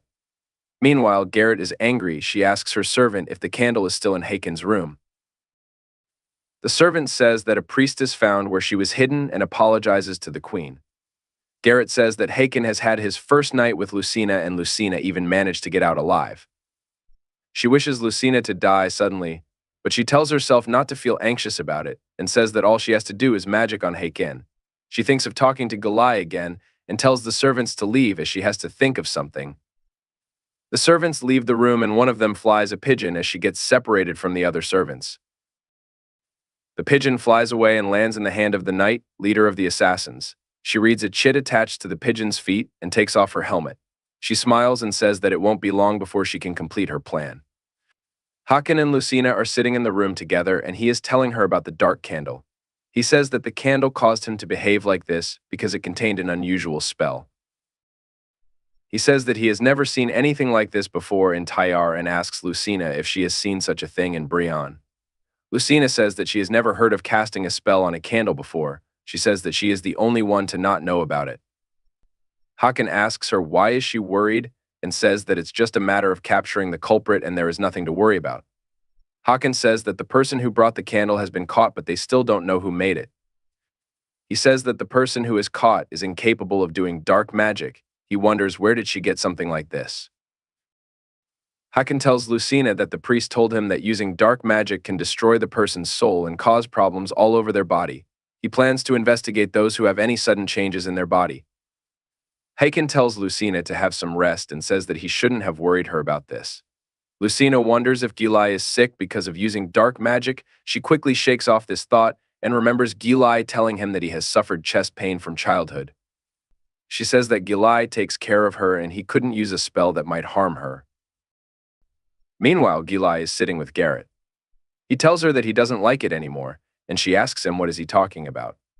Gilai says that he won't use dark magic anymore. He says that the king has already taken Lucina and that his sister Garrett is in danger. Garrett bends down and tells Gilai that he has grown up a lot. She says that it seems like he doesn't even know his place and still worries about her. She smiles and asks Gilai in a taunting tone if he worries about Lucina. She says that he is not making up excuses that he is worried about her, because he's worried that Lucina might get hurt. She stands and says that there is nothing she can do if Gilai doesn't like it. She tells Gilai that she has no choice but to let him go because he's the one to abandon her first. She turns around and leaves. Gilai is sitting on the floor. He is upset and asks his sister what is she trying to do. A week later, Hakan is walking down the corridor carrying Lucina in his arms. Lucina notices a small scar on his face and tells him about it. Hakan tells her not to worry and says that it'll heal up quickly. Lucina raises her hand and asks him if he would like her to heal him. She tries to use her powers, but nothing seems to happen. Both of them stare at each other in confusion, and Lucina remembers being told by Puka that once she is pregnant, she won't be able to use her powers as the child will be using it to protect her from the firepower. Lucina can't believe it. A few moments later, Lucina is sitting and the priestess is examining her body. She congratulates her and tells Lucina that she is pregnant with a dragon child. Lucina gets excited and says that Hakan's child is here. The priestess tells her to be careful about her body as she is pregnant with a dragon child. She says that even a little bit of concern could cause serious problems to her body. The priestess takes her leaves. Hakan quickly hugs her and smiles at her, saying that she finally has his child. He tells her that she can ask him anything she wants, and he asks her if she wants gold or jewels. Later, Hakan and Lucina are sitting in the garden and Hakan asks her if this is really what she wants. He tells Lucina to let him know if she needs anything, and Lucina says that if she asks him for anything, then he will get her a mountain of it. Hakan laughs and Lucina tells him that she only wants to eat some fruits. There are a lot of fruits placed on the table between them. Hakan says that it's not enough for him to express his feelings toward her. He picks up a grape and feeds it to Lucina, saying that she should stay healthy. Lucina eats the grapes and smiles while Puka is sitting on a tree and looking at them in the distance. Later, Lucina and Puka are together in a room, and he asks Lucina how is Hakan acting so well all of a sudden. Lucina tells him that Hakan has always been very nice. Puka tells Lucina to be careful and tells her that neither she nor Hakan can be healed if either of them gets serious injuries. Lucina gets worried and asks Hakan what if Hakan gets injured in battle again. Puka asks her if the wound of the dark arrow was healed by her powers, why doesn't she look for someone with the same powers to help her? He says that one of the priests from Brian may be able to heal injuries like her. Lucina quickly gets up and says that if they get help from Cameron, then Hakan and Tayar may be safe. Hakan asks Lucina if she wants to bring a relic from Cameron to Tayar. He tells her that it's difficult and she says that they need holy relics from Cameron religion. Hakan says that the Brian won't lend them holy relics as they think of Tayar as a pagan land. He tells Lucina that it is said that the king is a man with high standard options and he doesn't think that he will be friends with Tayar. Lucina smiles and asks if the king will show interest in their request if she reveals her abilities to them. She tells Hakan that he can use her abilities to spread Cameron and Tayar. Hakan holds Lucina by her shoulders and says that for a long time people outside of Tayar have said that Tayar people are barbarians and they won't accept the Tayar people, even if they accept the Cameron religion. He says that they would have helped them if they were their friend in the first place and asks Lucina, why is she worrying so much? Lucina is upset. She is afraid that Hakan might die if the black arrow hits his heart. Hakan finally agrees to Lucina's request and says that he'll send a letter to the king, but he can't give a guarantee of the results. He says that he'll also write to the priest. Lucina gets excited and hugs Hakan, saying that the king will be more interested. Hakan taps Lucina on her head and says that he'll negotiate sincerely. Later, Hakan and Lucina are together. Lucina is writing a letter and Hakan is guiding her. He tells her that she should write with worry instead of writing worrying. Lucina corrects her mistake, and Hakan praises her writing skills, saying that she has improved a lot. She gets irritated and asks Hakan if he means to say that she was terrible before, and Hakan tells her that he meant that she was good before, but now she is much better. Lucina calms down and continues writing the letter. Both of them are smiling and Hakan is teasing Lucina as she writes the letter. Lucina tells Hakan that he is tickling her and he says that she looks beautiful when she is focused. He asks her if they should spend some time alone after they are done writing the letter. Lucina refuses and says that they need to finish the letter and bring it to TR. Hakan agrees and asks her if she can at least talk to him after writing the letter. Lucina agrees to do so and Hakan puts his hand on Lucina's belly and says that he can't believe that there is already a baby in this small womb. He asks her if she would like to have a girl or a boy, and she asks Hakan what would he prefer. Hakan tells her that he would prefer a girl as a dragon's daughter is raised to be very precious. He says that the girls are born rarely and it's expected that they'll have healthy children of their kind. He asks Lucina about her preference, and she takes a pause and says that she doesn't care if it's a boy or a girl, she just wants it to be healthy. Hakan laughs and says that she is right. He tells her that she will be the rightful king after giving birth to the child. Suddenly, the servant announces the arrival of Garrett. Hakan thinks that she is here to apologize for her maid. He tells the servant to let her go, and Lucina stops her from doing so. She says that Garrett might have something important to tell Hakan, that's why she is here at such an hour. Hakan takes a deep breath and tells the servant to let Garrett in. The door of the room opens and Garrett enters the room. She apologizes to Hakan for arriving at such a late hour. She notices Lucina and asks Hakan if she interrupted them. Lucina tells her that it's okay and wonders why is Garrett respecting her so much. Garrett remembers Hakan telling her about the palace rules and telling her that she has to respect Lucina if she gets to be the queen. Garrett had never expected Lucina to give birth to Hakan's child. Hakan asks Garrett what is she here for, and she says that it is something that should be told to the king in private. She asks Lucina to leave for a moment, and Hakan says that there is no need for Lucina to leave as Tayar's future queen. There is nothing to be hidden from her. Garrett says that she was worried that Lucina might get shocked. She says that not a long time ago one of her servants gave a candle to the king and she was worried when she heard about it. Hakan asks her about the matter and she says that the maid was in touch with Gilai for a while. Hakan asks her if Gilai gave the candle to the maid and she says that she doesn't know about that too, but it seems like that.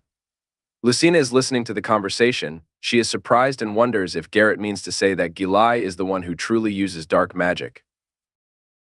Garrett tells Hakan that it was a suspicious place that Gilai used to visit quite often, and she followed him. Hakan and Tulan are walking with Garrett as she leads them to the place, and she tells them that she couldn't find out what was inside since Gilai noticed her presence. Tulan asks Garrett if there is any proof that the place has been used by Gilai, and she replies positively. They come to a place and see the door locked. Tulan uses an axe and breaks the lock and they enter the place. Garrett says to herself that even if she betrays Gilai, he won't be able to betray her. and in case he does, then she has a lot of evidence to deny his claim. Hakan asks Tulin if Garrett tells the truth, and he asks him how he didn't know about such a place. Hakan doesn't know what Garrett's true intentions are, but he won't let Gilai be if there is any evidence of him using the place. He says that if it's truly the place used by Gilai, then they should immediately capture him. Later, Gilai is in prison and Hakan and Tulin are standing outside looking at him. Tulin asks Hakan if Garrett has sold out her brother to escape punishment, and Hakan says that it is possible to be that way, but there is no evidence of Garrett using the black magic.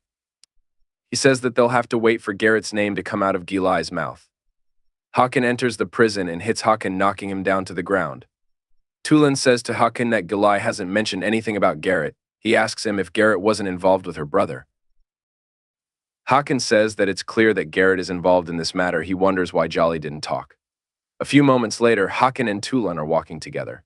Tulin asked Hakan if the meeting ended without any incidents. Hakan replies positively and says that it is decided to per Lycon, Hakan's elder brother's corpse in Mesoluk's grave. Tulin asks if they weren't supposed to do so after the birth of the guardian dragon, and Hakan replies that it was supposed to be like this, but the child is growing well, so he decides it's the right time to deal with it before he gets occupied. Tulin asks Hakan if he'll be alright as he has to stay away from Lucina. Hakan says that Lucina has also grown a lot and nothing would happen if he goes away for a while. Hakan tells Tulin that he'll have to go to tell Lucina about Gilai and the meeting's conclusion. Hakan says to himself that Lucina will be surprised to find out the truth about the person who taught her. On top of everything, he has to stay away from her at such times. He says that Lucina shouldn't be shocked. Hakan stands outside Lucina's room and calls for her. Titty opens the door and tells Lucina that the king has arrived.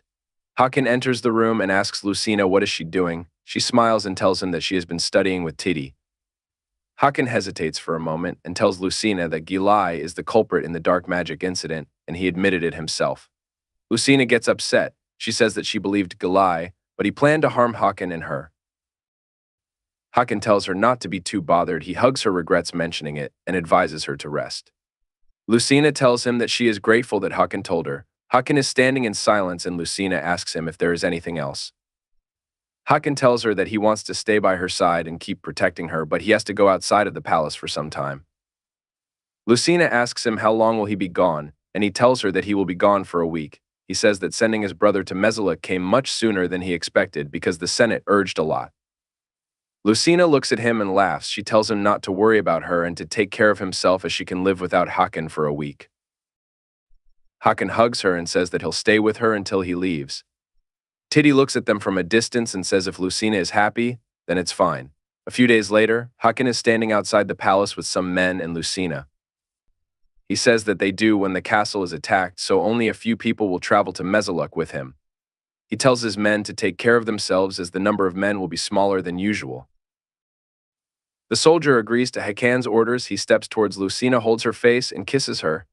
They both look into each other's eyes and tell her to stay in bed for a while, and she refuses. Tulin tells Hakan that he has to leave now, and he says goodbye to Lucina. Lucina tells him to be careful while letting go of his hand. Hakan leaves with his men while Lucina watches him. On the other hand, the news of Hakan's departure has reached Garrett.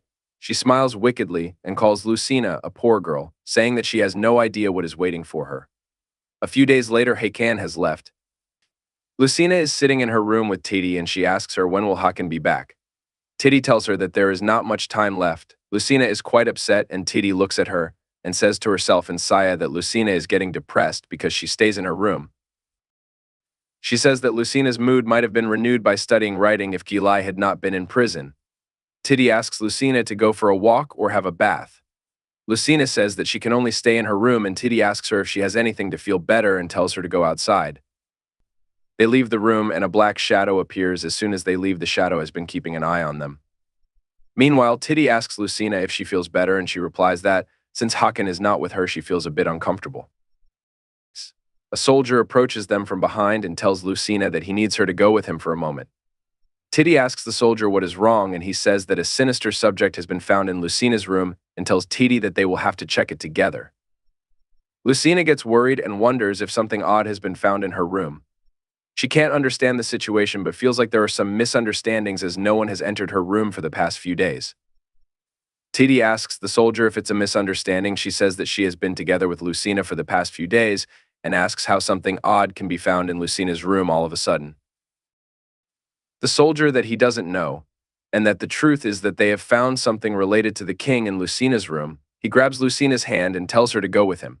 Titi immediately comes in between him and Lucina and asks him how could he do such a thing. She also warns him for bringing it into the king's knowledge, and he hits Titi with all of his force. Titi falls to the ground, and the soldier asks Lucina if she is ready to go to the palace. He grabs her by her hand and drags her as he walks away.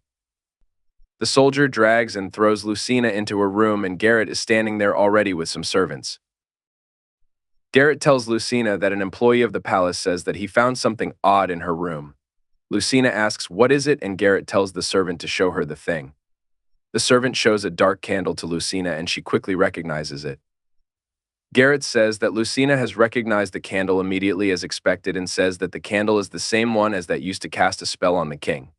Lucina could not believe anything. She had seen the candle for the first time, and there wasn't anything like that in her room.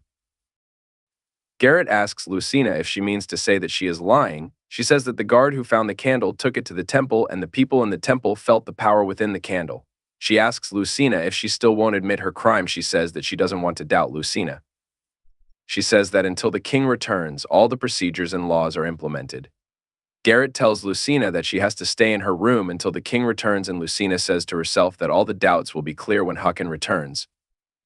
Garrett tells Lucina that she can rest for a few days and leaves the room. On the other hand, in the Mesoluk, Hakan is with the priest and his soldiers.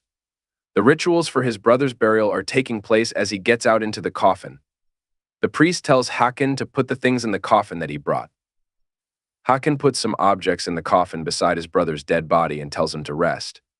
He tells him that soon he'll bring him the head of his murderer. Hakan tells his soldiers that the priest's blessing will take place immediately and they will return after the barrier has been installed.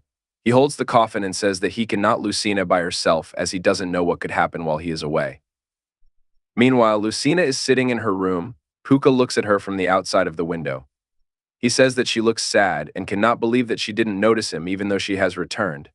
He suddenly looks at two men dressed in all black outfits hiding their faces approaching Lucina's room.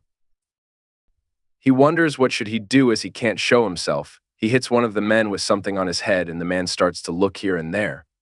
He tells his mate that something just hit his head, and he says that he must have imagined it. One of the men says that they don't have time and they should hurry up. Puka is getting worried. He thinks of doing something and flies away, saying that he should bring Hakan quickly. On the other hand, Hakan is already on his way to the palace as he rides his horse through the forest. Lucina is sitting in her room. The men dressed in black break the window and enter her room. Lucina gets scared as she hears the glass shatter and she asks who's there. The men appear in front of her and she calls for help and tells the guard to help her. Lucina gets no response from the guards and she asks if there is no one outside her room. The men take hold of Lucina as they put their palms against her mouth. Lucina tells herself to keep her eyes open. Garrett is standing outside Lucina's room. She is listening to Lucina struggle and calls her stupid, saying that when Hakan returns, she will tell him that Lucina escaped due to the fear of punishment. She says that no matter how hard Hakan tries to find Lucina, it won't make any sense. Puka is flying looking for Hakan, wondering if it's his time to be back. Meanwhile, Lucina's kidnappers have escaped the palace and taken Lucina with them. They are riding their horses, and one of them asks the other, ensuring that they won't be caught. The other one tells him not to worry and says that there is no way Hakan will return from Mesoluk soon. As they are in the forest, it's hard starts to rain, and the kidnapper tells his partner that their horses won't be able to run in such weather. They plan to take a short break and say that the weather is just a drizzle and that it will stop soon. They find a cave in the forest and get off their horses so that they can take shelter in the cave and then continue their journey later. The kidnapper asks his partner if they should kill Lucina, and the partner replies that her body will be found rapidly if they do so. Lucina wonders if the kidnappers are going to kill her. She is afraid that her son will never be born and won't be able to see his father, Hakan. The kidnappers are busy talking to each other. Lucina intends to take advantage of the situation and escape. She quickly starts to run as fast as she can, and the kidnappers try their best to stop her. Lucina is running bare feet in the forest. She is running for her life, and suddenly she gets her feet stuck in the wood, and she falls to the ground and starts to bleed. Lucina notices the blood and she can't believe it. She is in great shock. As Lucina is down on the ground, the kidnappers get her and come up to her with a sword, asking her if she thought she could run away. The other kidnapper says that they have no choice other than killing her. The first one agrees with his partner and says that after killing her, they just have to take her body to a further place. Suddenly, two soldiers dressed in metal armor appear from the bushes. They swing their swords and kill the kidnappers one by one. Lucina wonders if the person to save her is Hakan. She calls Hakan's name and the person takes off his helmet. He smiles at Lucina and asks her if that is her husband's name. It's the Baroness's son. He looks at Lucina and says that it's been a long time. Lucina was shocked as she recognized him. On the other hand, Hakan has returned to the palace. The servants are surprised to see him back so soon. They ask him how is he back so early. Hakan replies that he is worried about his wife and enters the palace. He asks the servants what has happened in his absence and the servant stays silent. Tiddy notices him. Hakan asks her if she is Lucina's servant. Tiddy replies positively and gives off a sad expression. Hakan asks her if something bad happened when he wasn't around. Tiddy hesitates and tells Hakan that Queen Garrett blamed Lucina for using black magic and imprisoned her. Hakan gets angry and says that he must see Lucina immediately. Tiddy takes him to Lucina's room and Hakan enters the room and wonders if everyone believes that Lucina uses black magic. He wonders how could everyone fall for words coming from Garrett. He notices Lucina is not in her room and is left speechless. The Baroness's son looks at Lucina and says that it's been a long time, leaving Lucina in complete shock and silence. For a long time, the Baroness and her son have been struggling. The son was served a single slice of bread as his meal and he got angry and asked his servant if he would have to have such a meal. The servant apologized to him and told him that all the stockpiled food was gone and the grocery wasn't paid. Baroness's son got angry and threw the plate at the servant, saying that if they didn't have money, then they should figure out something. His mother didn't show her face and all the servants were making excuses. His servant told him that a guest had come to see him and he started to think who would come to meet him and told the servant to let the guest in. Later, he was talking to the dark wizard and yelling at him, saying that he was told by him to rob the Mezzaluk. He said that he wouldn't have ended up like that if he didn't rob the Mezzaluk. The wizard held him by his shoulders and said that he knew how to solve the situation. He told him to do as he said to subside the king's anger. He asked the wizard for the method and the wizard whispered his idea in his ears. He smiled wickedly and asked the wizard if he wanted him to bring Lucina. In the forest, Belan and the wizard are standing in front of Lucina. Belan asks the wizard about Lucina's baby, and he replies that the baby in Lucina's womb is completely fine. Lucina is glad that her baby is safe as she was afraid that something might happen to her baby if it bled. Belan, the Baroness's son, asks the wizard if it will be once he takes her, and the wizard says yes. Lucina gets worried and asks them if they are talking about her. She asks them where are they taking them. Belan says to her that she has always been mute and now she is talking like a barbarian. Belan orders his men to take Lucina away. Lucina says that they can't take her like this to Brian. She screams and tells them to let her go as she wants to go back to Tayar. Belan gets angry and shouts at Lucina, saying that she ran away to Tayar and now he is living like a beggar with his mother. He holds her by her hair and tells her that she has already ruined their family and now she dares to defy him. Belan raises his hand and says to her that she should get beaten up just like she used to be to get her head straight. Lucina gets scared and closes her eyes as Belan is about to hit her.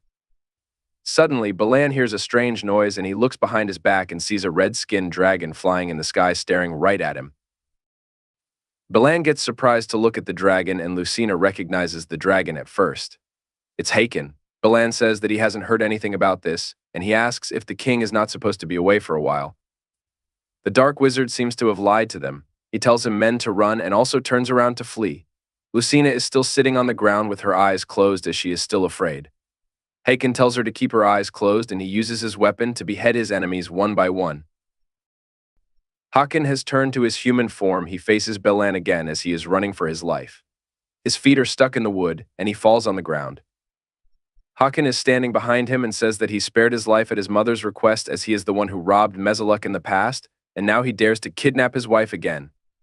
Belan gets scared and says that it's nothing like this. He says that there is some misunderstanding. Hakan ignores his words and he swings his weapon again, chopping Belan's head off.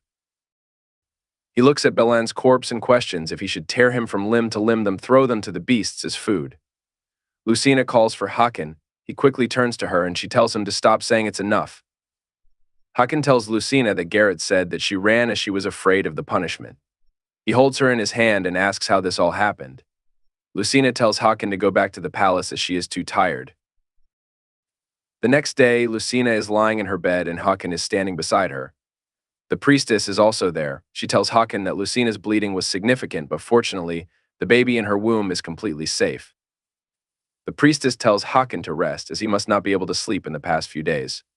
Hakan refuses, saying that there are still things that need to be resolved, especially those who dared to frame his wife as Garrett has been imprisoned for her crime. Garrett has been taken prisoner. Hakan says that he won't those who framed his wife live alone. A few days later, Garrett is presented in front of Hakan as a prison. The servants made her kneel. Hakan tells her that she has been envious of Lucina for a long time and even tried to frame her for using black magic, even though she is the one to lead the use of black magic. Garrett says that she doesn't know anything about black magic. She says that she is ready to accept her punishment if her sin is not able to stop her brother.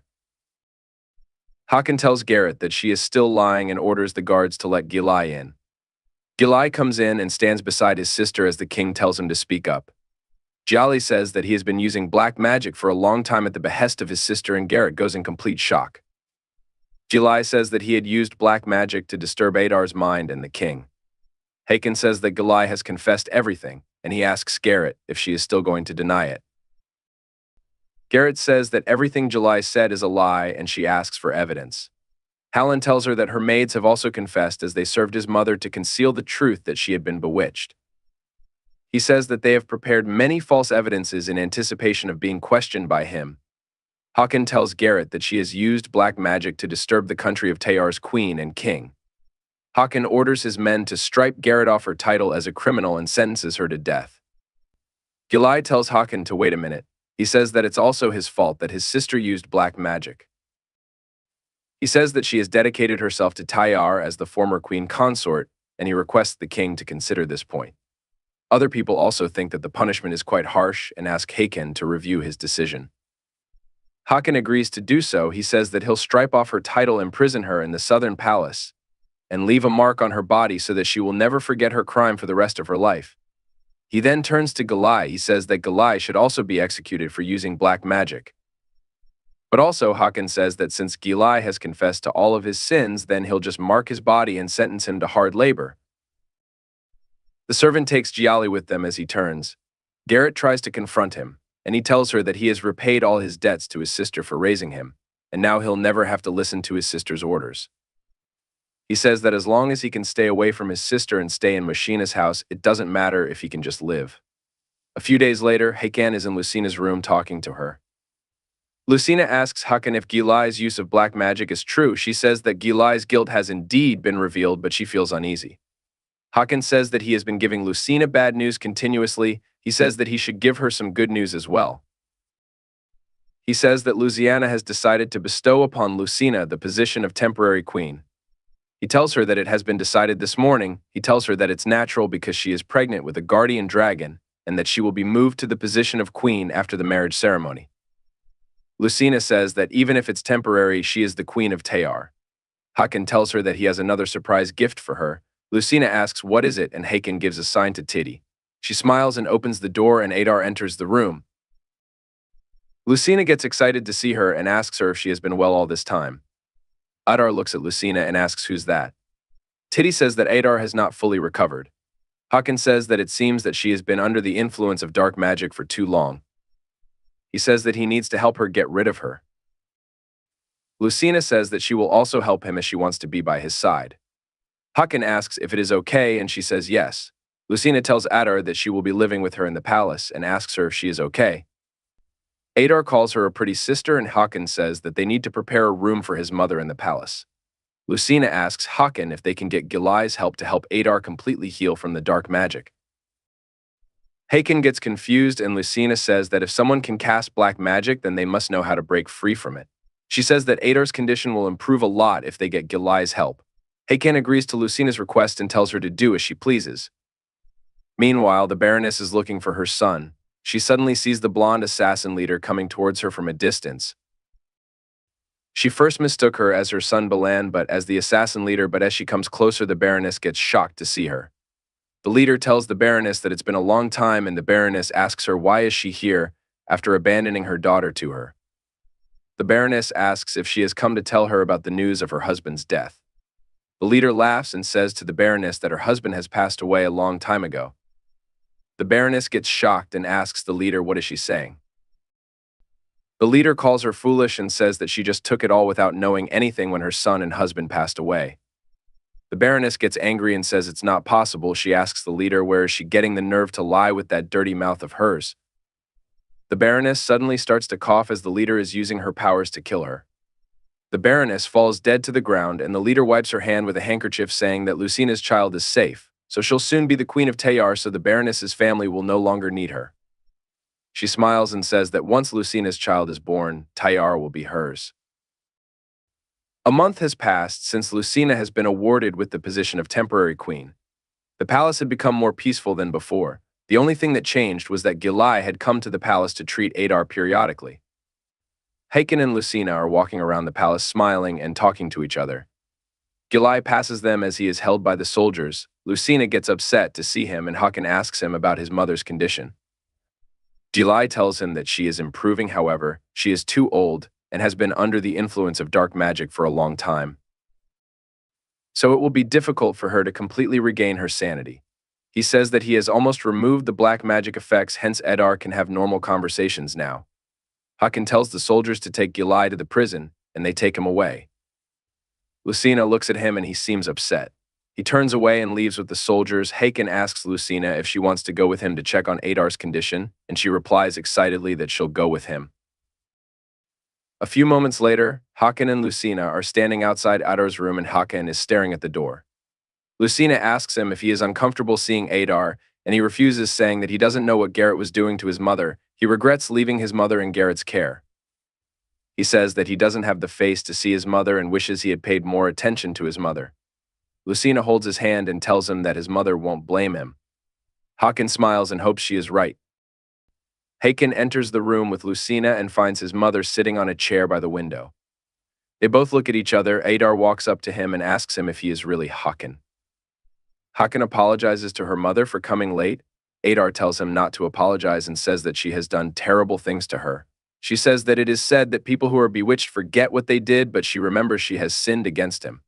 She apologizes to Haken for all the harsh words she said to him. Haken says to his mother he should be the one to ask forgiveness and hugs her. Lucina is glad to look at both Haken and his mother. She is happy that they are finally confirming their true feelings to each other. Adar smiles at Lucina and asks her if she can spare her a moment as she has something to tell her. Lucina agrees to her request and wonders what is Adar calling her for. After a while, Adar and Lucina are sitting across from each other. Adar thanks Lucina and she says that she hasn't done anything, though. Adar says that it's not true. She tells her that when she escaped from the Kosek and came to the palace, Lucina was always kind to her even though she didn't know she was and even though her mind was intact. Lucina tells Adar that it is only natural, and Adar says that his son's wife-to-be is so humble and so cute for being shy.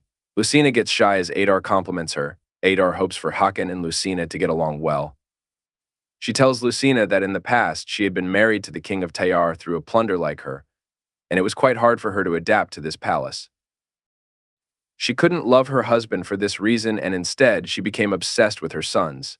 She says that Garrett, who became queen after her, wanted to be queen herself, but she couldn't overcome her greed and destroyed herself. Adar tells Lucina that she is different from Garrett and her. Lucina says that she decided to become the queen herself through her love for Haken. Adar tells Lucina that she hopes that she will rule Tayar well with Haken. Puka is listening to their conversation as he is sitting outside the window. She says to Lucina in his mind that she is just talking about boring stuff, and instead of doing so, she should give him some peanuts. Puka is in his sparrow form. He flies away and he looks at a bird. He notices that the bird is sending a message somewhere from the palace.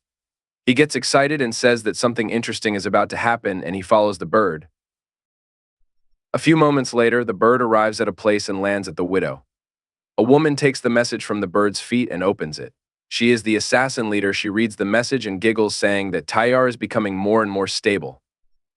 Puka has also followed the bird, and he is looking at the woman reading the message.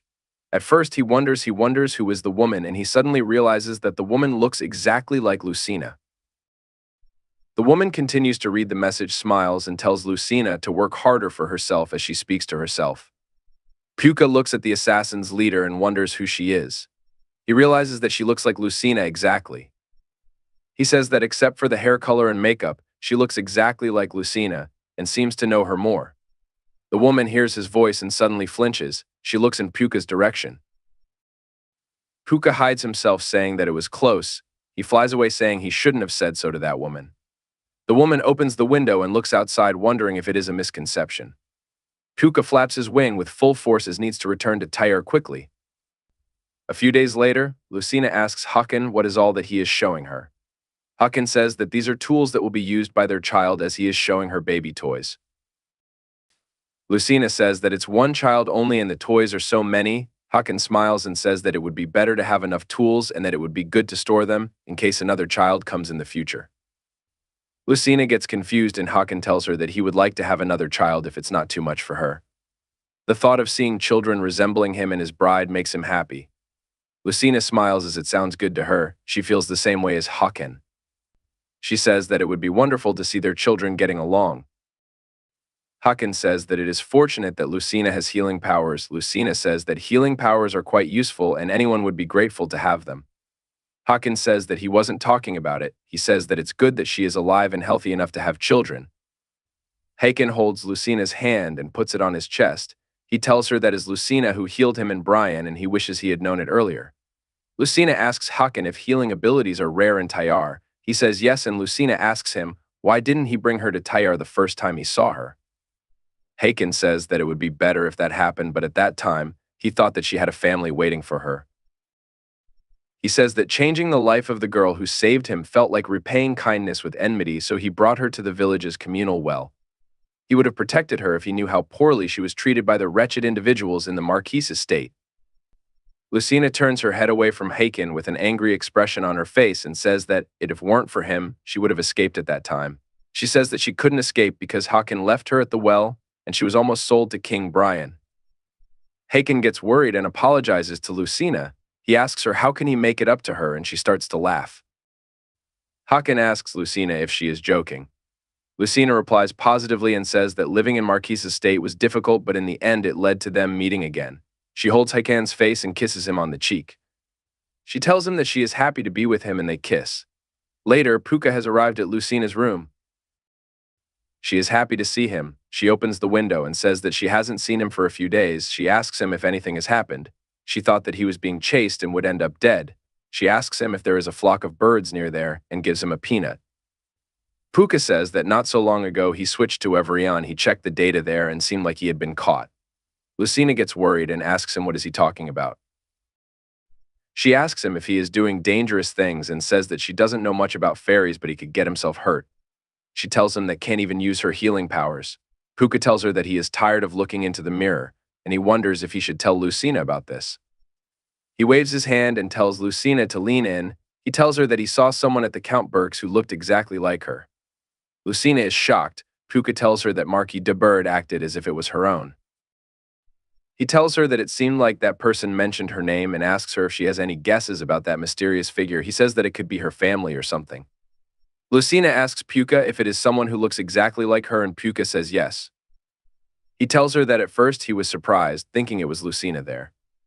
Lucina says that she has bad feelings for some reason. She says that even if that person is indeed human, it is hard to believe that Marquis would take an interest in her. Lucina asks Puka if he is okay, and he replies positively. Puka says that since he doesn't Hakan, he'll talk to her once. He tells her that he also left because he had a bad feeling about her. Puka picks up the peanut bag and gets up to take his leave. Lucina asks him if there is something unusual about that person, something distinctive to her. Puka tells her that to be precise, that person didn't look exactly like her. He tells her that the person has blonde hair. Lucina gets more worried and Puka reminds her of her having blonde hair when he first met her. Puka reminds Lucina of her having blonde hair when he first met her. Lucina tells him that she has to dye her hair blonde because the king loves them. She asks Puka if that has anything to do with it. Puka says that the person could be a shifter. Lucina gets confused and Puka tells her that a shifter is someone who can freely change their appearance. He says that once a shifter sees a person, they can imitate his appearance immediately. Puka tells her that he mistook her hair color when her hair was blonde. He says to Lucina that the person is pretending to be her. Lucina says that there is no reason to pretend to be her as that person would have been sent to the king. She says that if there had been someone pretending to be her, then the evil one wouldn't be looking for her. Suddenly, Titty informs Lucina of Adar's arrival. Puka says that he should go, and he tells Lucina not to talk about the matter to anyone, not even Hakan. Puka leaves the room. Lucina shuts the window and tells Adar to come in. Adar comes and sits on the sofa. She says that it's been a long time. Lucina wonders why Adar suddenly came. Adar says to Lucina that she must be very surprised for her coming at such a late hour. She says that Lucina may think Adar had come to her room due to her mental health. Lucina gets embarrassed and tells Adar that she can come anytime. Adar smiles and thanks Lucina. She slides a book across the table. She says that she came to deliver this book to her, and she tells her that she has been researching the dangers that the dragon child poses to the mother. She was hoping that the former queen would be able to deliver her child safely. But Garrett didn't like her idea. She said if everyone could give birth to their teeth, there would only be more people who would threaten them. Adar thinks that Garrett stopped her by using black magic. Lucina can't believe that Garrett has been using black magic on Adar all the time. Adar says that it would be good to continue researching, but it would be difficult for her. She wanted to deliver the unfinished study to Lucina. Lucina says to herself that Adar has worked so hard on the research and she also wants to help her. She tells Adar that she'll continue her research. Adar is surprised and Lucina says that as the future queen, she wants women to carry the dragon child in peace, and for that, she has decided to continue the research. Lucina tells Adar to leave it to her. Adar holds her hand and thanks her. She tells her not to try so hard as she doesn't want to put pressure on her. A few moments later, Lucina goes to Hakan and tells him everything. Hakan is surprised. He says that he didn't know his mother had been doing such research. He asks Lucina if she has decided to continue it. Lucina says yes and tells him that she can read everything written in it. Hakan asks her if she will be all right, although she knows how to read and write now. He tells her that researching for medicines is not an easy task for pregnant women. Lucina says that she has studied hard, and Hakan says that Hakan says he's not saying Lucina can't do it. He is just worried that she'll work so hard during pregnancy. He tells her that the child of the dragon grows faster in the stomach. He tells him that her body will be heavy in the future, and he can't help but worry about her. Lucina tells him that she has been thinking about something. Hakan asks her what is it, and she says that she wants to get help from Gilai in the research. Hakan is shocked. She says that since no one in Tayar has studied more than Gilai, with her help she will be able to complete her research and then Tayar will be stable quickly. Hakan says that Gilai is a criminal who uses black magic. He asks Lucina what if Gilai tries to do something bad again. Lucina ensures him that he won't do anything and swears as the future queen of Tayar. Hakan tells her that he will send Gilai to the palace soon as he is unable to refuse Lucina's request. In a few days, the soldiers brought Gilai to the palace. Lucina greets him with a smile and Gilai asks her if she is the one to call him. Lucina says yes and tells him that she wants him to help her. She tells him that Adar spoke about making a medicine that would help women to conceive a dragon child safely. Gilai takes a look at the research paper and Lucina tells him that Adar can't continue the research and she can't do it alone, so she wants his help. She asks him if he will help her and Gilai asks how can he refuse her. Lucina gets excited and Gilai tells her to ask him for anything if needed. Lucina can't believe that Gilai still believes her. The soldier asks Gilai if he wants to go to the lab prepared by the king, and he replies that he wants to start the research as soon as possible. Jolly turns around and walks away, thinking that he will get to see Lucina's smiling face again if they succeed in this study. A few days later, Gilai is working in the laboratory and King and Lucina enter the place. Hakan asks Gilai how is the research going, and he replies that the materials left by Adar are quite helpful and says that the research is progressing quickly. Hakan tells him not to be hasty and make the safest medicine for the mother. Lucina is surprised to see such a place underground in the palace. Hakan asks her what is she thinking, and she says that she didn't know about this place being in the palace. She says that it's not as wide as the palace, but the basement is quite large. She says that this place must be used for keeping criminals as there are so many prisons. Hakan and Lucina turn to leave the place and Gilai tells them to wait for a moment. He tells them that there is something he would like to research further. Hakan asks him what is it, and he says that he wants to study Lucina's healing powers. He says that her powers are too strong, but even she doesn't know where she got her powers from. He says that Lucina will be able to use her power in a wider range if she gets to learn more about it. He says if Lucina's healing powers are an acquired ability, and if her powers can be transferred to another person, then it might be possible to turn someone into a healer. In this way, they might be able to completely get rid of the plague from the Tayar. He says that they might be able to create a panacea using the powers. He says that he needs Lucina's blood for the research. Lucina smiles and says that she likes the idea and she will be happy if more people can help with her powers. She says that she feels from Gilai's words that he is not lying. Hakan also agrees with Lucina and grants permission to Jali to study Lucina's healing powers. Later, Adar and Lucina are sitting in Lucina's room together. Adar closes a book and says that she'll end today's class. Adar tells Lucina that Tayar's etiquette must be unfamiliar to her, but she has adapted it quickly. Adar suddenly looks at Lucina's belly in surprise and says that her stomach has already grown so much. She tells her that dragon children grow faster in the womb compared to human children. She also tells her that her belly will be heavier in the future. She asks Lucina if she is fine, as she used to face several morning sicknesses during her pregnancy. Lucina tells her that there is no problem and Adar is glad for her. She gets up and leaves the room, telling her to take care as she leaves the room. Lucina is standing by the door of her, thinking that her body is still not tired even after being pregnant. She wonders if it's because of her healing powers. She hears a knock on the door and she wonders if Adar is back already. She opens the door and Hakan comes in. He asks her if her class is over already. Lucina asks him if he isn't stopping a lot by her room these days. Hakan smiles and says that it's fine as he is not neglecting his work. He is lying, as earlier, Tulin was angered and wondering where Hakan went. Hakan sits on the sofa and tells Lucina that he has some good news to tell her. Lucina gets excited and thinks that she has got a reply from the Brian King for the letter she had written her. Hakan tells her that he has decided to build a completely new palace for her. Lucina gets shocked and Hakan tells her that the new palace will be made of royal gold and the furniture will be of the highest quality. Lucina says that she thinks that the current queen's palace is beautiful enough. Hakan says that it's good, not enough. He tells Lucina that he wants her to be treated as the best queen in the history of Tayar. He says that what she eats and wears should be of top quality too. He tells her that she's worth everything. Lucina wonders if other people agree with this idea, as she thinks that it's just Hakan's thoughts.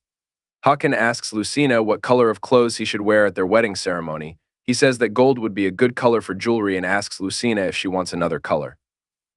Lucina asks Hakan about the letter sent to the emperor. She asks him if he has received any reply from the other side. Hakan stays silent and Lucina wonders if she surprised him with her question. Hakan tells her that the letter sent to the Holy Emperor of Brian has not received any reply yet, as it should have arrived by now. Hakan pats Lucina's head and says that she is so passionate about running the country. He says he needs to reflect. Lucina wonders why has she not received a reply yet. She thinks that the emperor doesn't want to come to Tayar. Meanwhile, Gilai is in the laboratory and holding a small container containing Lucina's blood. He pours a drop of Lucina's blood into another container with some medicine and says if Lucina's healing powers extend to the blood, then the blood will react with the medicine. He says that Lucina is Baron Berg's illegitimate daughter, and he suddenly notices a reaction in the container caused by the medicine and the blood. Gilai gets shocked and wonders what kind of reaction is this. Gilai is flipping the pages of a book in a hurry. He can't believe that Lucina is a half-moon. His sister had told him that Lucina was the daughter of a prostitute. He wonders if the results are wrong or if Lucina is misinformed about her birth. A soldier enters the laboratory and tells Gilai that the king asks for the progress of the investigation. Gilai wonders if he should tell Hakan about Lucina being half-moon. He then shakes off his thought of doing so not to cause any misunderstanding. Gilai tells the soldier that he thinks he needs to advance a little more in the investigation. The soldier understands what he said and leaves. Meanwhile, Lucina is reading a journal and wonders if it's the correct interpretation of Adar's research journal. Hakan tells Lucina to take a break and gives her a fruit to eat. Lucina tells him that she can eat herself and Hakan says that her hands must be tired so he will feed her. Lucina smells the fruit and suddenly feels strange. Hakan asks her what is wrong and Lucina quickly covers her mouth as she feels like vomiting. A few moments later, Lucina tells Hakan that she is fine and Hakan can't believe what's happening to her. He says they must call a healer immediately. The healer tells Lucina that she is having morning sickness, and she remembers being told by Adar about the morning sickness, as she had also faced such issues during her pregnancy. She says that Adar told her the same thing and asks if she is also facing the same issue. The priestess says that morning sickness has many symptoms, but it seems like Lucina reacts to the smell of certain foods. She tells Hakan to know which food causes nausea. Hakan says that he needs to find what Lucina can eat even with the morning sickness. A few moments later, Tulin asks Hakan what's wrong with him, and he tells him about Lucina's condition. Tulin gets excited and says he knows what can cure morning sickness. Hakan asks him what is it, and he says that he knows a fruit that calmed his mother's morning sickness, restored her appetite, and kept the nausea away. Hakan asks him what is that, and Tulin tells him that it's a fruit from the hot southern continent. Tulin whispers in his ears and tells him that it's very difficult to get the fruit as it comes in small quantities. Hakan says that there is nothing that he can't have and orders his servants to prepare his horse. Tulin gets shocked. He rubs the back of his head and says that the fruit is not easy to obtain. A few moments later, Hakan knocks on Lucina's door. Lucina opens the door and asks him what's the matter. He shows her a sack of fruit and tells her that he heard that the fruit cures morning sickness, so he brought it for her. Lucina asks him if he brought all of them, and Titi asks if isn't that fruit expensive. Lucina asks Hakan when he got all of them, and he says that it's not a big thing as he would do anything for her. Tulin is standing behind Hakan. He gets weird and says that it is no big deal as Hakan almost stole the fruits. A while ago, Hakan and Tulin are riding their horses. They stop by a shop of fruits, and Hakan asks Tulin if this is where they sell the fruit. Tulin says yes, and also tells him that he doesn't know if they still sell that fruit. He suddenly looks at some fruits outside the shop, and he tells Hakan about it. The shopkeeper gets scared to see Hakan and hesitantly asks him what he wants. Hakan asks him about the cedar fruits, and he tells him that someone just bought them all. Hakan asks the shopkeeper if the other person bought them a while ago, and he replies positively. Hakan says that in that case he will catch him right away. Lucina asks Hakan if he stole the fruits, and Hakan asks her what she means by stealing. He tells her that he has paid a fair price for the fruits and that Tulin is just exaggerating the situation. Tulin says that it was almost extortion. Earlier, Hakan had caught the man who bought those fruits and told him to give all of the fruits to him and offered to give him a lot of gold in return. Tulin asks Hakan if he has seen the man's face, and Hakan asks him if he saw him paying him a fair price after that. Lucina tells Hakan that she is glad that Hakan didn't steal the fruits, but she can't eat all the fruits. Hakan says that it is always better to have more than to lack. Tulin holds his head and says that he already told Hakan that the sack would be too much. Lucina tells Hakan that she appreciates how much he cares for her, and she tells Hakan that they'll eat all the fruits together. A few weeks later in Brian Kingdom Temple, a servant enters the place and brings some letters with him. He says that these are the letters that have arrived for His Holiness. He mentions that one of the letters is from Tayar, so the delivery is late as it had to be checked in advance. The servant is then told to leave the place, and so he does. The man who took letters from the servant is going through them. He looks at the letter and finds Lucina's name written on it as it has been written by Lucina herself. He reads Lucina's name and is surprised to see her name on the letter. A day later, Hakan and Lucina are standing together, and Tulin runs to them and informs them that a reply has been received from Lord of Brian. Hakan says that he thought he was ignoring them because he hadn't responded yet. Lucina gets excited and asks Hakan if she can open the letter right away, and he smiles and says yes. Lucina opens the letter, and the letter mentions the visit of the Lord of Brian to Tayar shortly. She tells Hakan that the Lord of Brian must be coming to Tayar in the future to return the artifact. Hakan agrees with her and says to himself that there are no words of rejection or approval in the letter. Also, it's a sudden visit between the two countries that have never had any exchanges before. He hopes that the visit is a good sign, as Lucina thinks. A few days later, Tulin is leading the carriage of Brian Lord and his men. He tells them they will have to test for a few hours to let the horses rest as they must be tired. Lord Brian's soldier informs him about the rest, and he agrees with it. Tulin looks at the Lord and cannot believe that he is over 80. Lord Brian appreciates the scenery of the place. Tulin looks at him and wonders if Hakan will welcome him. Meanwhile, Lucina is busy making preparations to host the Brian Lord. She tells the servant to take the food to Titi. Hakan comes and hugs her from back. He tells her that she is now the rightful queen of Tayar, and she did a great job preparing without Adar's help. Lucina says that it's all because Adar teaching her about the Tayar culture and traditions.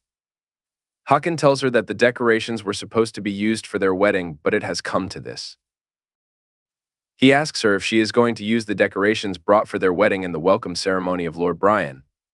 Lucina says that nothing is ready because everything has been decided suddenly. Hakan tells her that he bought them for her and that she shouldn't use them now. Lucina says that they have to welcome the emperor if he is going to return the artifact, and she is not giving in. Hakan takes a deep breath. He tells Lucina to do as she wants to, as he can't beat her. Lucina promises him that she will decorate their wedding much better than this ceremony. She holds Hakan's hand and tells him that she won't be wearing the dress that he ordered for her, and tells him not to be disappointed. Hakan hugs her and asks her how can she be so sweet and beautiful. He smiles and says that he'll just wait for the wedding day. Lucina says that he is just teasing him and he has already her permission. Hakan starts to laugh. He asks Lucina where is the gold she asked him for, saying she needed it for work. She tells Hakan that she has given that gold to ladies in waiting. She says that if she rewards those people who work hard, then they will work harder. Besides, they will also be very tired, so it's good to give them a reason. Hakan taps Lucina on her shoulder and appreciates her efforts. He tells her that a horse doesn't run just because you whip it, and she knows how to cherish the ladies in waiting. He tells him that she will be a great queen. Suddenly, Titi comes running towards them and informs them that the Knight Templar has arrived instead of the Emperor. Hakan tells Lucina to take care of the banquet preparation as he will go to greet the guests. Lucina had never seen this nervous. She wondered if it was because the Grand Master was a great person. Hakan can't believe that the Grand Master has come to Tyar. He wonders what could be the reason for a person who has been inactive for 20 years to suddenly come to Tyar. He says that just a simple letter cannot move his heart so much that an 80-year-old man would come to Tyar in person. Hakan's servant tells him that His Majesty has arrived. Hakan greets him and the Brian Lord thanks Hakan for accepting his sudden visit. Hakan looks at him and says to himself that he must be above 80 years of age. He wonders if he is using his divine powers to keep himself young. Lord Brian tells Hakan that he is sure Hakan would have been shocked to know about his visit. Hakan tells him that he hopes he will rest comfortably in Tyar, and Lord Brian says that he is looking forward to his time in Tyar. The welcome ceremony for the Lord has been started and the guests have also arrived. Lucina is standing with Titi, wondering if she will be able to do it. Titi cheers him up and tells her that the preparations are perfect. Lucina thanks Titi and tells herself that she can do it. The soldiers beat the drum and Lord's guards walk up the stairs dressed in their armor. People look at them and wonder if they are from the Holy Knights and say that their outfits are quite strange. People continue to chatter and Hakan is standing with Lord Brian. They pass across the guards and the people clap for them. Titi looks at Lord Brian and gets surprised, saying that she heard of him being 80 years old. Lucina tells her that she heard the same and Titi says that he looks young. Lucina tells Titi that she will go and greet the Holy Emperor.